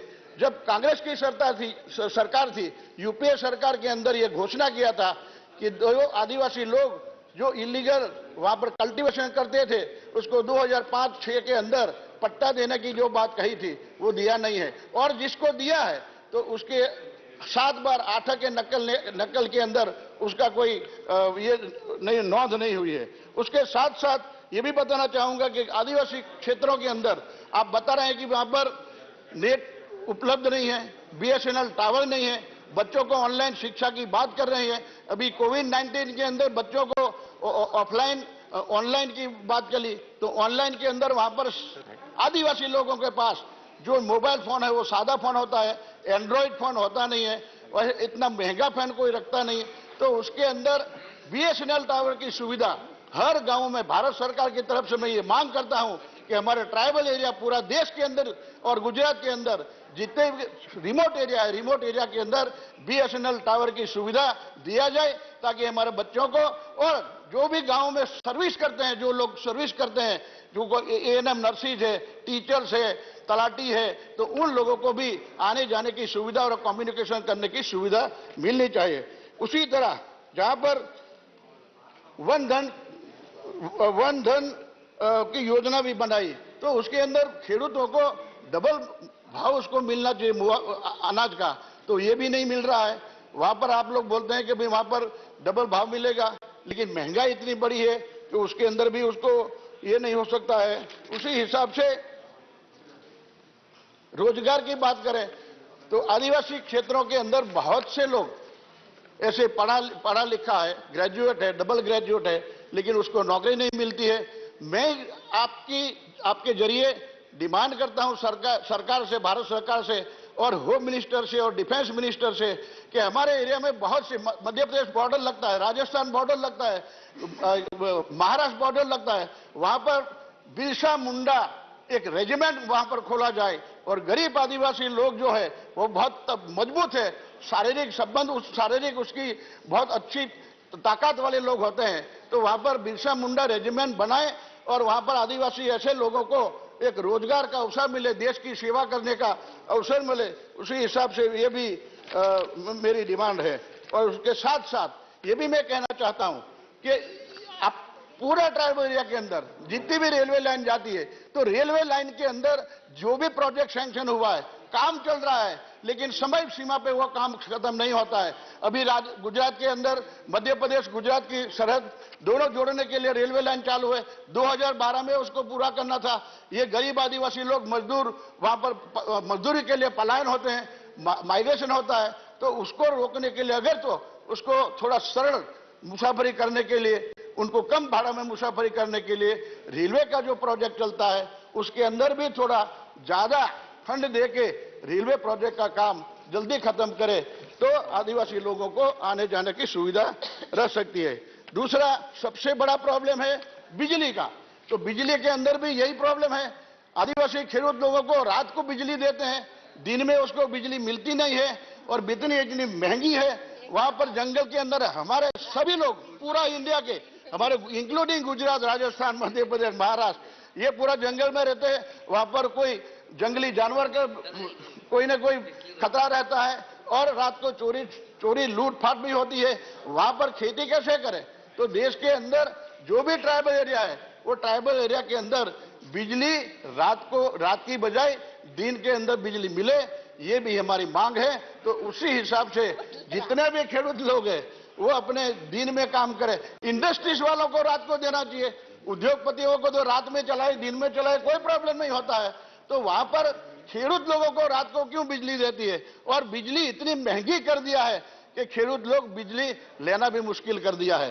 तो उसी हिसाब से आप हमारी डिमांड जो है ट्राइबल लोगों की वो ध्यान में रखते हुए आप लोग काम करें और ये हमारी डिमांड पूरे देश के अंदर से जितना भी ट्राइबल एरिया है वहां पर सुविधा देने का काम करें। प्रधानमंत्री सड़क आवास योजना की बात अभी कर रहे थे, मैं ये बताना चाहता हूं, ठीक है, अच्छी बात है, प्रधानमंत्री सड़क योजना सैंक्शन हुई है, लेकिन पर्यावरण के नाम पे फॉरेस्ट एरिया वाले जो भी ऑफिसर्स है वो परमिशन देते नहीं है और प्रधानमंत्री सड़क योजना का काम आज भी डिले पड़ा है। तो ऐसे रोड का जल्दी मंजूरी मिलने के लिए पर्यावरण विभाग का संपर्क करके आदिवासी ट्राइबल एरिया में प्रधानमंत्री सड़क योजना का जो रोड बनना है वो जल्दी जल्द खत्म करे, ऐसा हमारा डिमांड है। और उसके साथ साथ ये जंगल की जमीन सनद देने का काम 2005-6 में जो किया था वो देने का काम भी तुरंत करवाने के आदेश भारत सरकार की तरफ से हर राज्यों में जा सके और लोगों को ऐसा पट्टा मिलने का काम कर सके। इतनी बातों के साथ ज्यादा वक्त न लेते हुए आपका और मेरी पार्टी की तरफ से मेरे को बोलने का मौका दिया, इसलिए मैं आपका सबका बहुत बहुत धन्यवाद देता हूं। धन्यवाद राठवा जी। धन्यवाद। नेक्स्ट स्पीकर श्री अबीर रंजन विश्वास। This opportunity. Sir, there are 23.5% scheduled castes and nearly 6% scheduled tribes in my home state of West Bengal. According to the 2011 census reports, the STs had a literacy rate in India of the males, they were 68%, and the females, they were 49%, respectively. The West Bengal STs literacy rate was 74% and 43% respectively for males and females. Under the able leadership of our Chief Minister, Srimati Mamata Banerjee, we successfully run the SC/ST pension schemes, namely the Joy Johar, Tapashili Bandhu, Joy Bangla. All these are, sir, there to take care of the elderly communities amongst the SCs and STs. It actually, sir, we know they are the most marginalized sections of the society, and especially the tribals. They are very poor, marginalized, socially also they are downtrodden. So the Bengal government has taken into account all these things. The government, especially looking into the plight at times of elderly people of these marginalized sections, has provided a monthly pension of ₹1,000 to give them a cushion of comfortability financially and also socially. So their social security is also taken care of, and in this way we have tried as much as we could do to stand beside these marginalized communities. Sir, further, we have also established various lending programs to help grow entrepreneurship in these communities. However, matters at the national level require a serious inquiry. As per the 2011 census, 8.6% of the country's total population is scheduled tribes. Of the total primary school students population, if you see, sir, you will see the dropout among the tribal students is maximum. Most unfortunately, that is. And in the working population, if you see the representation, it is only 6% of those employed in government offices come from this scheduled tribe section. Again, it is not pro rata. In spite of the constitutional mandates and the safeguards that have been provided, we have failed to deliver on the promises. We have failed to accommodate our ST population as was mandated by the Constitution, sir. So these things need to be looked into seriously. So according to the ministry's gap analysis dashboard, of villages where the ST population is greater than 25%. You will be astonished to know only 9% of these villages have a bank. Only 24% of these villages, they have a healthcare center. And sir, even more alarming, only 50% have tap water and drainage facilities. As recently as February 22, this is a very alarming situation and a particular case, alarming case. A tribal community in Jammu's Doda district was compelled, where we are spending so much words on Jammu and Kashmir, and we are thumping our own backs of what we have done in Kashmir and how we keep on lauding ourselves what we have done. Whereas if you see the STs who are larger in figures than the SCs there, nearly 10%. In one particular case, we found that a tribal community in Jammu's Doda district was compelled to spend their own savings in order to gain access to potable water in the village. No drinking water. They spend their own savings and they get water. And I knew the people of the ST community in Jammu, they are mainly the Bakarwals and such people who are the most marginalized people of the whole country, I should say. So they had to spend their own savings to arrange for water.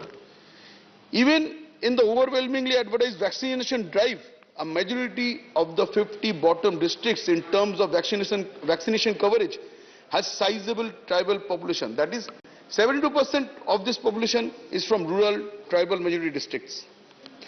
So real work has happened in Bengal and some other states. In the spirit of federalism, we must take some of these ideas and implement them for the greater cause of the nation, sir. This government should, of course, shed its arrogance and take a leaf out of the diary of Srimati Mamata Banerjee, the Chief Minister of West Bengal, who has done as I said. Sir, in this year's budget, the ministry has proposed an amount of 13,208 crores in the budgetary estimates of 2023 under various centrally sponsored schemes and central sector schemes, out of which the Ministry of Finance has provided only an amount of a little over 8,406 crores. That is, there is a 36% slash.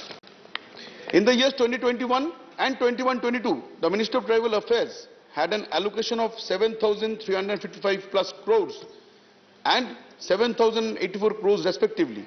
However, the allocation was reduced to rupees 5,472 crores in 2021 and 6,126 crores in 21-22 at the revised estimate stage. What is most shocking is that the Minister of Tribal Affairs could not even fully spend the revised estimate allocation in 2021 and have been able to utilize just rupees 4,070 crores in 21-22 up to 15th February 2022. Most alarming, sir. Underutilization of funds is a serious problem and we need to look into this. The underutilization of funds is also reflected in two special area programs administered by the ministry. Only half of the total allocated special central assistance to tribal sub-scheme was utilized in 2021. For the year 21-22, the allocated amount was rupees 1,350 crores, of which just rupees, a paltry sum of only 4 crores had been utilized till January. Unimaginable. Why this massive shortfall? On top of this, in grants in aid, out of rupees 1,350 crores of grant in aids for 2021, only rupees 364 crores have been utilized so far. Again, sir, very alarming. The Standing Committee of Social Justice and Empowerment too observed that, I quote, the Ministry of Tribal Affairs should avoid rush of expenditure at the fag end of the financial year and make sincere efforts so that funds are timely spent and the targeted people get the benefits. The Standing Committee of Social Justice and Empowerment in its 30th report has pointed out the stagnation in scholarship programs offered to ST students. Under pre-matric scheme, scholarship scheme that is, the beneficiaries of the funds released in some of the states such as Arunachal Pradesh, Jammu and Kashmir, Maharashtra, Meghalaya, Puducherry, Telangana and Uttar Pradesh are alarmingly showing as nil. And of course, I don't know, the Minister will clarify this. 750 national fellowships are provided to the ST students each year for pursuing higher studies.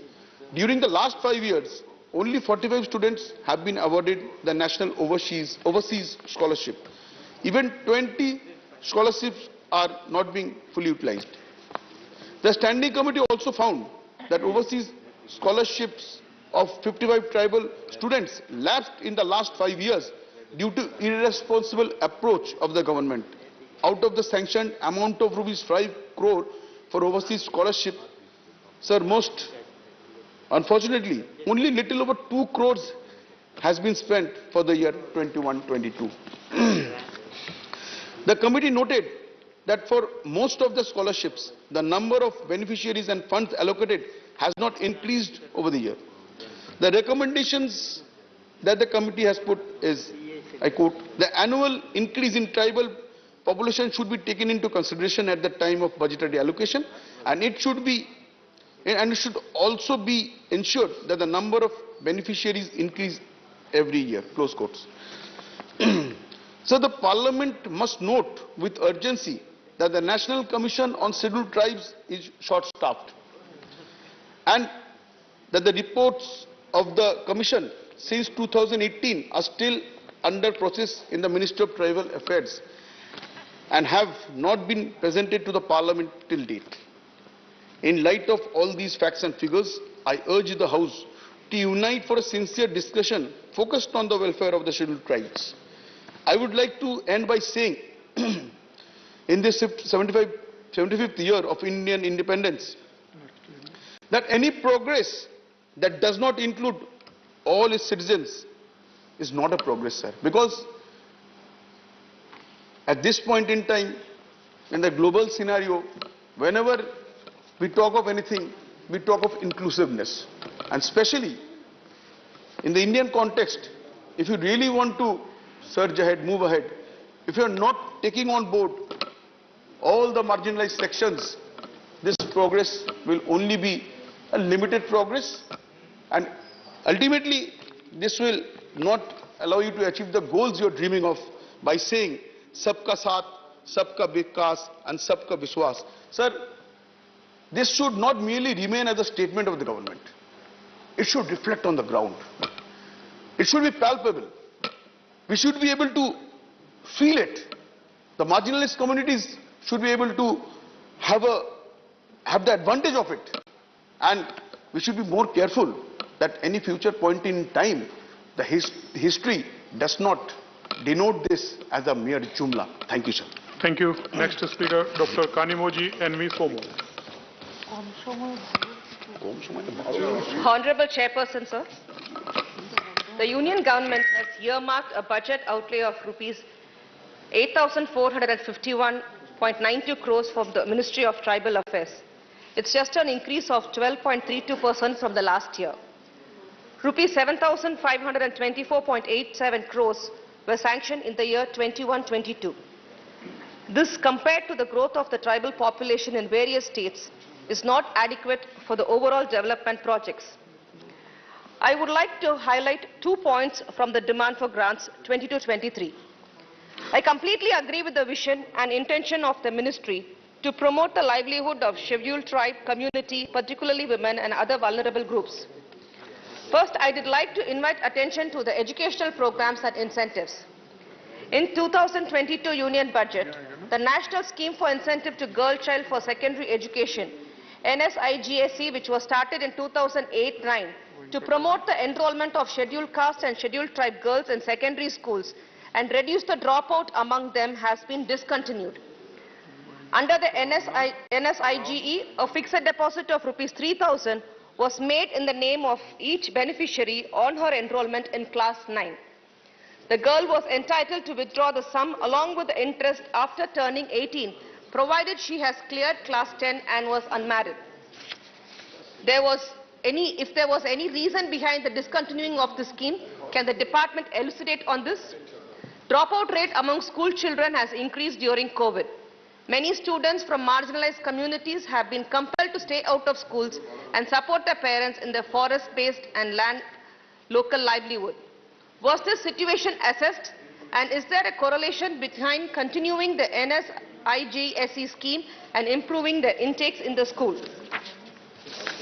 Secondly, for this year 22-23, the Union Government has introduced capital expenditure on setting up a venture capital fund for scheduled tribes at 50 crores. The scheme was to be a social sector initiative to promote ST entrepreneurship and to support and incubate the startup ideas by the ST youth. In addition to this, a new scheme for development of tribal entrepreneurships in Northeast called Logistics and Marketing of Tribal Products in Northeast has been approved, and an amount of rupees 75 crores has been earmarked for the scheme. These could have been valuable initiatives had there been some feasibility study and report to support this budget. The lockdowns were characterized by several factors that puts India's 6.33 crore micro and small medium enterprises in jeopardy: closure of the mandis and the wholesale markets, transport restriction, disruptions in supply chain, and lock of procurement. Due to the shutdown announcement of the lockdown measures left them without their usual sources of income. The resulting financial insecurity had knock-on effects on the safety, health and education of these communities. During the lockdown, instances of the forest land diversion defied this act, where the Environment Ministry has given clearance to 11 projects across the country and issued new guidelines for relaxing forest and environment clearance norms for mining by new leases, MOTA 2020. Some of these projects that required forest diversion were allowed without consulting those Grama Sabhas. Against this background, how do we explain the two new schemes to be benefit to the tribal community? Next, the Eklavya Model Residential Schools with a total financial outlay of 28,920 crore and the Pradhan Mantri Van Bandhu Kalyan Yojana with a total financial outlay of rupees 26,135 crore for the continuation till 31/3/26. It's unfortunate that Tamil Nadu has just got 7 Eklavya schools. I would request the Honorable Minister to allocate more schools to Tamil Nadu. A total of rupees 2,000 crores have been sanctioned for setting up the EMRS in the budget of 2023. Sir, the scope of existing scheme of SCA to TSA has been broadened, wherein comprehensive development of 36,428 villages will be undertaken in convergence with line ministries to develop these villages as Adarsh Gram and the Pradhan Mantri Adi Adarsh Gram Yojana. These villages have tribal population of more than 500 and 50% tribals. My question is, do we actually adopted all these Adi Adarsh villages under this Yojana? We need a clear answer from the Honorable Minister. The point about discontinuing the education program for girls from the tribal community. Learning deficit has already increased drastically and many have dropped out of the schools and taken up some job to sustain their livelihood.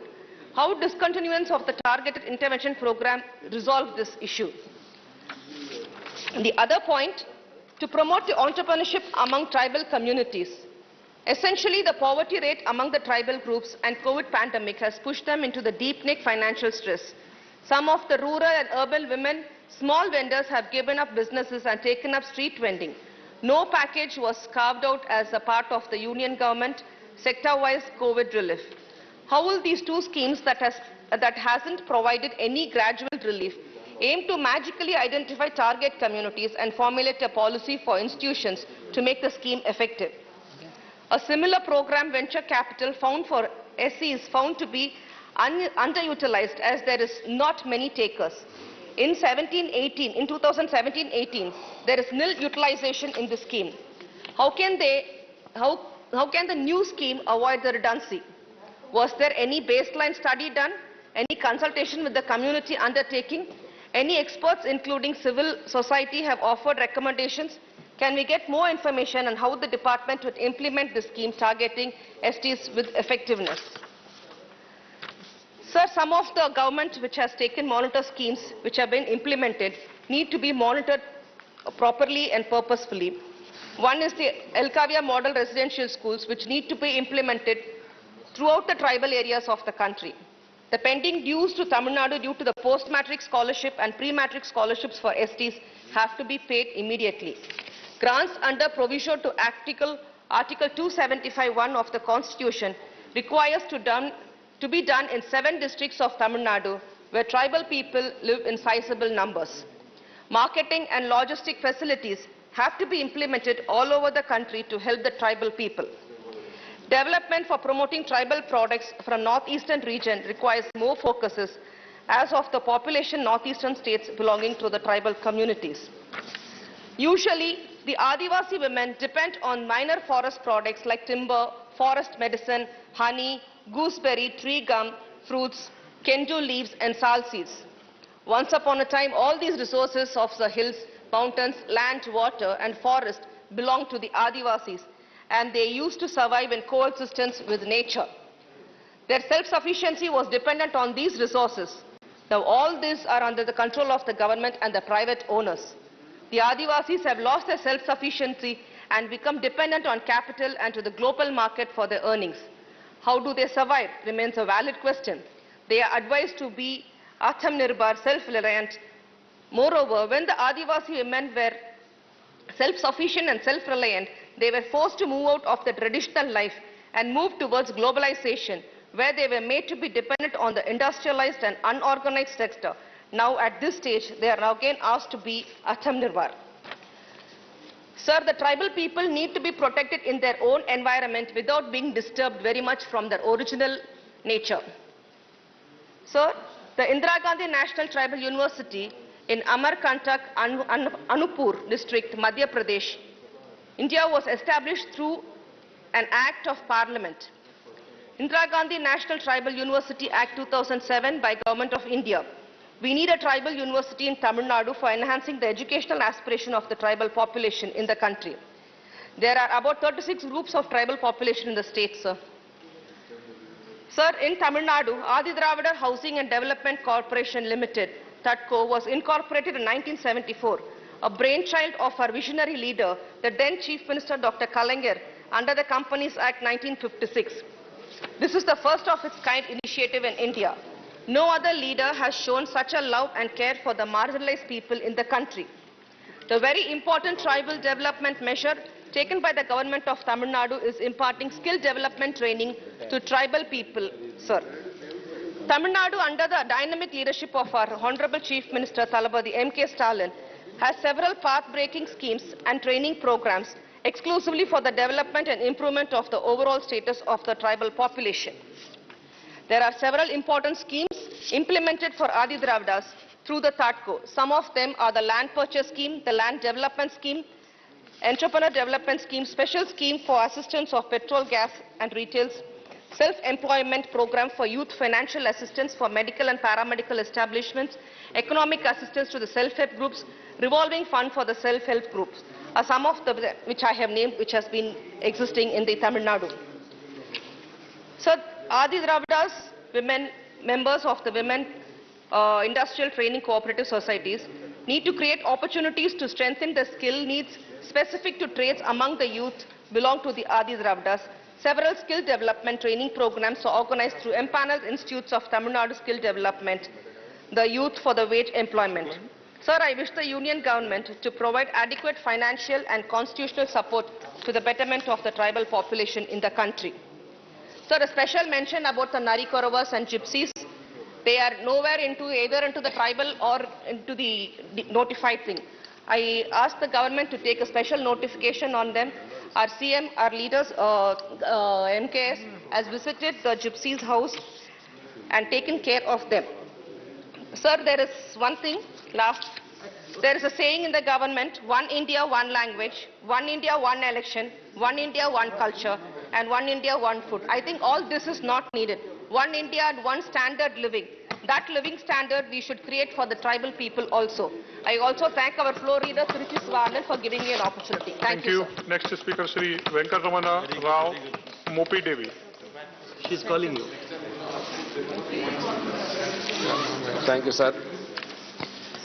The YSR Congress Party appreciates the initiative that the present government has taken over the last several years for the welfare of tribal people. The Ministry of Tribal Affairs has started several new schemes and programs and expanded other, including the Vandana Vikas Karikramam and Ekalavya Model Residential Schools. However, there are few shortcomings which would be necessary to flag and few suggestions for the overall functioning of the ministry. Positives and suggestions. Budget reducing in revised estimation under utilization of funds. I would now like to point out two things and at the outstanding related to the budgetary allocation of the ministry in last few years. It has been seen that the ministry's budget is reduced at the revival estimation stages. Further, there is an underutilization of the funds that are allocated to the ministry. If we see for the year 2021, the budget allocations was 7,356 crores, which was reduced to 5,472 crores. Out of these, only 5,462 crores were spent. For the year 21-22, 7,484 crores were allocated, which were reduced to 6,126 crores at the reduced estimation stages. Until 31st January 2022, only 3,874 crores was being spent, which come out of around the 63% of the revised estimations. With these figures, it seems to be difficult that we see to the 100% utilization of the allocation of funds. I would suggest that the Ministry of completely utilizes the funds that have been allocated to it. COVID-19 has badly affected the economy, increased malnutrition in country and affected the quality of education as well. This is especially affected the tribal population of the country. In such a situation, I feel the ministry should increase its efforts toward the welfare of tribal population in this country. The Ministry's allocation has seen significant rise this year with an allocation of 8,407 crores. I hope we have spent to 100% utilization of these funds in the coming year in front of various schemes in the ministry. The scholarship schemes for the ST students. The ministry has 4 scholarship schemes for tribal students in the country, including pre-matric, post-matric, national fellowship and scholarship for the higher education and national overseas scholarships. I appreciate that there has been as constant utilization of funds allocation in such scholarship schemes. However, there are important issues when the scholarship schemes that must be flagged. The number of beneficiaries under all these scholarship schemes have standardized that the last few years. Such a number should have increased owing to COVID-19 lockdown, but this is in cases. Let's just take one of these scholarship schemes. If we scheme the number of beneficiaries under the post-matric scholarship schemes, there has been no substantial increases. As per the ministry's recent reply, the number of beneficiaries were 19.6 lakh, 67 lakhs in the year of 18-19, which increases slightly to 20.66 lakhs in 19-20, decreases of 20.58 lakhs in 2021, and finally 17.77 lakhs in 21-22. Even in other schemes, there has been no major increases in target number of beneficiaries. Has the ministry tried to study what possibly could have caused such stagnations? Further, what steps the ministry to take an increased allocations of the scholarship schemes and the number of beneficiaries? Another issue that the most important that has been reiterated time and again in this income ceiling under the scholarship schemes. Under the pre-matric and post-matric scholarship, the parents' income ceiling was last revised in 2013. The National Overseas Scholarship also has an income eligibility criteria in 6 lakhs annually. There is an urgent need to revise the ceiling limit for these scholarships. Going on step forward, I would further the suggestion that the ministry should explore ways to link such income eligibility criteria with increasing inflation and exploration mechanism for the frequent revisions of the income ceiling. I would request the Honorable Minister to kindly review the target under the scholarship schemes and also take all steps to constantly increase the coverage of the schemes, including increasing awareness and revisions of the income ceiling for parents. Ekalavya Model Residential School. The Ekalavya Model Residential School was announced back in 97-98 in impact to quality education on tribal children in their own environment in the remote areas across the country. During the 2018-19 budget, it was announced that every block having 50% or more ST population and at least 20,000 ST population will have the Ekalavya Model Residential Schools. The Ministry has sanctioned 28 Ekalavya Model Residential Schools of the state of Andhra Pradesh. As per the information given by the Ministry, some of the schools are non-functional. I would request the Minister to review the ongoing progress, expanded the completions of such model schools and sanction more such schools in all blocks that they meet the criteria. Another thinking of the important to point to other that the Tribal Affairs Minister proposed to allocation of the 6,500 crores for budget allocation 22-23 towards the Ekalavya schools. However, only 2,000 crores have been allocated. How does the ministry plan to cover the reduced allocations in comparison to the demand?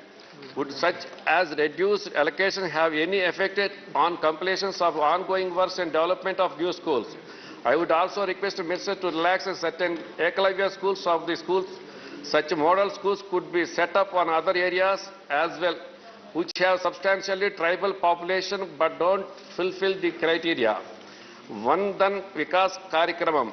Vandan Vikas Karikram initiative targeted the livelihood generation for the tribals by harnessing the wealth of forest. Vandan under these programs, sir, 2 minutes, 2 minutes. Tried sets a tribal committee on minor forest production centers, multi-purpose areas in the districts of the significance of tribal population. In total, 52,976 Vandan self-help groups and 3,101 Vandan Vikas Kendra have been sanctioned across the country, creating the 9,27,927. Thank you. Sir, please. Sir, 1 minute, sir. Conclusion. AP issues Central Tribal University of Andhra Pradesh. The Andhra Pradesh Reorganization Act 2014 provided for the setup for a Central Tribal University of Andhra Pradesh. The Central University Amendment Bill of 2019 was passed by the Parliament for the establishment of the university. The statutory functioning through the transit campus from their year of the 2019-20. Thank you. Sir, last point, sir. Last point. However, the university still lack of permanent campus and necessary infrastructure. The AP CM via Jagan Mohan Reddy Garu has allocated the requisition to land for the setting up the Central University and is ready to provide all support needs. I would take this opportunity to request the government to expedite the development works related to Central Tribal University of Andhra Pradesh. Thank you, sir. Next speaker, Sri Dr. V. Sivadasan.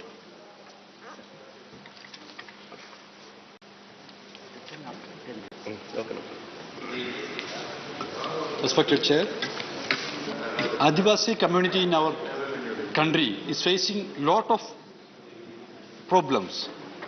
But the union government is not ready to address the issues properly. Basically, they are failed to address the issues. Government has declared some programs, but nothing is happening in the field. This is the reality. So, please look at the condition of the Adivasi communities in India. In this August House, the Ministry of Tribal Affairs has given an answer to my question that clearly shows the pathetic condition of the Adivasi community in our nation. The intervention of the union government for tribal welfare is failure that again and again we are seeing here. Interestingly, I am sharing some of the figures of fund allocation and utilization. Sir, in 2021-22, fund allocation for model residential schools was 1,200 crore, but the utilization was zero, sir. In the tribal sector, lot of research is required. But the government is not allocating the fund for the research activities. Tribal have lot of indigenous knowledge and it should be preserved and protected. Out of the 60 crores allotted for Tribal Research Institute, the 60 crore allotted amount, only 1.6 crores have been utilized in 21-22. Special central assistance to tribal sub-scheme, the utilization is only 164 crore rupees, which is 1/4 of the price of an aircraft. Sir, the literacy rate of Adivasis is only 58.95%, which is lower than that of the general population. Sir, in every indicator, Adivasis are on the back foot when compared to the general population. The life expectancy, another index, the life expectancy of Adivasis is 60, which is lower than the life expectancy of general population. Another one by one we are able to explain the things. Adivasis have higher infant mortality rate, IMR, as compared to the general category. IMR for Adivasis is 44.4, which is 40% more than the general category and 10% more than the national average, showed the reports. Scheduled tribes make up 8 to 9% of the population, but sir, they account for about 40% of all under 5 deaths and 23% of death in the 1 to 4 age group in rural areas. Comprising about 8% of India's population, they account for 25% of the population living in the poorest wealth decile. Digital divide is very high in Adivasi community. According to 75th NSSO data, National Sample Survey Organization data, 77.3% of the Adivasi population has no access to internet, and 90% of Adivasi students could not access online classes during lockdown. So, the Adivasi areas, lack of good libraries and reading rooms we are seeing. There is lack of empowering public spaces. In many dry regions, drinking water itself is quite scarce. Most of the Adivasis are working in informal sector and the ratio of formal sector employment is very low. Sir, there is an urgent need to address these issues. The allocation for the development of ST is very low and even the allotted amount is not utilized. In last year, budget allocation was 7,484 crore rupees, but of this allocation only 6,126 crores was spent. In other words, the government did not spend 90% of the money it was allocated. So this is an unfortunate situation. Adivasi constitute 8.6% of total population. Thus, at least 8.6% of the total budget expenditure must be allocated for STs. The government has allotted just 2.26% of the total expenditure for Adivasis. So, it has been pointed, it has pointed out by various ways. Adivasis have been robbed of, and a lot of issues are here. I am not going to explain this whole thing, but not only in terms of the funds allocated for Adivasis. The curtailment of social security expenditure in this budget is against the interest of Adivasis.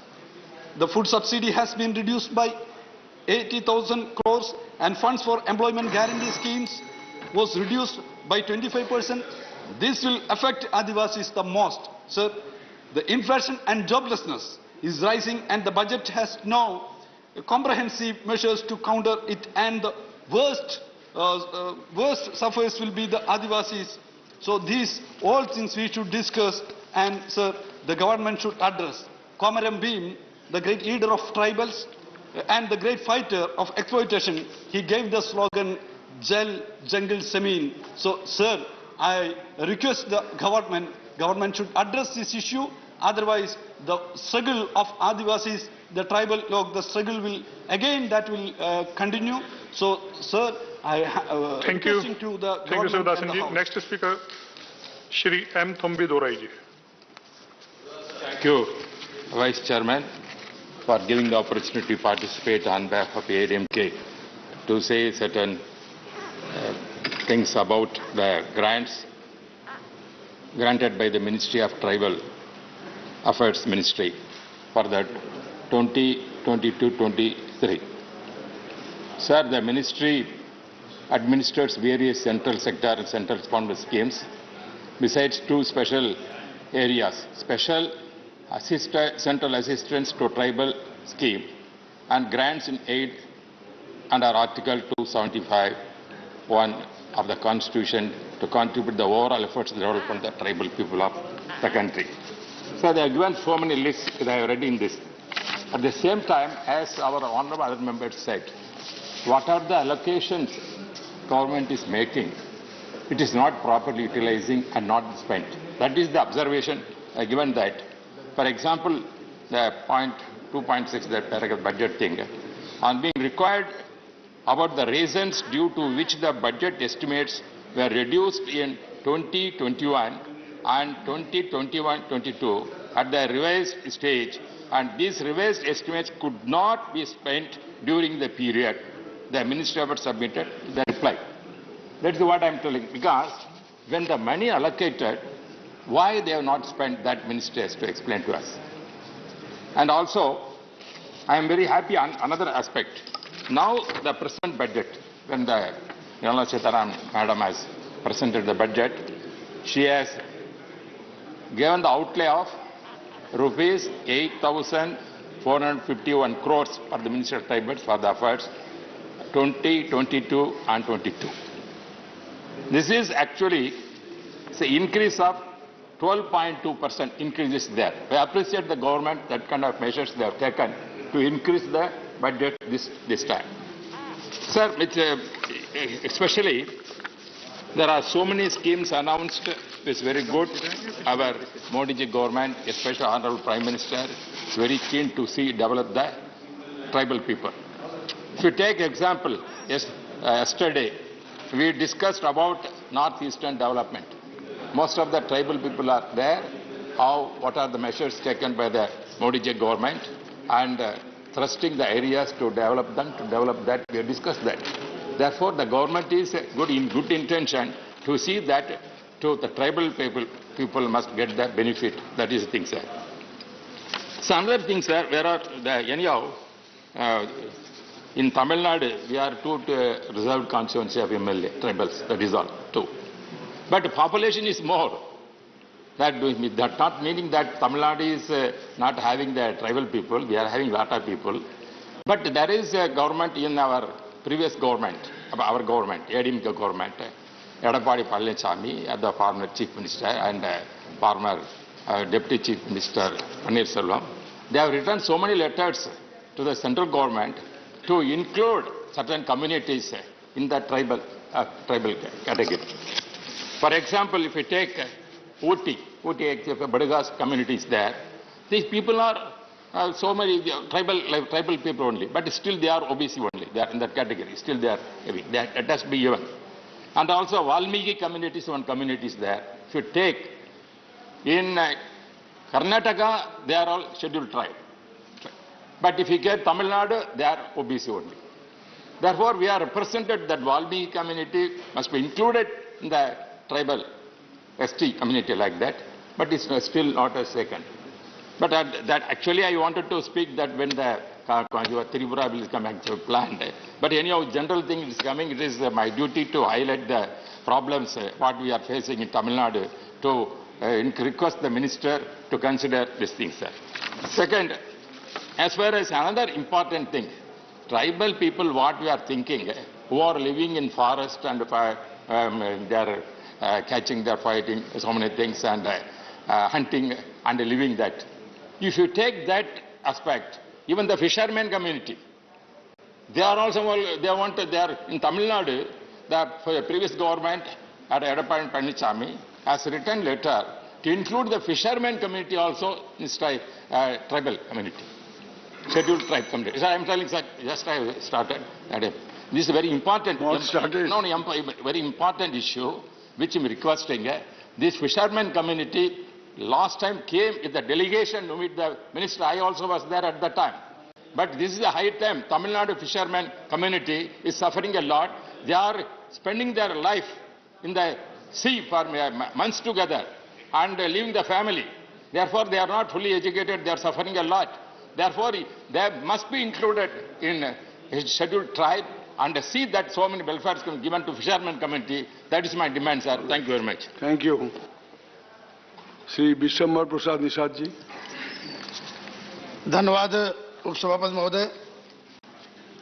मैं जनजाति कार्य मंत्रालय के अनुदान मांग 2022-23 की चर्चा पर मैं अपने समाजवादी पार्टी के राष्ट्रीय अध्यक्ष माननीय अखिलेश यादव जी, हमारे सदन के नेता प्रोफेसर रामगोपाल यादव जी को बधाई देता हूं कि हमें बोलने के लिए मौका दिया। मानव आज़ादी के 75 साल बीत गए, लेकिन आज भी जो आदिवासी हैं, जनजाति के लोग हैं, आज उनको मूलभूत सुविधाएं नहीं हैं, जबकि सरकारें तमाम बजट भेजती हैं और केंद्र सरकार ने उसके लिए बजट फिक्स किया है। क्योंकि जल और जंगल में आदिवासियों का, जनजातियों का आधिपत्य रहा आदिकाल से, और जब से सृष्टि की रचना हुई, द्रविड़ लोग मूल निवासी भारत के जो है जनजाति और आदिवासी थे, लेकिन देश आजाद होने के बाद उसके पहले जितने अंग्रेज आए, लेकिन इनका डेवलपमेंट विकास नहीं हुआ। उनकी वन संपदा में जो उनका अधिकार था, सारा का सारा उनका छीना जा रहा है। आज हम देख रहे हैं कि एसटी आबादी वाले 1,17,000 लगभग करीब गांव हैं, लेकिन आज वहाँ स्कूल नहीं है, वहाँ सड़क नहीं है, वहाँ तमाम जगह बिजली नहीं है, टेलीफोन सुविधा नहीं है। तमाम जो मूलभूत सुविधाएं मानव के विकास के लिए होना चाहिए, आज वो नहीं है। आरक्षण भारतीय संविधान, बाबा साहब अम्बेडकर ने भारतीय संविधान में 7.5% का उनका आरक्षण दिया, आज भी उनका आरक्षण पूरा नहीं है। उनके 1.1% भी आईएएस अधिकारी, कोई देश में कुलपति नहीं है, कोई प्रोफेसर नहीं है, और जब कोई विदेश ट्रेनिंग होती है तो कोई एक भी कोई उनका अधिकारी विदेश ट्रेनिंग में नहीं भेजा जाता है और कह दिया जाता है इनके सबका साथ सबका विकास है। मानव देश की आजादी में चाहे हमारे जितने भी आदिवासी हैं, उनका सबसे पहले उनका हाथ रह चुकी। उस समय सड़कें नहीं थी, पुल नहीं थे, चाहे हमारे बिरसा मुंडा हो और तमाम आदिवासियों ने अपनी जान की कुर्बानी बलिदान देकर के देश को आजाद कराया था। लेकिन आज वही लोग मूल सुविधाओं से वंचित हैं। और हम ये कहना चाहते हैं, आज देश में रोजगार की कमी है।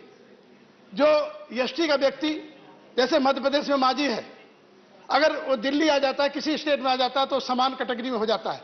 हम लोग संकल्प भी लाए थे, बिल भी लाए थे, और हम लोगों ने मांग किया था कि इनका डेवलपमेंट करने के लिए जब आपका रोजगार नहीं कहीं चला जाता है तो उसको आरक्षण से वंचित कर दिया जाता है, और वन संपदा में इनका अधिकार छीना गया।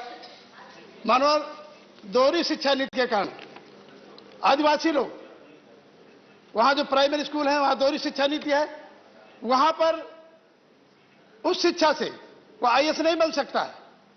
अगर पेपर होता है, एक होता है, इंग्लिश मीडियम वाला बच्चा वो क्वालिफाई करेगा, तो दोहरे पेपर की व्यवस्था होना चाहिए। तो फिर तो ये दोहरी शिक्षा नीति को समाप्त करके समान शिक्षा नीति लागू किया जाना चाहिए। मानव, आज हम देख रहे हैं कि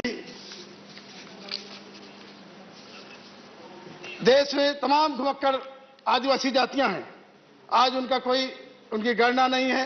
हम चाहते हैं जाति जनगणना हो जाए, उनकी गिनती कर ली जाए, उनको मूलभूत सुविधाएं जो दी जानी चाहिए देना चाहिए, और उनको उनके संख्या के आधार पर उनको भागीदारी दिया जाना चाहिए। मानव, आज हम देख रहे हैं कि जो एकलव्य मॉडल आवासीय विद्यालय हैं वो एसटी बाहुल्य एरिया में नहीं है, वो सामान्य एरिया में है, तो उनको उससे नाम तो उनके हैं लेकिन उनको वंचित किया जा रहा है।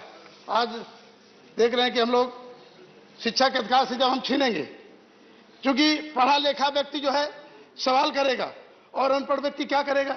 आज उनको केवल 5 किलो चावल 1 किलो नमक में जीने के लिए छोड़ दिया गया है। आदिवासी लोगों को भरोसा उठ गया है एससी एसटी ओबीसी के लोगों का कि ईवीएम मोबाइल की तरह सॉफ्टवेयर है, जब तक बैलेट पेपर चुनाव नहीं होगा तब जनता का जनादेश नहीं आएगा, इनका आरक्षण का कोटा नहीं होगा। पूरे देश में प्राइवेटाइजेशन हो रहा है, नौकरियां कहां जाए, आरक्षण खत्म हो जाएगा इनका। तो इसलिए पूरे देश के लोग, हम तो सभी राजनीतिक दलों से मांग करेंगे कि ईवीएम का बहिष्कार करें, बैलेट पेपर चुनाव कराएं। जब जिन लोगों ने ईवीएम मशीन बनाई वो लोग बैलेट पेपर चुनाव करा रहे हैं, तो आज उनके जनादेश का सम्मान होना चाहिए। और हमने देखा यूपी में अखिलेश यादव जी को 304 सीटों पर जब पोस्टल बैलेट में उनको बहुमत मिला, 51.5% वोट मिला, लेकिन जो है वहां पे सरकारी मशीनरी पे और ईवीएम मशीन से उनको हरवा दिया गया। मानवर, मैं यही कहूंगा कि जो आदिवासी वनवासी हैं इनकी मूलभूत सुविधाओं को जो है तो उन पे बजट दिया जाना चाहिए। अरे लूटा है आप लोगों ने, बैलेट पेपर लूटा है, चीरहरण हुआ है, पंचायत चुनाव में महिलाओं को दोस्ती के साथ चीरहरण हुआ है, और किस तरह से दो दिन बाद जो है आप लोगों ने। Professor Manoj Kumar Jha ji.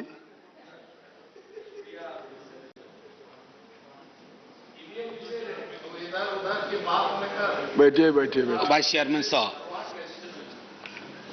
Thank you sir. कल से मैंने एक कोशिश करने की है, तो आज मैं शुरुआत तमिल के एक लाइन से करना चाहता हूं। उच्चारण के लिए पहले माफी मांग लेता हूं। पलंगुडिनर कुरित पेसो अनुमड़ी ठंड दड़के नानंदरी तुनाई थलाईवर अर्गले। मतलब यह है कि आज इस विषय पर मैं ट्राइबल डेवलपमेंट मिनिस्ट्री पर बोलने के लिए खड़ा हुआ हूं, इनकी अनुमति से। और मान्यवर बीएसी की मीटिंग में आप भी थे, चर्चा हुई थी कि थोड़ा लिबरल रहा जाएगा इन विषयों पर जब विमर्श होगा। आमतौर पे हम सदन में साल भर में ट्राइबल डेवलपमेंट पे चर्चा नहीं करते हैं, तो जाहिर तौर पर 1 मिनट 2 मिनट ऊपर नीचे हो जाए तो मैं पहले ही माफी मांग लेता हूं। वाइस चेयरमैन सर, मैं अपनी सुझाव और अपनी आपत्तियां दर्ज कराने से पूर्व आज इस सदन में जयपाल सिंह मुंडा को याद करना चाहता हूं। सर, पीछे सेंट्रल हॉल है, और जब कॉन्स्टिट्यूएंट असेंबली की बहस हुई थी तो जयपाल सिंह मुंडा साहब ने जिन विषयों को उकेरित किया था उसको सामने रखा था। आज भी हम उनसे मीलों दूर हैं। आप माननीय ट्रैवल डेवलपमेंट मिनिस्टर साहब, आप इत्तेफाक रखेंगे मुझसे, भले दल अलग अलग हों, क्योंकि दिल उस मामले में जुड़ा हुआ है। माननीय उपसभापति महोदय, मैं सबसे पहले एकलव्य मॉडल स्कूल पे आता हूं। एकलव्य मॉडल स्कूल, एकलव्य बोलते ही अंगूठा ध्यान में आता है कि द्रोणाचार्य ने अंगूठा मांग लिया था। सर, अब के जो द्रोणाचार्य है ना, वो हाथ ही काट लेते हैं, मस्तिष्क को हाईजैक कर लेते हैं।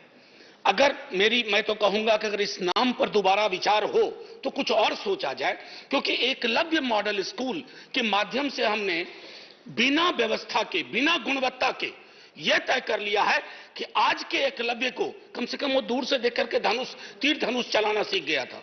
आज के एकलव्य को आप ऐसी परिस्थिति में पहुंचा रहे हैं जहां बाजार में खड़ा होकर के उसके लेबर को, उसकी एक्सपर्टीज को, उसके स्किल का खरीदार कोई नहीं होगा। सर, तो हमारी कर्तव्य की तीसरी हो गई, बजटरी एलोकेशन हो गया। और मैं तो कहूं माननीय मिनिस्टर साहब, बिहार में 0 है, बिहार में सैंक्शन 1 0 मैं अलग अलग राज्यों का आपको आंकड़ा अगर दूं, जम्मू कश्मीर 6 सैंक्शन 0 ऑपरेशनल, इस तरह से कई राज्य हैं। मैं सिर्फ आपत्ति दर्ज इसलिए कर रहा हूं, जो मैंने कहा कि अगर आप हायर एजुकेशन में, मैं खुद एक विश्वविद्यालय से आता हूं सर, कितना मुश्किल होता है वंचित और बहुजन समाज के लोगों को ऊपर तक पहुंचना। हर मोड़ पे सर अवरोधक लगे हुए हैं और वो अवरोधक दिखते नहीं है सर। सड़क पे तो दिखता है ना कि आपने वो ब्रेकर लगा दिया, speed breaker. Similarly there are breakers everywhere and those breakers have ensured that the representation is either 0 or very पाल्ट्री। ये मैं अपने अनुभव से कहता हूं sir. Suitable, not found suitable, अभी हाल में हमने इस पर चर्चा किया एनएफएस। उसके अलावा अच्छा खैर चलिए सर, बिंदुवार कुछ बातें करते हैं। कल नॉर्थ ईस्ट रीजन की बात हो रही थी, तो मैंने जिक्र किया था जवाहरलाल नेहरू जी का जो पंचशील था, पंचशील का सिद्धांत ट्राइबल के लिए।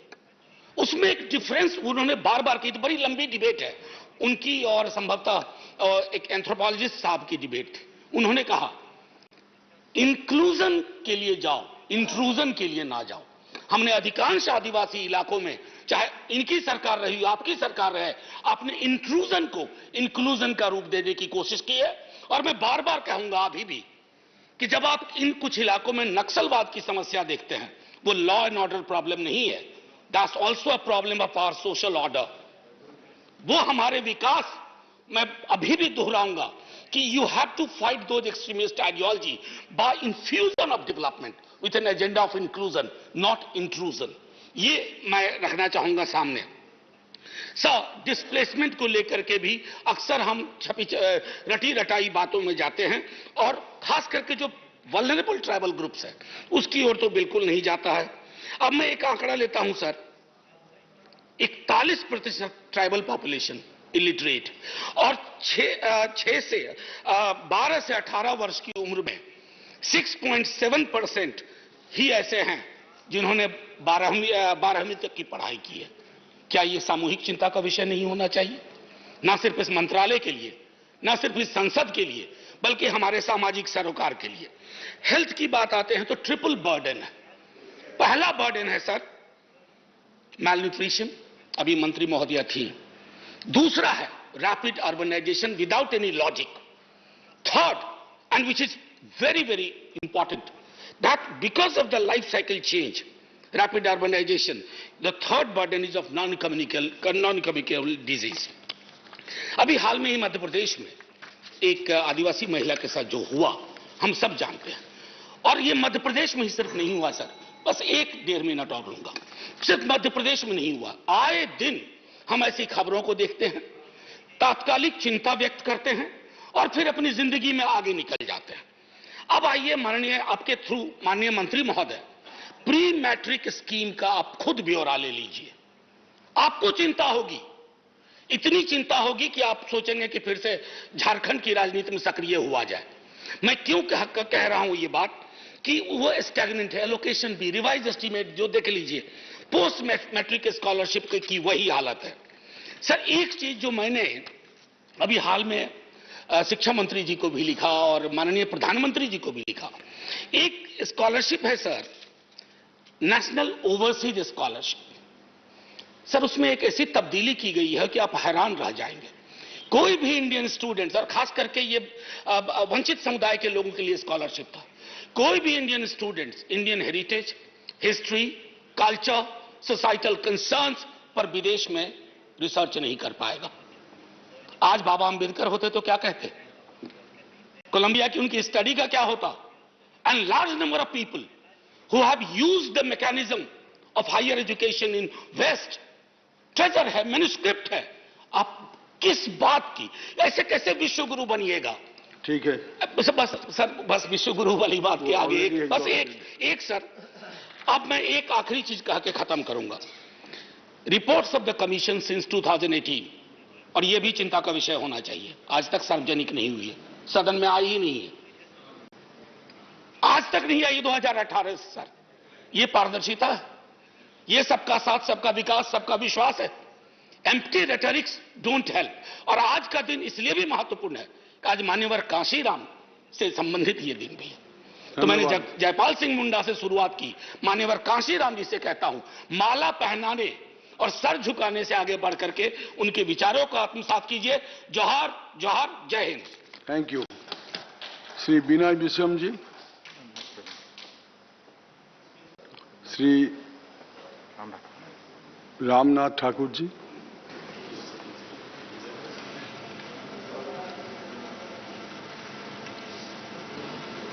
उपसभापति महोदय, मैं जो विधेयक आए हैं उसके पक्ष में बोलने के लिए खड़ा हुआ। 2-3 सुझाव देकर अपनी बात मैं खत्म करूंगा।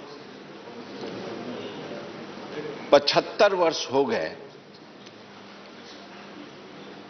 75 हमारे पूर्वजों ने जो उम्मीदें और जो विचार रखे थे इन समाजों के लिए, उस समाज का उत्थान, उसकी उन्नति, उसकी प्रगति कितनी हुई, इस पर हमको सोचना चाहिए। नंबर 2, 136 करोड़ की जनता में 11% इन जातियों का समावेश है। 11% के लिए हमने क्या किया? कितने डॉक्टर बनाए, कितने इंजीनियर बनाए, कितने प्रोफेसर बनाए, कितने शिक्षक बनाए, कितने आईएएस आईपीएस बनाए, इस पर हमको सोचना चाहिए। और कितने हुए, इस पर विचार करना चाहिए। इन जातियों के लिए जो उसका जल, जमीन और जंगल है, उनके साथ, उनके बीच में, उनके गांव में, उनके टोलों में नक्सलीन क्यों पनप रहे हैं? क्यों जा रहे हैं? उनको क्यों बाधित कर रहे हैं? उनको आगे बढ़ने का काम क्यों नहीं कर रहे हैं? इस पर हमको सोचना और विचार करना चाहिए और इसका उपाय भी खोजना चाहिए। नंबर 3, कि अभी आदिवासी के नाम पर, जनजाति के नाम पर जो योजनाएं, जैसे पेट्रोल पंप, जो आदिवासी के नाम पर हैं, उसका मालिकाना हक किसका है? उसका नाम है, उसका हक किसका है? इस पर हमको सोचना और विचार करना चाहिए। और उनको, इस सर्वे सरकार को चाहिए कि जो दूसरा मालिक है, नाम है आदिवासी का, जनजाति का, लेकिन मालिकाना हक है दूसरे का, इस पर आधिकारिक तौर पर आदिवासी को, जनजाति को अधिकार दिलाना चाहिए। ये मेरा सजेशन है। नंबर 4 कि शिक्षा में उनको क्या अधिकार दिए गए हैं? कितने परसेंट 75 वर्षों में उनको शिक्षा के मामले में कितने आगे बढ़े हैं? इस पर हमको विचार करना चाहिए। 12 राज्यों में इन जातियों की संख्या बाहुल्य है। क्या हम सरकार 12 राज्यों में जाकर जितनी संख्या है उसके आधार पर उसके आगे बढ़ाने के लिए कोई प्रयास करेगी? नंबर 5, आइए हम सब मिलकर, जो 75 वर्षों में हमने नहीं किया उन लोगों के लिए कोई काम, जो योजनाएं दी, जो पैसे दिए, उसका सही उपयोग नहीं कर पाए, तो इस वित्तीय वर्ष में हम उनके उन्नति के लिए, प्रगति के लिए, आगे बढ़ाने के लिए हम कोशिश कर पाएंगे। और मैं अंतिम बात कहना चाहता हूं कि चमन के सींचने में पत्तियां कुछ झड़ गई होंगी, चमन के सींचने में पत्तियां कुछ झड़ गई होगी, वो इल्जाम मुझ पर लगाते हैं चमन के बेवफाई का। और जिसने चमन के कलियों को अपने हाथों से रौंद डाला, वो दावा करते हैं इस चमन के रहनुमाई का। इन्हीं चंद शब्दों के साथ मैं अपनी बात खत्म करता हूं। जय हिंद, जय भारत। बहुत बहुत धन्यवाद। डॉक्टर सुमेर सिंह सोलंकी जी।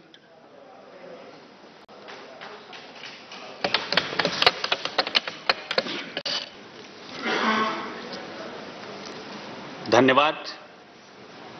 माननीय उपसभापति महोदय, नर्मदे हर, मुझे जनजातीय कार्य मंत्रालय के कार्यकरण पर चर्चा में सहभागिता का अवसर प्रदान किया है।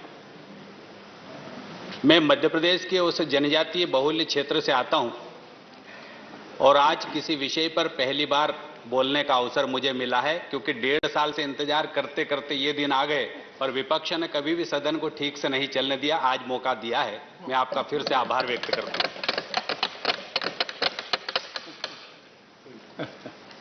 और ये मेरा मेडन स्पीच भी होगा माननीय उपसभापति महोदय। माननीय उपसभापति महोदय, जनजातीय समाज अब निरंतर प्रगति के पथ पर आगे बढ़ रहा है और देश में सम्मान के साथ जीवन जीने का अधिकार भी जनजातीय समाज को लगातार मिल रहा है।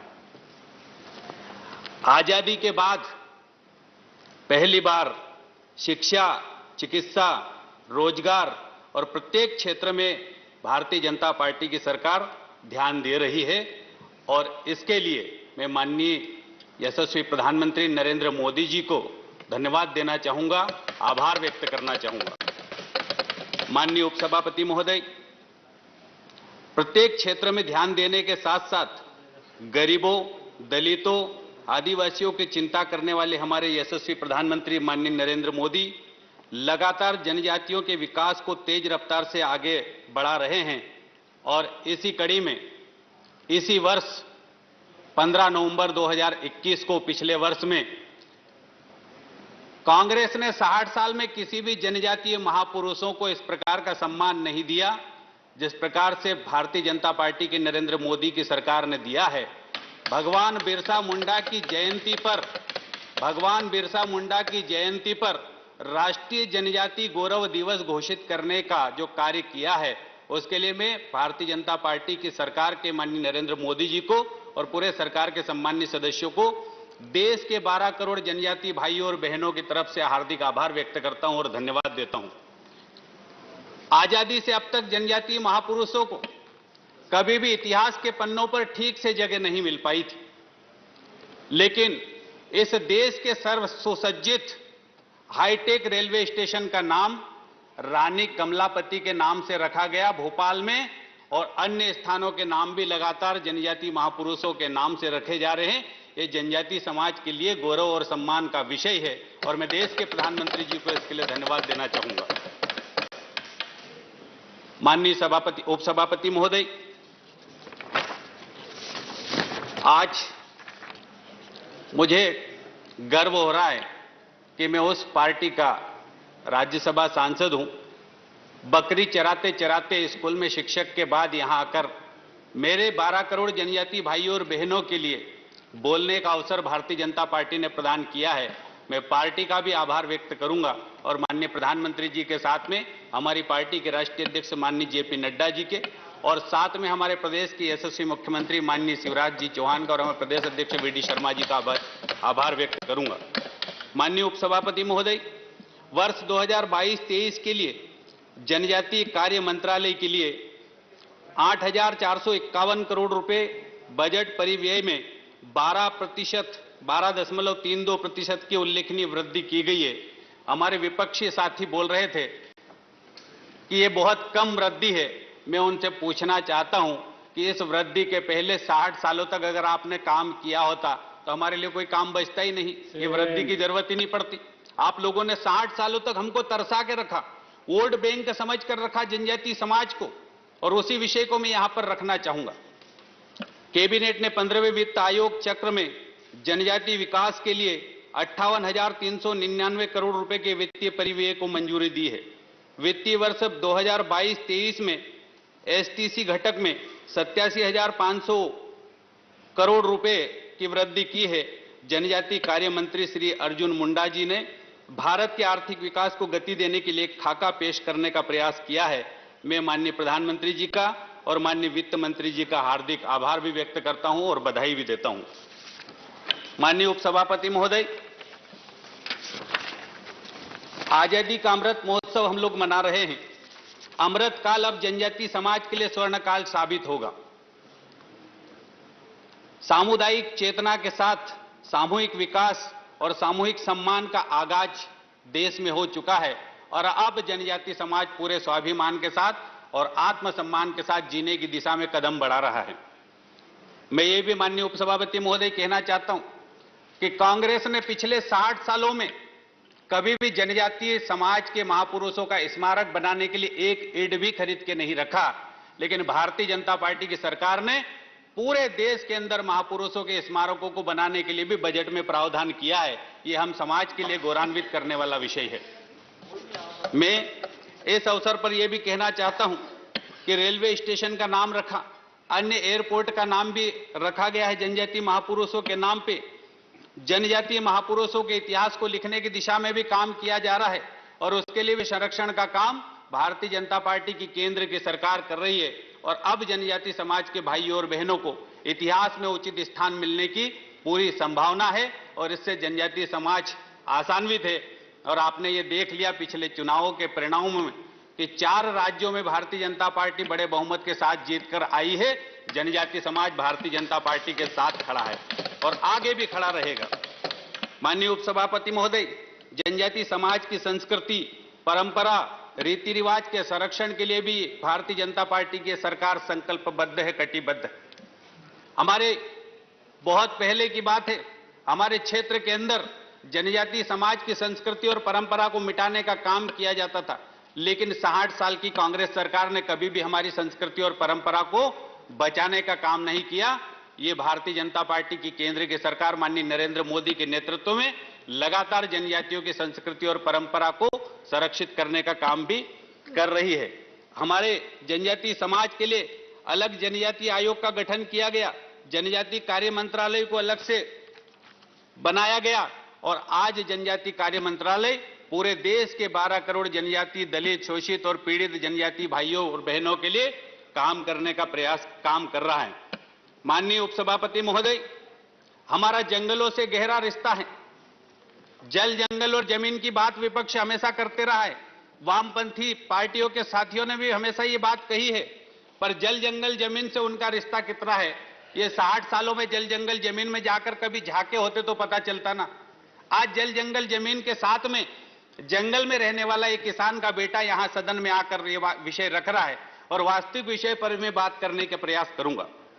मैं कांग्रेस पार्टी सहित वामपंथी पार्टियों के साथियों से कहना चाहता हूं कि जल, जंगल और जमीन के मुद्दों पर आपने हमेशा राजनीति की है। आपने हमेशा उनको राजनीतिक मुद्दे बनाकर अपनी राजनीतिक रोटियां सेकने का प्रयास किया है। राजनीतिक उपयोग के साथ में जनजातीय भाइयों और बहनों को जल और जंगल और जमीन के लिए आपस में लड़वाने का काम भी किया है। जनता के बीच में, जनजातीय भाइयों और बहनों के बीच में अविश्वास पैदा करने का काम भी किया है, संघर्ष भी खड़ा करने का प्रयास किया है। मैं सभी हमारे विपक्षी साथियों से कहना चाहता हूं कि अब जनजातीय समाज जाग चुका है और जनजातीय समाज अब इस प्रकार की गतिविधियां नहीं होने देगा, क्योंकि भारतीय जनता पार्टी उनकी संरक्षक बनकर खड़ी है। मैं माननीय उपसभापति महोदय ये भी आग्रह करना चाहता हूं कि मोदी सरकार ने असली मायने में जल, जंगल, जमीन के कामों को धरातल पर उतारने का काम किया है। जब इस देश में स्वर्गीय अटल बिहारी वाजपेयी की सरकार थी, तब हमारे एक विपक्षी साथी भी पट्टों की बात कर रहे थे, वनाधिकार की बात कर रहे थे। मैं बताना चाहता हूं पूरे दावे के साथ, जब मैं छोटा सा था, बकरी चराता था, तो मेरे पिताजी को वनाधिकार का पट्टा दिया गया था। तब भारतीय जनता पार्टी की अटल जी की सरकार थी और आज हजारों लोगों को वनाधिकार के पट्टे दिए गए हैं। मैं प्रधानमंत्री नरेंद्र मोदी जी को और केंद्र की सरकार का आभार व्यक्त करना चाहता हूं। साथ में जंगल की बात करें तो वन धन केंद्रों को स्थापित करने की दिशा में भी सतत प्रयास किया जा रहा है और वन धन केंद्र जब स्थापित हो जाएंगे तो मुझे लगता है कि अब जनजातीय समाज पूरी तरीके से वन में जो धन है और वन धन केंद्रों के माध्यम से वन में जो उत्पादन हो रहा है उसका उचित मूल्य भी उनको मिलना शुरू हो जाएगा और जंगल का अब जनजातीय समाज आत्मनिर्भर बनने की दिशा में आगे बढ़ रहा है। प्रधानमंत्री वन बंधु कल्याण योजना भी शुरू की गई है। जिस जिले में मैं रहता हूं उसमें तो है ही है, लेकिन उससे भी हमारे क्षेत्र का विकास हुआ है। लेकिन पूरे देश के जनजातीय क्षेत्रों में वन बंधु कल्याण योजना प्रारंभ की गई है। हमारे जिले को आकांक्षी जिला भी घोषित किया गया है और देश में ऐसे सैकड़ों जिले हैं जिनको आकांक्षी जिले घोषित करके उनके विकास की दिशा में काम किया जा रहा है। वनाधिकार पट्टों की बात करता हूं। कभी 60 साल पहले जब विपक्ष की सरकार थी तो हमारे जनजातीय भाई और बहनों को जंगल के अंदर से खदेड़ दिया जाता था। 20-20 साल, 15-15, 16-16 साल तक वो खेती करते थे, लेकिन उनको वनाधिकार का पट्टा तो दूर की बात, उनको ठीक से वहां खड़े भी नहीं रहने दिया जाता था। ये हाल थे, लेकिन आज ये हाल ठीक हो गए हैं और मैं कहता हूं कि पूरा जनजातीय समाज पूरे आत्मसम्मान के साथ अब पट्टे प्राप्त करके उसमें प्रधानमंत्री आवास भी बना रहा है। कुएं खोद के पानी देने का काम भी किया जा रहा है, उनको बिजली भी उपलब्ध कराई जा रही है और वन धन केंद्रों के माध्यम से वनोपज भी उनको महंगे दामों पर बेचने के लिए प्रेरित किया जा रहा है। ये जनजातीय कार्य मंत्रालय का अद्भुत काम है जो अब भारतीय जनता पार्टी की सरकार इस देश में कर रही है। प्रसिद्ध लेखक और चिंतक रामदयाल मुंडा ने कहा था कि कांग्रेस की सरकारें ट्राइबल सब प्लान के नाम पर बड़ी बड़ी राशियां आवंटित तो करती थी, लेकिन जनजातीय गरीब समाज जहां था वहीं का वहीं रह गया। यह ऐसा प्रतीत होता है जैसे सिर्फ और सिर्फ हमको एक चॉकलेट बांध के दे दी थी और लटका दी गई थी, लेकिन बच्चे के हाथ में चॉकलेट नहीं देती। वही हाल हमारा जनजातीय समाज के साथ 60 सालों तक विपक्षी पार्टियों ने किया है। You are piping money leakage system को माननीय प्रधानमंत्री ने इस लीकेज को समाप्त कर दिया है। अब जनजातीय भाई और बहनों को, गरीबों और दलितों को उनका संपूर्ण अधिकार और पूर्ण राशि हमारी सरकार दे रही है और इस दिशा में लगातार प्रयास किए जा रहे हैं। ये नहीं, हमारे एक विपक्षी साथी बोल रहे थे ये नहीं किया, वो नहीं किया, ऐसे गिनवा रहे थे कि सड़क नहीं बनी, बिजली नहीं बनी, इतने गांवों में प्रधानमंत्री आवास नहीं बने, इतने गांवों के अंदर पानी की व्यवस्था नहीं है। मैं आप उनसे पूछना चाहता हूं कि 60 सालों तक अगर आप ये काम करते तो ये आज आपको गिनाने की जरूरत नहीं पड़ती, लेकिन भारतीय जनता पार्टी लगातार काम कर रही है और हम इतने काम आपको गिना देंगे कि आप उसको गिनते गिनते थक जाओगे। 60 साल काम नहीं किया और 7 साल के कार्यकाल की तुलना आप करने बैठ गए हो। मैं आपसे यह आग्रह करता हूं कि जनजातीय समाज को वोट बैंक समझने की आपने भूल करी है, उसके परिणाम आप भुगत भी रहे हो। पद्म भूषण जैसे श्रेष्ठ सम्मान भी जनजातीय समाज के भाई और बहनों को देने का काम हमारी सरकार ने शुरू किया है। मैं उसके लिए भी सरकार को बहुत धन्यवाद देना चाहता हूं। माननीय उपसभापति महोदय, झोपड़ी पर जाकर फोटो खिंचाने के फोटो में बचपन में देखा करता था। बड़े बड़े नेता थे कांग्रेस के, वो झोपड़ी में जाते थे, खाना खाते थे और फोटो खिंचाया करते थे, पर उस झोपड़ी को कभी भी महल बनाने का प्रयास उन्होंने नहीं किया। देश के प्रधानमंत्री ने आज करोड़ों जनजातीय भाई और बहनों को प्रधानमंत्री आवास बनाकर दिया है। और मैं बताता हूं कि बचपन में मेरी घटना बता रहा हूं, एक बार जब बारिश हो रही थी तो हमारा घर टपक रहा था, छत चू रही थी, आंसू आ रहे थे। मेरे पिताजी ने कहा कि बेटा रात भर खटिया सरका लो इधर उधर, बारिश कम हो जाएगी और थोड़ा सा बच जाएंगे तो सुबह में कवेलू ठीक कर दूंगा। अब वो खटिया सरकाते रहे पर बारिश तो पूरे घर में चू रही थी, पूरा घर गीला हो गया। हम परेशान होते रहे, पिताजी चिमनी जलाकर देखते रहे, लेकिन वो फिर भी ठीक नहीं हुआ। ये बात जब देश की यशस्वी प्रधानमंत्री नरेंद्र मोदी जी तक पहुंची तो आज देश में करोड़ों जनजातीय भाई और बहनों को प्रधानमंत्री आवास बनाकर दिया है और हमको खटिया सरकाने की जरूरत नहीं पड़ती रात को।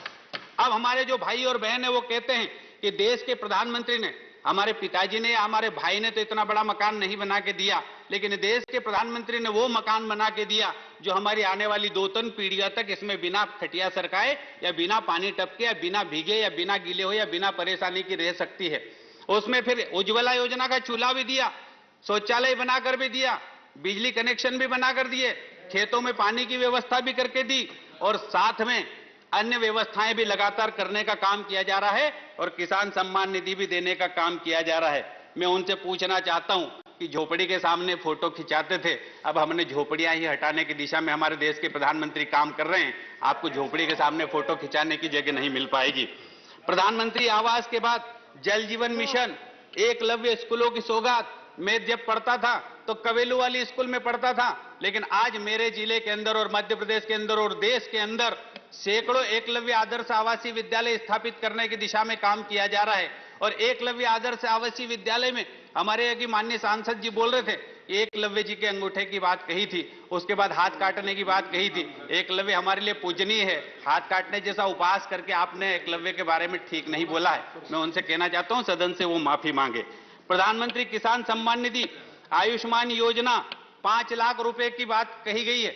मैं बताता हूं कि हमारे देश के उन गरीबों को 100 रुपए इलाज करने के लिए नहीं मिलते थे, लेकिन देश के प्रधानमंत्री माननीय नरेंद्र मोदी जी ने एक शानदार आयुष्मान कार्ड योजना बनाई, आयुष्मान भारत योजना बनाई।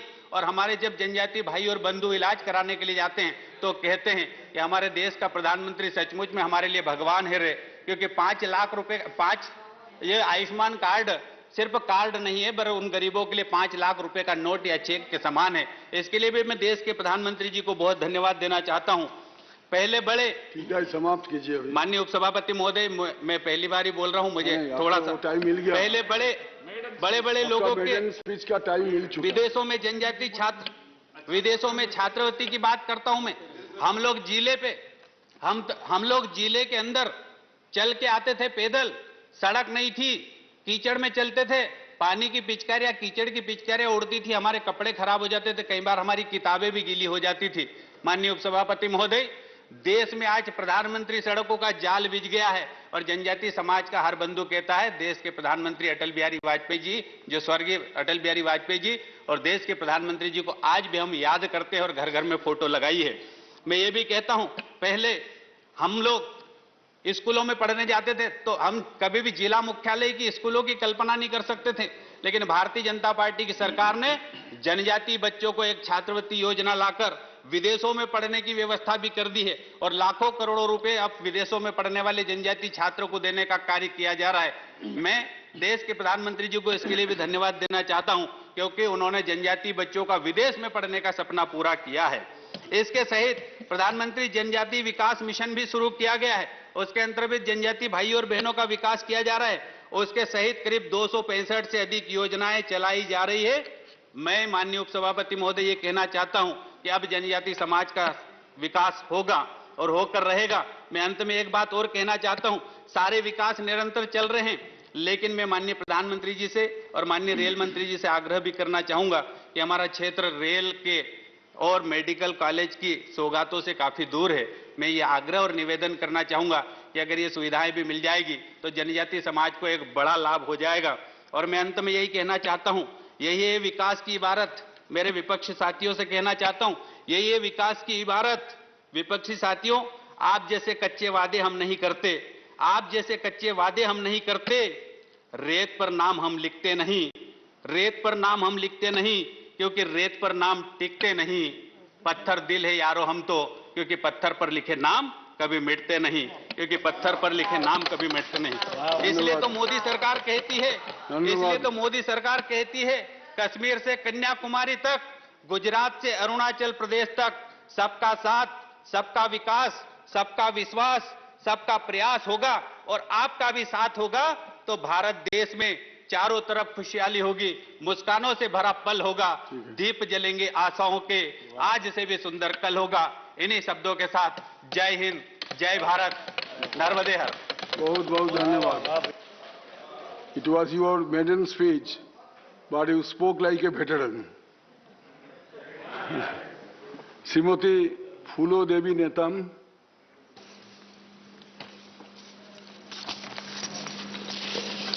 धन्यवाद उपसभापति महोदय।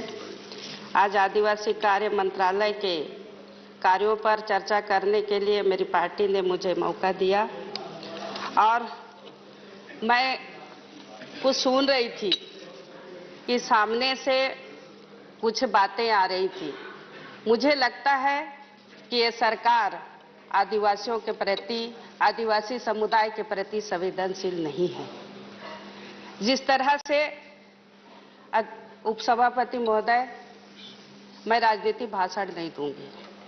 हमारे पास कुछ आंकड़े हैं, मैं उसी को बताना चाहूंगी कि यह सरकार का 9वां बजट है। पिछले 8 सालों में कई बजट पेश हुए, जिसका नाम दिया गया सबका बजट 2015 और 16। विकास का बजट, बेहतर भारत का बजट, नए भारत का बजट, जन जन का बजट और पिछले साल की बजट आत्मनिर्भर बजट। मैं इस सरकार से पूछना चाहती हूं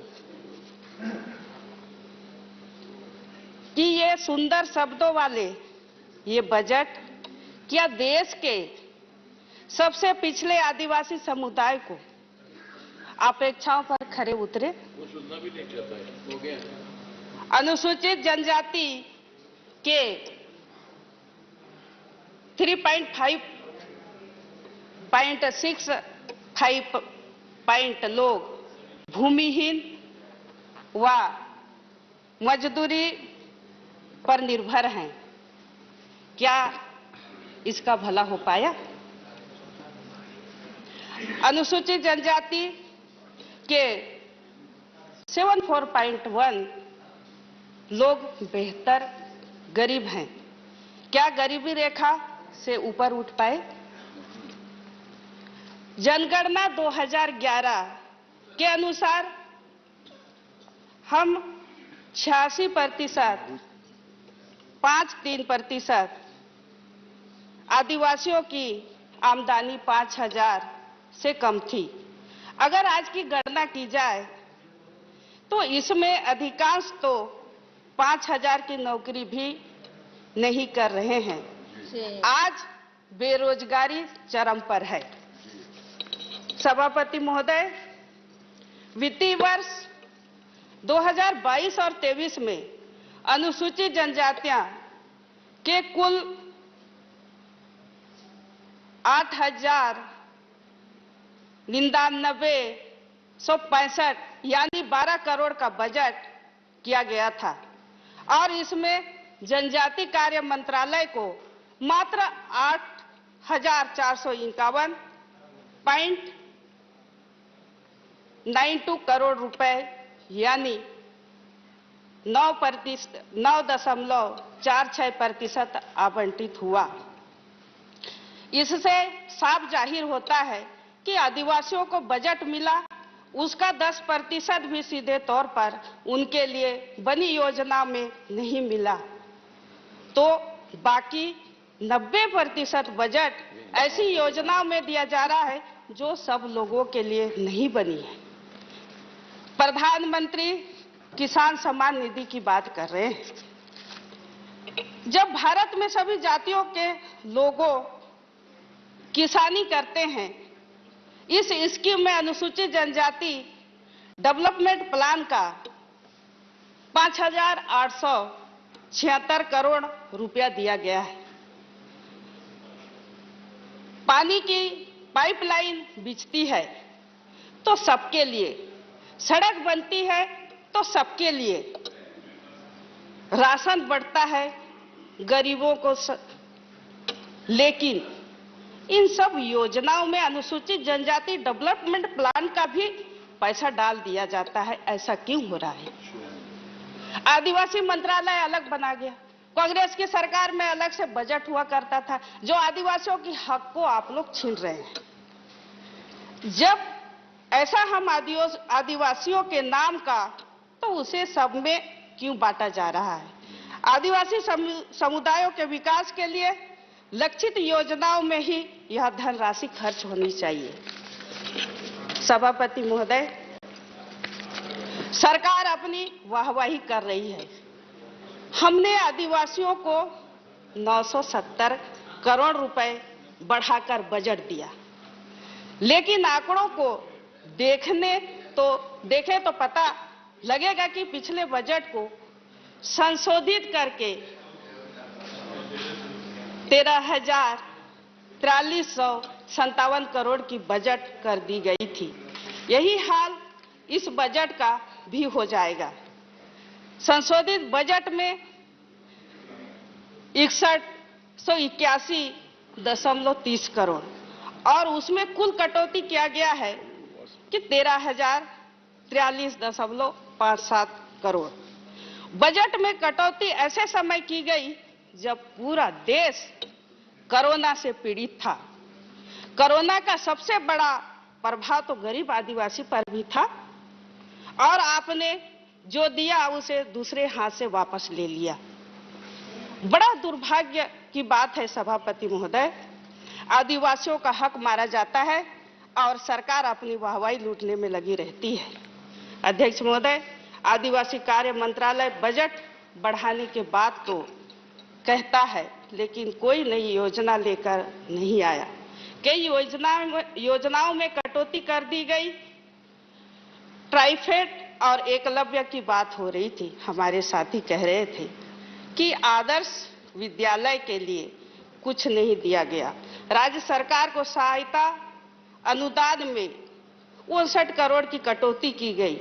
इस योजना की कटौती का सबसे ज्यादा नुकसान तो हमारे आदिवासी को होगा, खास तौर पर आदिवासी राज्यों में छत्तीसगढ़, झारखंड जैसे कई आदिवासी राज्यों में ये इसका खामियाजा भुगतना पड़ेगा। आदिवासी समुदायों व अन्य समुदाय के मानव विकास सूचकांक के बीच में बड़ा अंतर है। माननीय सभापति महोदय, मुख्यतः आदिवासी समुदाय के लिए आबादी के हिसाब से बजट आवंटित नहीं किया जाता है और आदिवासी समुदाय के विकास के लिए लक्षित योजना का बजट जारी नहीं किया जाता। सभापति महोदय, पिछले वर्ष 2020-21-22 में जनजाति कार्य मंत्रालय को 18 महत्वपूर्ण योजनाओं में कुल 74,84.07 करोड़ रुपए आवंटित किया गया, लेकिन अब तक मात्र 46,049.09 करोड़ रुपए ही जारी किया गया। मतलब सीधा 37% दिए ही नहीं गए। इस तरह से कटौती की गई है। ये आंकड़े मंत्रालय की वेबसाइट से ही लिए हैं, मैंने अपने मन से कुछ नहीं जोड़ा है। सभापति महोदय, अगर मैं बोलूं तो बहुत कुछ बोल सकती हूं, लेकिन सरकार को मैं कहना चाहूंगी कि पिछले साल दिसंबर में जब बजट की तैयारी चल रही थी, तब मैंने माननीय वित्त मंत्री महोदया को एक पत्र लिखा था कि उसमें कुछ सुझाव भी थे। आज सदन में मैं पुनः मांग करना चाहती हूँ। देश की आबादी में 8.6% हिस्सेदारी रखने वाले आदिवासी समुदाय के आवंटित किया जाने वाला बजट जनसंख्या में हिस्सेदारी के अनुपात में आवंटित किया जाना चाहिए। अनुसूचित जनजाति के लिए आवंटित बजट लक्षित योजना पर ही खर्च किया जाना चाहिए। अनुसूचित जनजाति के लिए बनी योजनाओं के क्रियान्वयन के लिए आवंटित बजट की पूरी 100% राशि खर्च होना चाहिए। आज देश का किसान महंगाई से मर रहा है। उसकी आमदनी तो दुगुनी नहीं हुई, बल्कि कृषि लागत 4 गुना बढ़ गया। माननीय सभापति महोदय, मेरा सुझाव है या मेरा मांग है कि हमारे छत्तीसगढ़ में गोधन योजना, गोठान योजना चलाई जा रही है, जिससे किसान स्वावलंबी हो रहे हैं। केंद्र सरकार इस योजना को पूरे भारत में लागू करे ताकि किसानों को इसका फायदा मिल सके, जिससे किसानों की आमदनी बढ़ सके। माननीय सभापति महोदय, सामने वाले हमारे माननीय सदस्य कह रहे थे और मुस्कुरा रहे हैं, मैं देख रही हूं, हमारे छत्तीसगढ़ में गृह मंत्री भी रहे हैं और नक्सलाइट प्रभाव वाली क्षेत्र की बात कर रहे हैं। सभापति महोदय, निश्चित तौर पर छत्तीसगढ़ के बस्तर जैसे इलाके में वहां के आदिवासी,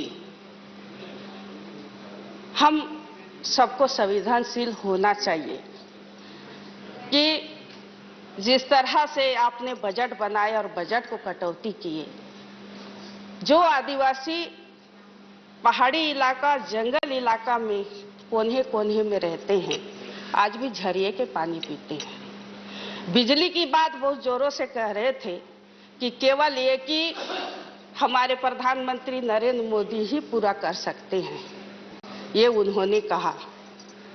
क्या 7 साल के सरकार में, क्या 7 साल के सरकार में क्या किया आपने?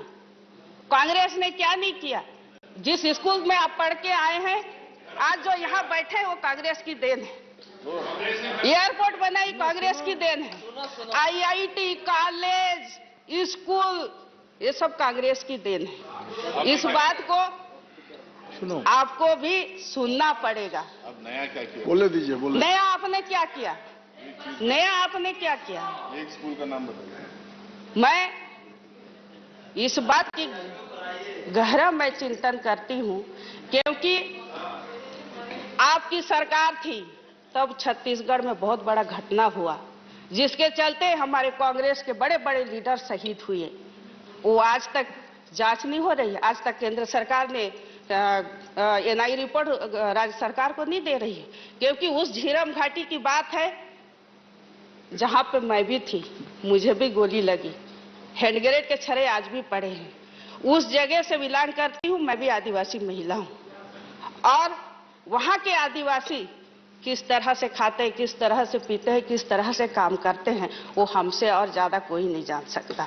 इसलिए मैं निवेदन करना चाहूंगी कि यहाँ की जो बजट आदिवासियों का हक का है, कटौती की जाती है, वो बजट कटौती ना हो, उनको बराबर हक मिले और 100% वहाँ पे खर्च हो, आदिवासियों के लिए खर्च हो, पक्का घर बने, बराबर पीने का पानी पहुँचे, बराबर बिजली पहुँचे। जिस तरह से आपने कहा कि बिजली हमने लगाए, राजीव गांधी विद्युतीकरण योजना के तहत बिजली लगी है गांव-गांव में। गांव-गांव में पंचायती राज के माध्यम से वहां पे विकास हुआ है और वहां के आदिवासी किस तरह से बम के ऊपर महुआ बीनते हैं, तेंदू बीनते हैं, चिरौंजी बीनते हैं, वो वहां के लोग जानेंगे।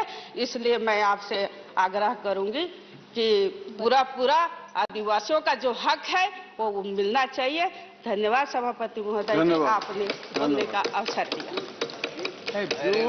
श्रीमती समाप्तिया उइके जी, संपतिया, सॉरी, श्रीमती संपतिया उइके जी। बहुत बहुत धन्यवाद माननीय उपसभापति महोदय जी। मैं सबसे पहले तो इस बिल का मैं समर्थन करती हूं और माननीय, ये बिल नहीं है, सॉरी, इस अनुदान मांग की मैं समर्थन करती हूं मंत्र और का चर्चा है, मंत्र का चर्चा। हाँ, सहमति प्रदान करती हूं और साथ में हमारे माननीय मंत्री जी को बहुत बहुत बधाई देती हूं। जिस तरह से माननीय मंत्री जी ने झारखंड के भोक्ता समुदाय के ऐसे जो बहुत लंबे समय से, जब उस समय में कांग्रेस की सरकार थी, तब से लगातार वो मांग कर रहे थे कि हमको अनुसूचित जनजाति में लिया जाए, और मैं इस नाते भी बहुत बहुत बधाई देती हूँ उस क्षेत्र के, झारखंड क्षेत्र के समस्त उस समाज के सभी भाई बहनों को और उस क्षेत्र के माननीय हमारे यशस्वी मंत्री जी को कि उन्होंने अच्छा निर्णय लिया। साथ में जिस तरह से हमारे पूर्व वक्तागण बोल रहे थे और हमारी अभी छत्तीसगढ़ से हमारी सहयोगी बहन बोल रही थी कि चूंकि मैं आदिवासी समाज से हूं और उस समाज की हम सबसे ज्यादा अच्छे चिंता कर सकते हैं, मैं यशस्वी हमारे पूर्व प्रधानमंत्री जी अटल बिहारी वाजपेयी को धन्यवाद देती हूं कि उन्होंने यही भाव लेकर के जिस तरह से आदिवासी मंत्रालय बनाया और सबसे पहले आदिवासी जनजाति मंत्रालय में आदरणीय फग्गन सिंह कुलस्ते जी को, ज्वेल राव को केंद्रीय मंत्री बनाए और जिसके कारण से लगातार हमारे भारतीय जनता पार्टी सरकार ने हमारे आदिवासी जनजातियों की चिंता की। माननीय उपसभापति महोदय जी, अभी मैं भाषण सुन रही थी। हम जिस तरह से सुबह उठते हैं और सुबह उठ करके हम लोग सबसे पहले हम लोग शौचालय को जाते हैं और वो शौचालय बनाने का भी काम यदि किसी ने किया है तो आदरणीय हमारे देश के यशस्वी प्रधानमंत्री ने किया है।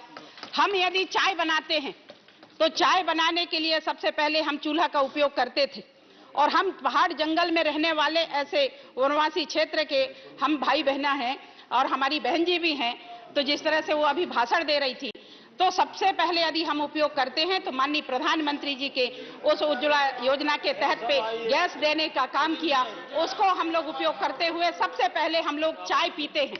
इतने ही नहीं, जिस तरह से माननीय प्रधानमंत्री जी ने जनजाति समुदाय के लिए चाहे वो स्वास्थ्य की सुविधाएं हो, अभी हमारे भाई सोलंकी जी कह रहे थे स्वास्थ्य की सुविधाएं में लगातार मध्य प्रदेश की सरकार ने जिस तरह से चाहे गुजरात की सरकार हो आदिवासियों के लिए सिकल सील की एक बड़ी बीमारी।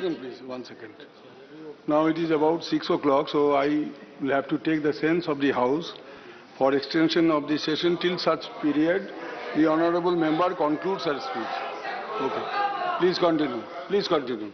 तो जिस तरह से स्वास्थ्य सुविधाओं को लेकर के जनजाति समुदाय की चिंता हमारी सरकार ने की और लगातार चाहे वो गुजरात हो, मध्य प्रदेश हो, चाहे वो उत्तर प्रदेश हो, पूरे देश में लगातार ये काम कर रहे हैं। इतना ही नहीं, शिक्षा की यदि हम बात करें तो ये बिल्कुल कड़ू सत्य है कि जिस तरह से 60 साल तक घड़ियाली आंसू बहाती रही कांग्रेस की सरकार ने और वोट बैंक की राजनीति कांग्रेस की सरकार ने आदिवासियों के नाम से लगातार वोट लेते रहे, किंतु आदिवासियों के लिए ऐसे कोई गंभीर योजनाएं नहीं बनाई, जिसके कारण से हमारे जनजाति समुदाय के लोग सिर्फ जंगल पहाड़ में रह करके ही अशिक्षित के रूप में रहे। अभी हमारे कुछ वक्तागर कह रहे थे कि हमारे आदिवासी समुदाय के लोग शिक्षित नहीं हो पाए। ये बात सही है। जब भारतीय जनता पार्टी की सरकार बनी तब लगातार शिक्षा को बढ़ावा देने के लिए आदरणीय मंत्री जी के मार्गदर्शन पे जिस तरह से आज एकलव्य विद्यालय पूरे देश के लिए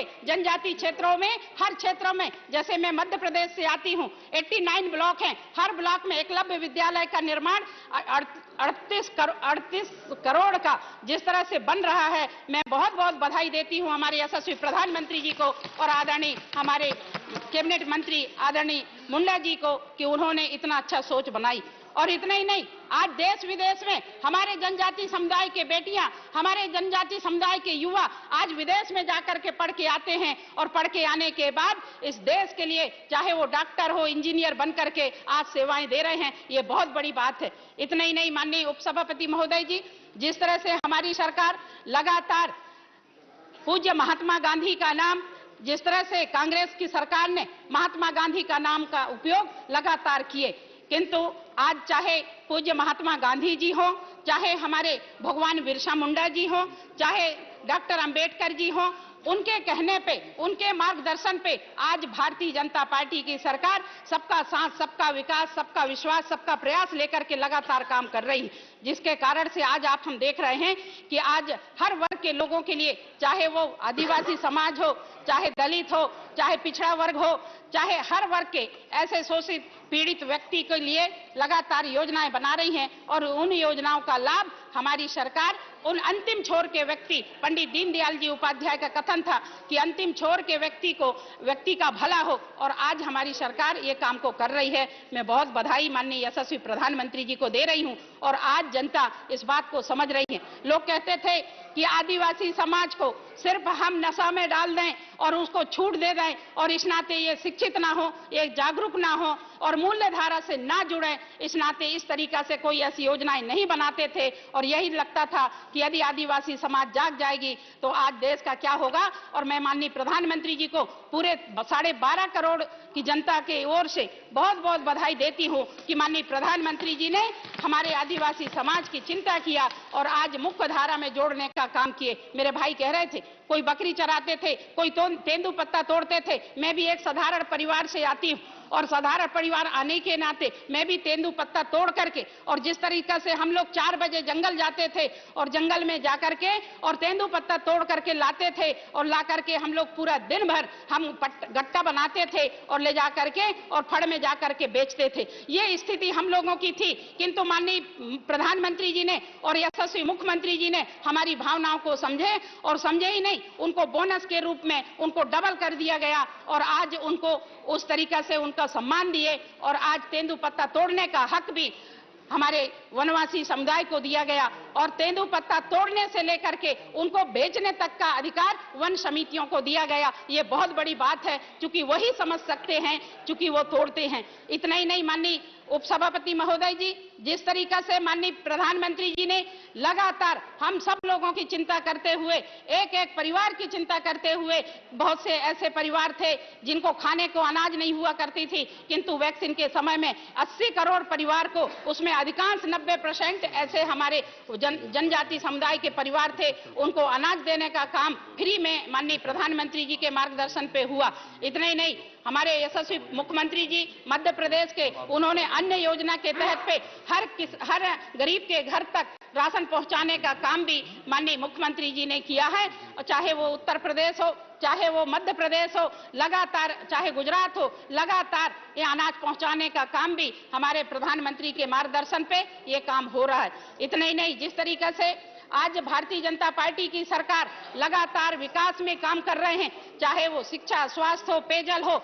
हम लोग जब जंगल पहाड़ में रहते थे, पीने के लिए पानी नहीं हुआ करते थे, उस समय के हम सरकारों से पूछना चाहते हैं कि जो कहते हैं कि हम आदिवासी के शुभ चिंतक हैं, उस समय में हमारे आदिवासी समुदाय के लोग झिरिया पानी, नदी में पानी पीते थे, तालाब के पानी पीते थे, किंतु आज हमारे यशस्वी प्रधानमंत्री जी की देन है कि जल शक्ति योजनाओं के तहत पे आज घर घर तक पानी पहुंचाने का काम यदि किसी ने किया है तो ये भारतीय जनता पार्टी की सरकार ने किया है और हमारे आदिवासी समुदाय के भैया बहनों को एक अच्छी सुविधाएं जल की मिली है। इतना ही नहीं, आज हम देख पा रहे हैं कि जब हमारे आवास योजना, इंदिरा आवास चलती थी, उस समय में 6,000, 12,000, 20,000 रुपया दिया जाता था और जिस तरीका से एक मुर्गी के लिए एक छोटी सी झोपड़ी बनाई जाती थी, ऐसा वो आवास बनता था। किंतु मैं माननीय प्रधानमंत्री जी को आज धन्यवाद देना चाहूंगी कि माननीय प्रधानमंत्री जी ने 1,60,000 रुपया देने का काम किया और आज एक अच्छा चमचमाते हुए मकान उनको मिल रहा है। ये बहुत बड़ी बात है। और हर योजनाओं का नाम आप लोग अपने नेताओं का नाम रखते थे, चाहे वो इंदिरा गांधी हो, चाहे जवाहरलाल नेहरू हो, चाहे राजीव गांधी हो, किंतु मैं हमारे यशस्वी प्रधानमंत्री जी को और भारतीय जनता पार्टी की सरकार को मैं धन्यवाद देना चाहती हूं कि वो सबका साथ, सबका विकास, सबका प्रयास लेकर के काम करने वाले, उन्होंने कभी अपने नाम से कोई योजना नहीं चलाई। माननीय प्रधानमंत्री की योजनाओं के नाम चलाते हुए उन्होंने जिस तरीका से काम कर रहे हैं। अटल बिहारी वाजपेयी ने प्रधानमंत्री सड़क योजना का उन्होंने निर्माण किया और मैं बहुत धन्यवाद देना चाहती हूं कि जंगल पहाड़ तक प्रधानमंत्री रोड बनी और जिसके कारण से आज हमारे ऐसे आदिवासी जनजाति समाज के लोगों को आज रोजगार और मुख्य धारा से जोड़ने का अवसर मिला, जिसके कारण से आज हमारे आदिवासी भाई बहनों को, चाहे वो रोजगार के क्षेत्र में हो, चाहे बिजनेस के क्षेत्र में हो, चाहे वो नौकरी के क्षेत्र में हो, चाहे राजनीति क्षेत्र में हो, हर क्षेत्र में आगे आने का मौका मिला है। मैं बहुत धन्यवाद देती हूं माननीय प्रधानमंत्री जी को। इतना ही नहीं, जिस तरीका से आज लगातार बिजली की बात कर रहे हैं, यशस्वी प्रधानमंत्री जी ने जब 2014 में जब शपथ लिए थे तो उस समय में उन्होंने लाल किले में उन्होंने ध्वजारोहण करते समय कहा था कि हम उन अंतिम छोर के रहने वाले भाई बहन जो दलित पीड़ित वर्ग के हैं उनकी हम चिंता करेंगे और जहां पे बिजली नहीं है वहां हम बिजली लगाएंगे। और मुझे बहुत प्रसन्नता होती है कि सौभाग्य योजना के तहत पे 3 करोड़ से ज्यादा परिवारों को उन्होंने घर घर तक बिजली लगाने का काम भी माननीय प्रधानमंत्री ने किया। यहीं तक नहीं है कि उन्होंने ये भी कहा कि जिस तरीका से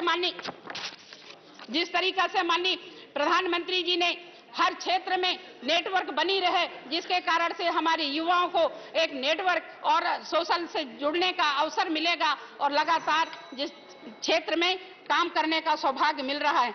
जिस तरह से माननीय प्रधानमंत्री जी ने और हमारे यशस्वी मुख्यमंत्री शिवराज सिंह चौहान ने आज जैसे कि हमारे भाई कह रहे थे कि इतनी बड़ी योजना जो पूरा विश्व में सबसे एक नंबर का प्लेटफार्म यदि रेलवे स्टेशन बनी है तो कमलापति के नाम से माननीय मुख्यमंत्री जी ने नाम दिया मध्य प्रदेश में, और विश्व का सबसे बड़े रेल स्टेशन माननीय प्रधानमंत्री जी की देन है और उसका पूरा श्रेय माननीय प्रधानमंत्री को जाता है, मुख्यमंत्री को जाता है। इतना ही नहीं, जब हमारे कांग्रेस के एक बड़े नेता तत्कालीन मुख्यमंत्री आदरणीय तत्कालीन मुख्यमंत्री जी थे, वो छिंदवाड़ा के रहने वाले थे, किंतु आदिवासी वहां पे पूरा ब्लॉक आदिवासी है कि आदिवासियों के नाम से एक भी ऐसे कोई योजना नहीं बनाई, और योजना ना बनाने के कारण भी वहां पे लोग वंचित रहे। और इसके साथ साथ जब यशस्वी मुख्यमंत्री जी वहां गए तो मुख्यमंत्री जी ने वहां पे शंकर शाह रघुनाथ शाह के नाम से छिंदवाड़ा महाविद्यालय का नाम रखा गया। और इतना ही नहीं, आज हर आदिवासी क्षेत्रों में स्वास्थ्य की सुविधाएं देने का काम भारतीय जनता पार्टी की सरकार ने की, और मेडिकल कॉलेज भी माननीय प्रधानमंत्री जी की देन है कि हर आदिवासी क्षेत्रों में मेडिकल कॉलेज भी खोलने का काम किया, और उसके तहत पे मंडला में एक मेडिकल कॉलेज बनी, जिसके कारण आज हम सब लोग गौरवान्वित हैं। और हर आदिवासी बच्चा बच्चा सभी लोग भारतीय जनता पार्टी के आज अगुवाई कर रहे हैं, और उसके साथ माननीय प्रधानमंत्री जी के साथ पूरे कंधे से कंधे मिलाकर के आदिवासी समाज, पूरा देश आज प्रधानमंत्री भारतीय जनता पार्टी के साथ खड़ी हुई है और हमेशा खड़ी रहेगी। क्योंकि हमारे भाई अभी कह रहे थे, ये वाकई में मैं दिल में हाथ रख करके कह रही हूँ कि जनजाति समाज में रहने वाले हर व्यक्ति आज यदि किसी को भगवान के रूप में मान रहा है तो वो आदरणीय नरेंद्र मोदी जी हैं, जो आदिवासी के हर मसीहा बनकर के, भगवान बनकर के आज आदिवासी समाज के भैया बहनों को आज योगदान दे रहे हैं। बहुत बहुत धन्यवाद। धन्यवाद। Message from Lok Sabha secretary general.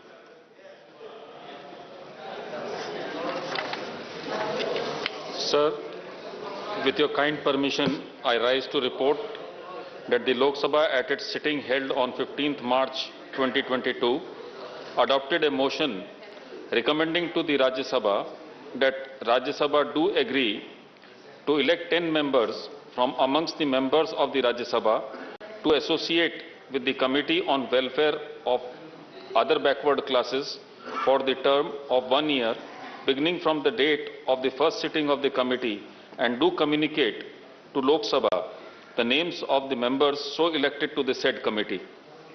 The House stands adjourned to meet at 11 hours on Wednesday, the 16th March 2022.